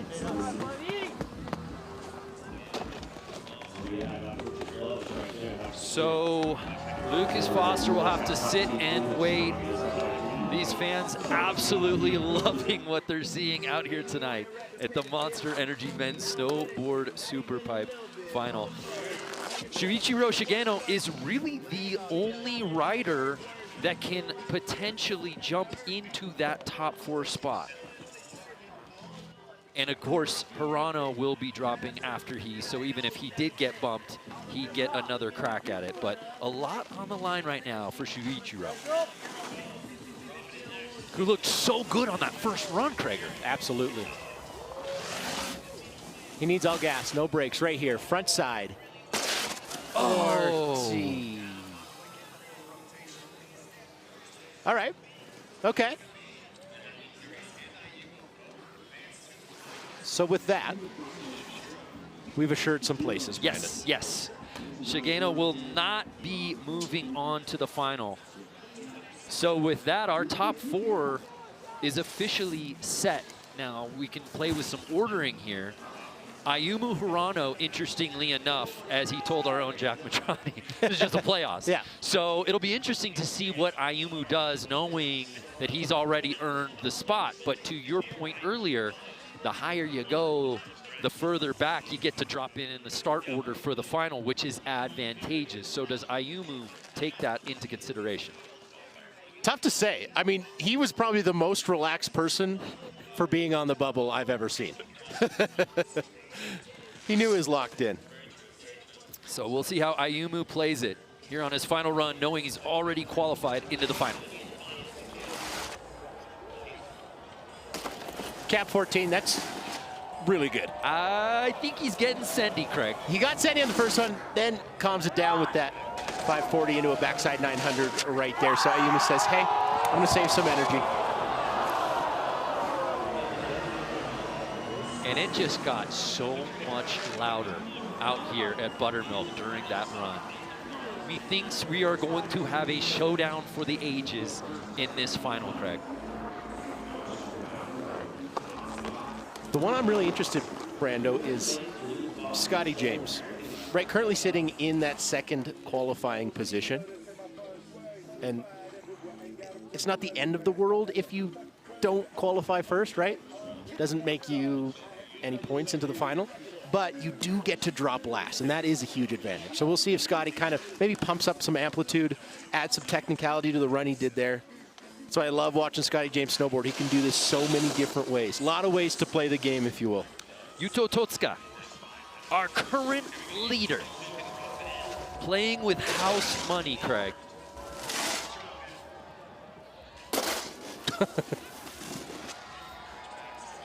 Switchback 12. Oop, I lost my monitor right there, so I didn't see that one, but I could probably say it was good. Nice little sky hook right there. Frontside 540. And one of the biggest frontside 1080s I've ever seen in person right there. That was absolutely massive. So Yuto just having a little bit of fun in his second and final run, knowing he's already sitting in that top qualifying spot. Worst he can do is qualifying third, barring Scotty. Oh, no, sorry, qualify second, pardon me. Craig, the wild part of all of this is that it's still just the playoffs. This is qualifying into the finals. I feel like we're looking at finals podium runs, and we ain't even there yet.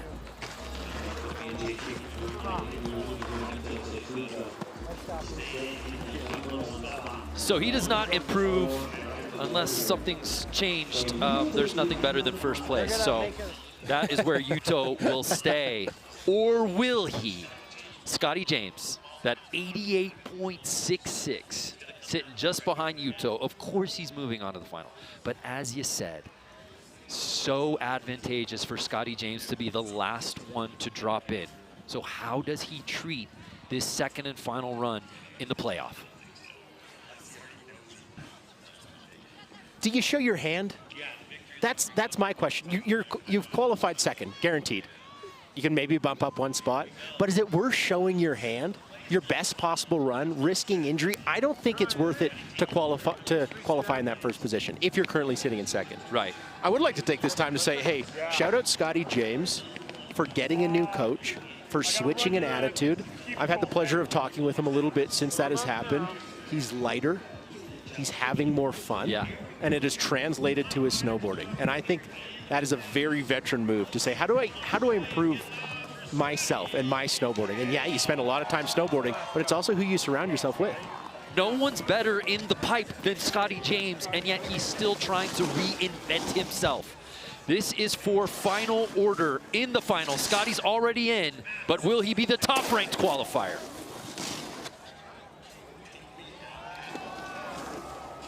Beautiful switch Mickey to that cab 10. How about a frontside 1260? Back double 1080. Switch back 12. Okay. This is art. Fool me once, shame on you. Fool me twice. I can't get fooled again because I got fooled right there. I was trying to make it nice. I was going to walk it through. I was going to walk you through it. You know what? It doesn't matter if you qualify first. It doesn't matter. It's not worth it. Scotty James says, no, it matters a lot to me. Switch Mickey. Put it on a poster, and I'll put it on a wall in my bedroom.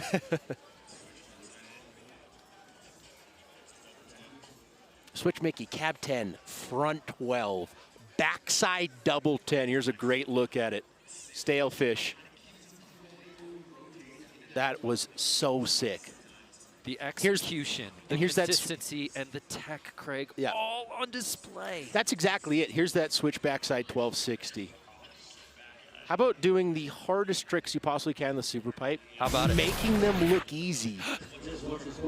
Clean takeoffs, clean grabs, clean rotations, landing high on the wall. And on the final run in the playoffs, Scotty James takes over the top spot. Wow. Let's head down to Jack Matrani, who's with Scotty. James, that much closer to the four-peat. Talk to us about how important that was to set yourself up for hopefully a victory lap in the finals. Well, I mean, victory lap would be special, but I can't take it for granted. I mean, everyone is riding insane, but you know, the plan is keep building. Everyone, again, is riding great, so I got to put my best foot forward and see how we go. And Craig McMorris earlier was saying that you have a new attitude. You're having a lot more fun. You got a new baby. You got a new coach. What's it like being Scotty James right now? Being Scotty James is amazing, honestly. I'm just super happy. Got a little boy in the mix now. It's given me a lot of perspective.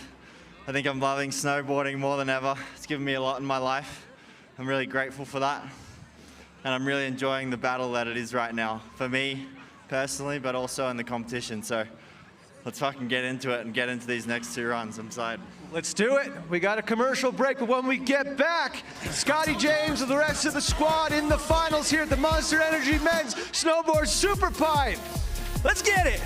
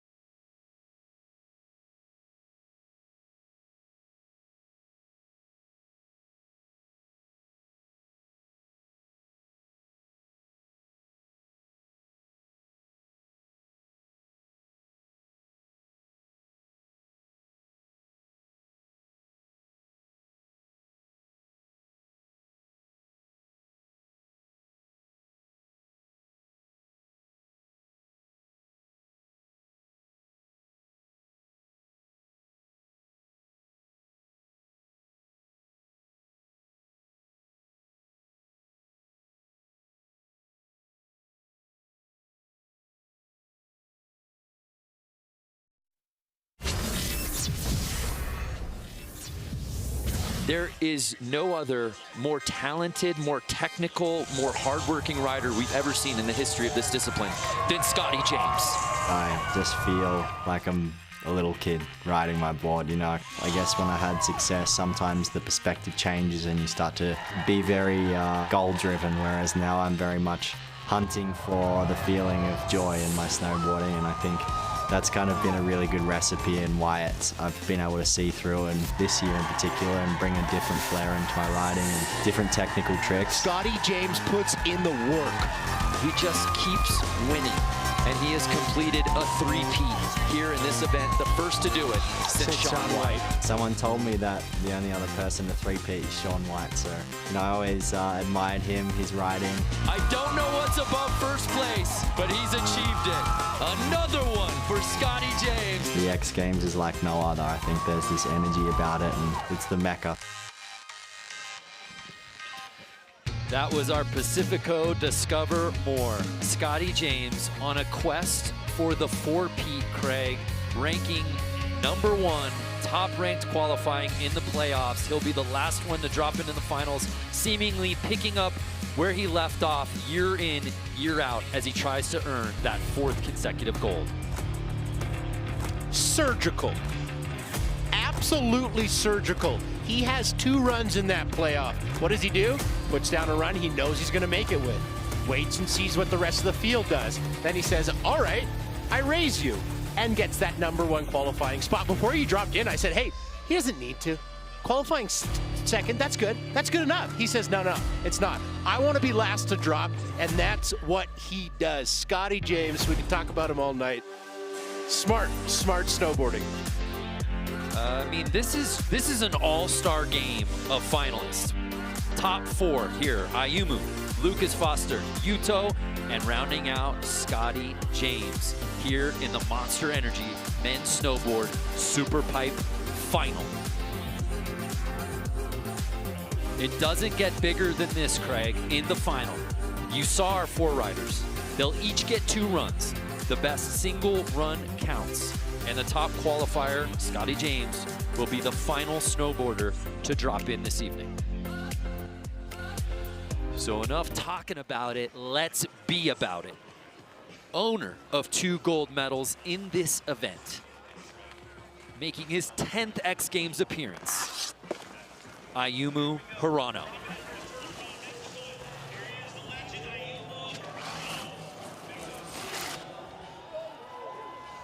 Cap 1440. Beautiful frontside 1260 right there. Backside 900, landing high up. Gets going on the frontside 1440. Alley-oop double rodeo, and that is one of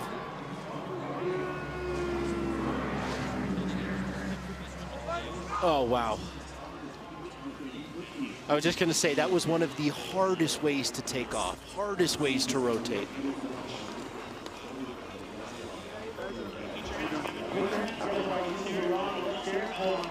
And the crowd at X Games giving a hand because that was a slam, but he popped up with X Games Medical right now.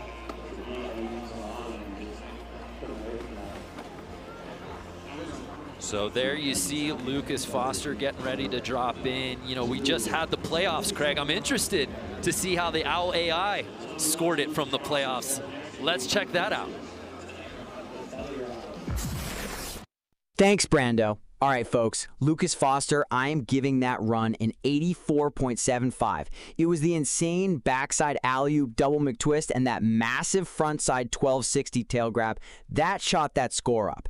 That 1260 was the most rotation we've seen all day. It had so much speed that we thought he'd just keep going. And talk about smooth transitions, Lucas was linking all those tricks like butter. He looked confident and stylish. Back to you, Brando. Interesting. So the Owl AI actually had it scored slightly lower than what we got in the playoffs. Your thoughts on that one, Craig? That's super interesting, right? The judges saw maybe a little bit better execution than Owl saw right there, but. So Ayumu, unfortunately, going down on that first run. with that 38.33. So what does Lucas Foster do here in his 4th X Games appearance, still in search of that first X Games medal?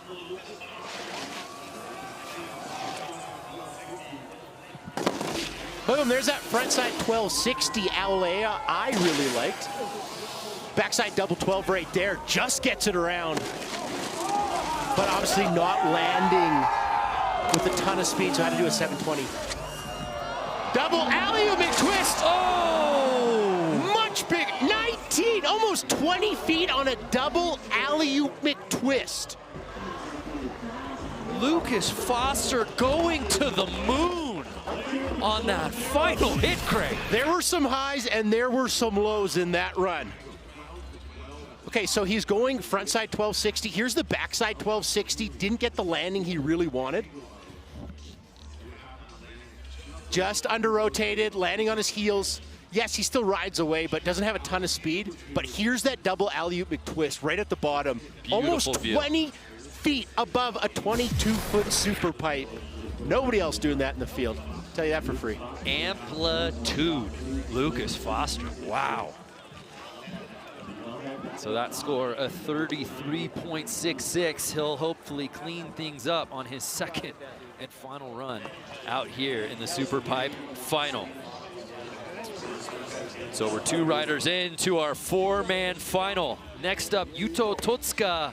I'd love to hear what the Owl AI had for him in the playoffs on his scored run. Let's check it out. Thanks, Brando. All right, folks, Yuto Totsuka with a huge run, and my score is 98.81. The 2 big score drivers for that run were his unbelievable switch frontside double cork 1440, spinning 4 full times with amazing height, and that incredible frontside double cork 1260 Indy. Yuto showcased confident and powerful riding with huge air and stylish grabs that absolutely deserved the 2-point bump I gave him. It was more powerful than other riders we've seen. What a show for an all-time rider. Back to you, Brando. Thank you, Al. Yuto just dropping in during that feature. Wow, Craig. That was just possibly our gold medal winning run right there. We've got to watch the entire replay. Yuto has to take a seat. Craig, let's call this in real time right now. Switch, backside, maybe grabbing the boot a little bit there, hey? It's the details. Switch backside 1260 right there. Front side double cork 1260. So, Yuto, he's got lots of 1260s, all sorts of different ways. Owner of 3 medals in this event. Hasn't gotten on the podium, though, since 2021 when he earned gold. A 76 for Yuto, obviously putting him up into 1st place.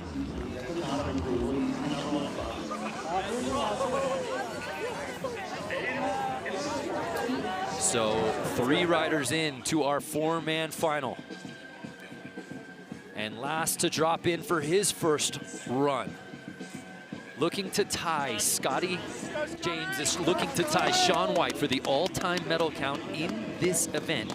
Looking for the 4-peat. He's got the boxing gloves on, Craig. Our top-ranked qualifier from the playoffs. The one and only Scotty James. All hits, no misses. He don't miss. Now, Scotty James has been building. In that interview with Jack, he used that term building. Yes. Run 1, yes. Great. Run 2, even better. Run 3, I think, even better. Switch McTwist. Cap triple! Oh my! Cap triple, folks. Frontside 1260. Hang on. Back 10 double. Switch back 12. Yep. Give him the gold. Everybody go home. Everybody go home. It's over. It's over. Mama, there goes that man, Scotty James. Here's Scotty. He can't keep getting away with this, Craig. Yeah, yes, he can. I'm going to say yes, he can. Switch McTwist. Absolutely beautiful. That's that style. dripping with it. And then what do you follow it up with? How about a cab triple cork? 1, 2, 3, 1440 degrees of rotation. We're not even at the main course yet, Craig. Yeah, maybe he lands a little bit low, but Scotty James's edge control is unmatched, is able to generate speed. Backside 1080, and then how about a switch back 12 to cap things off? Absolutely delicious. 101. It could be scored out of 100, but 101 so far. It doesn't get any better than that. Scotty James entering X Games mode on his first run in the final. A 96.33 for Scotty James. And this crowd is losing their minds, Craig. I said it off the top. Who does this format favor? Scotty James. He builds runs. He constructs them. He's got a D run, a C run, a B run. You just saw the A+ run right there. Absolutely remarkable riding from Scotty James. Where do we go from here? Partner, I don't know. We have one more run for all of these riders here in the final. Scotty James doesn't miss. Hashtag X Games Aspen. Hope you're getting in on the conversation. Use that hashtag and you might get on TV. Brando, super interesting. After that fall in run 1 of the finals, I thought Ayumu Hirano maybe wouldn't take his second, right? Medical was all around him, making sure he's okay. I thought it was very touch and go, but here he is. Ayumu's built different. So here's Ayumu Hirano sitting in that bronze medal spot. This is his final run of the night. Oh my. Frontside 1260 right there on the second hit. Backside 900. Yeah. 1, 2, there we go. Beautiful 1440 from Ayumu. Here's where he went down. Okay. Inches, folks. Inches away from disaster, but he remains calm. He puts it base down and rides away from that switched up backside alley-oop rodeo that took him down. That's why we talk so much about the technical prowess of Ayumu, the air awareness, the board control, a game of inches, as you said, Craig.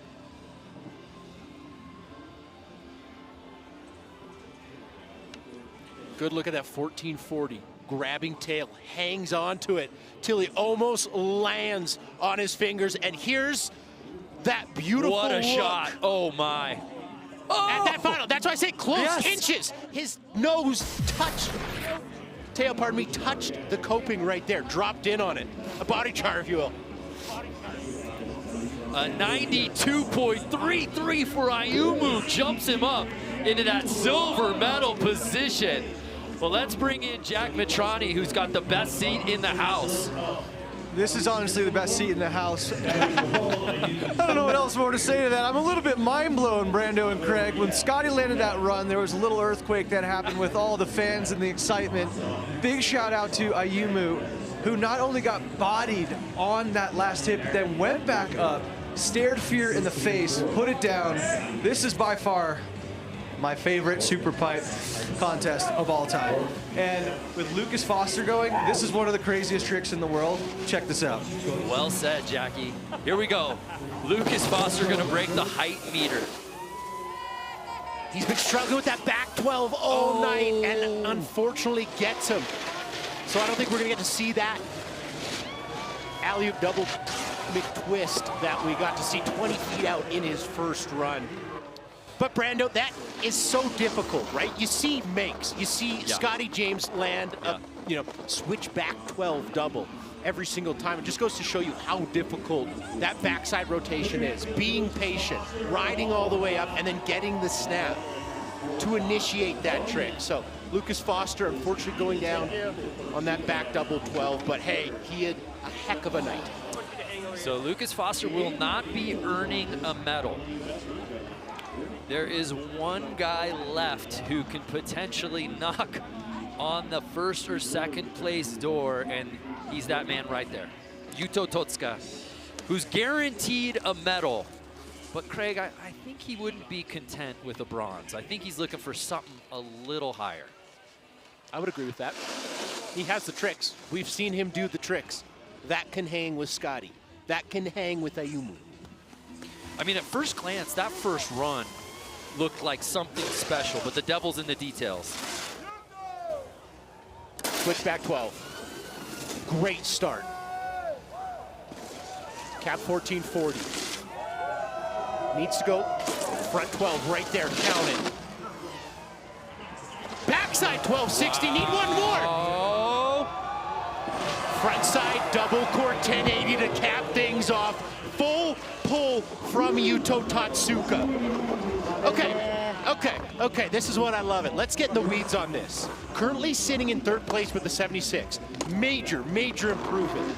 Does it beat a 92.33? Ayumu has that currently sitting in second place. I'm gonna go out and say it. I don't believe that should beat Scotty James in any world, okay? Scotty James' run— We're in agreement there, okay. On run 1, I think is much better than this. However, I do think this could hang with Ayumu. Better than Ayumu. And now we're gonna talk about Owl for a second because that's the podium that Owl predicted. Whoa.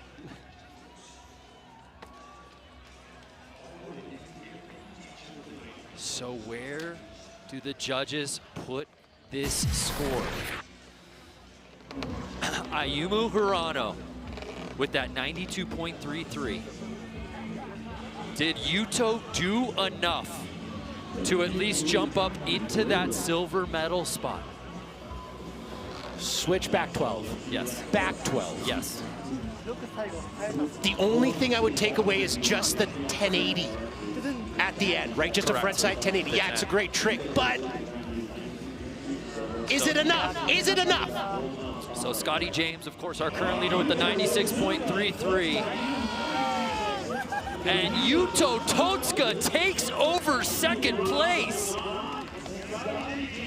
Wow, so Yuto on his final run gets up into silver medal position, which means we have a four-peat. It's a victory lap for Scotty James. Scotty James earning his 7th career X Games gold medal, the 10th X Games medal of his career, tying Shaun White. How many times have we said this over the years, Craig? A victory lap for Scotty James. It's funny, when Jack talked to Scotty after the playoff, he said, you might get a victory lap. And Scotty, humble man, said, no. But guess what? Jack called it. Wow. Switch Mickey. 4 for 4 on that tonight. Cap 3. Nice victory lap from Scotty James. But this is classic. I love this. Always showing love to the fans. You show up to the Monster Energy Men's Snowboard Superpipe Final, you're probably going to get a high five from Scotty James. That has proven to be true every single year. And the legend continues for Scotty James, earning a 4th consecutive X Games gold. Let's head over to Jack Matrani, who's with Scotty. Are you kidding me? Congratulations, Scotty James on the 4-peat. What makes number 4 in the gold department that much more so special than the rest? Oh my gosh. Well, I think just winning a gold medal is just amazing here at X Games. And to do 4 in a row, I mean, I don't really have any words. I'm absolutely speechless. Thank you. What about the triple cork? The first time ever doing the triple here at X Games. What was that like? Yeah, I mean, the triple it's the one. It's the trick now that, you know, I feel like you really have to have it in the mix to have any intention of trying to make any damage on the podium. So to put it in my run and do it switch and try and put in my own flair at the start too feels really good for the soul to do that as well. So pumped. And your first X Games gold as a father, how was that? Yeah, Leo, I love you. I know you're at home watching or you might be asleep, but it was a good day for Dad. I love you. One more time, congratulations, Scotty James on the four-peat. Father, child author, and now 4 consecutive gold medals for Scotty James. What a moment for Scotty. What a year. Just getting to embrace his wife there, Chloe, who gave birth to their son, Leo, just a few months ago. And as you said, a guy who's accomplished everything there is to accomplish in snowboarding, and yet to still have that hunger, to still have that appetite, to say, where else can I go? How much higher can I go? And he does it here in 2025. Every single year. It doesn't come easy, folks. It is work ethic. It is surrounding yourself with the right people, and obviously having an immense talent in the Superpipe. You put all those things together, you got a machine, and the machine's named Scotty James. Oh, you said it. It takes more than just talent. It's the hard work. It's the will to manifest all of this. And Scotty James does just that, winning his 10th career X Games medal, his 7th career gold, and his 4th consecutive gold medal here in the Superpipe final. We give away the hardware when we come back here at X Games Aspen.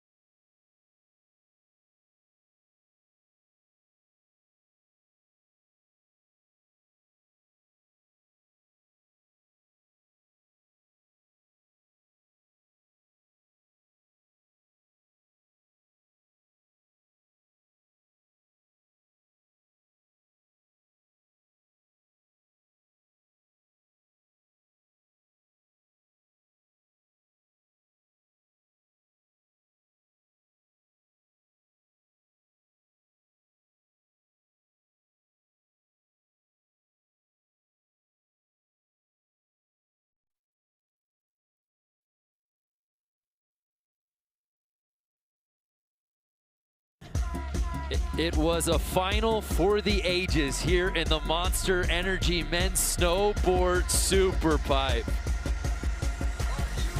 Scotty James earning his 4th straight gold medal. Should be noted, by the way, the Al AI predicted this podium, and it did come out that way. Scotty, Yuto, and Ayumu rounding out our top 3. Let's see those medals around their necks as we head over to the award stage.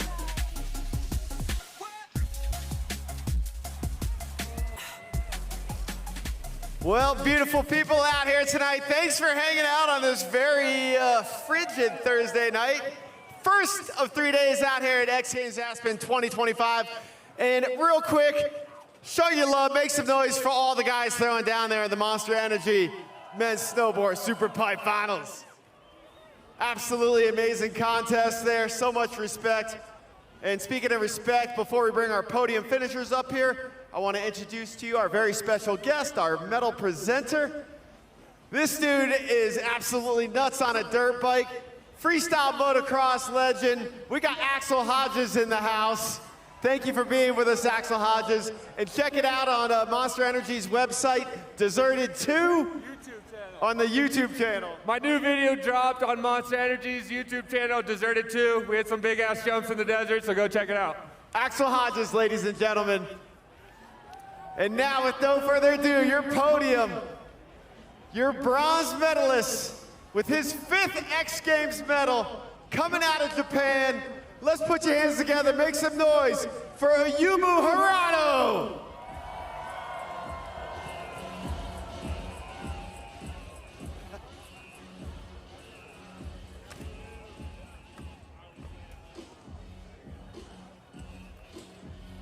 One more time, let's flip that medal around too.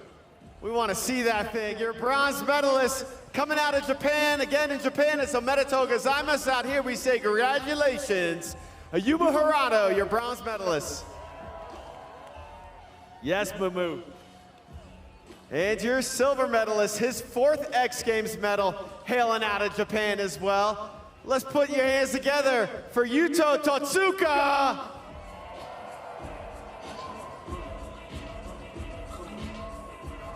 These guys battling it out tonight. It's so exciting watching these gladiators in the Superpipe. One more time, Omedetou gozaimasu. Congratulations for your silver medalist, Yuto Totsuka. And your gold medalist, doing the 4-peat tonight. His 7th X Games gold. This makes his total X Games medal count a nice round 10. Also joining the Rad Dad Club this year. Let's get loud for Scotty James.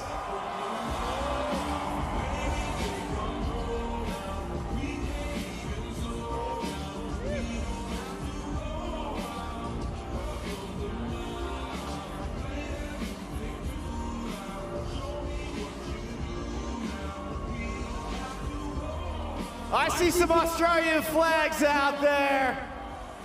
Hailing out of the land down under. Let's hear it again for your gold medalist with the 4-peat tonight, Scotty James. And your podium out here for Monster Energy Men's Snowboard Superpipe.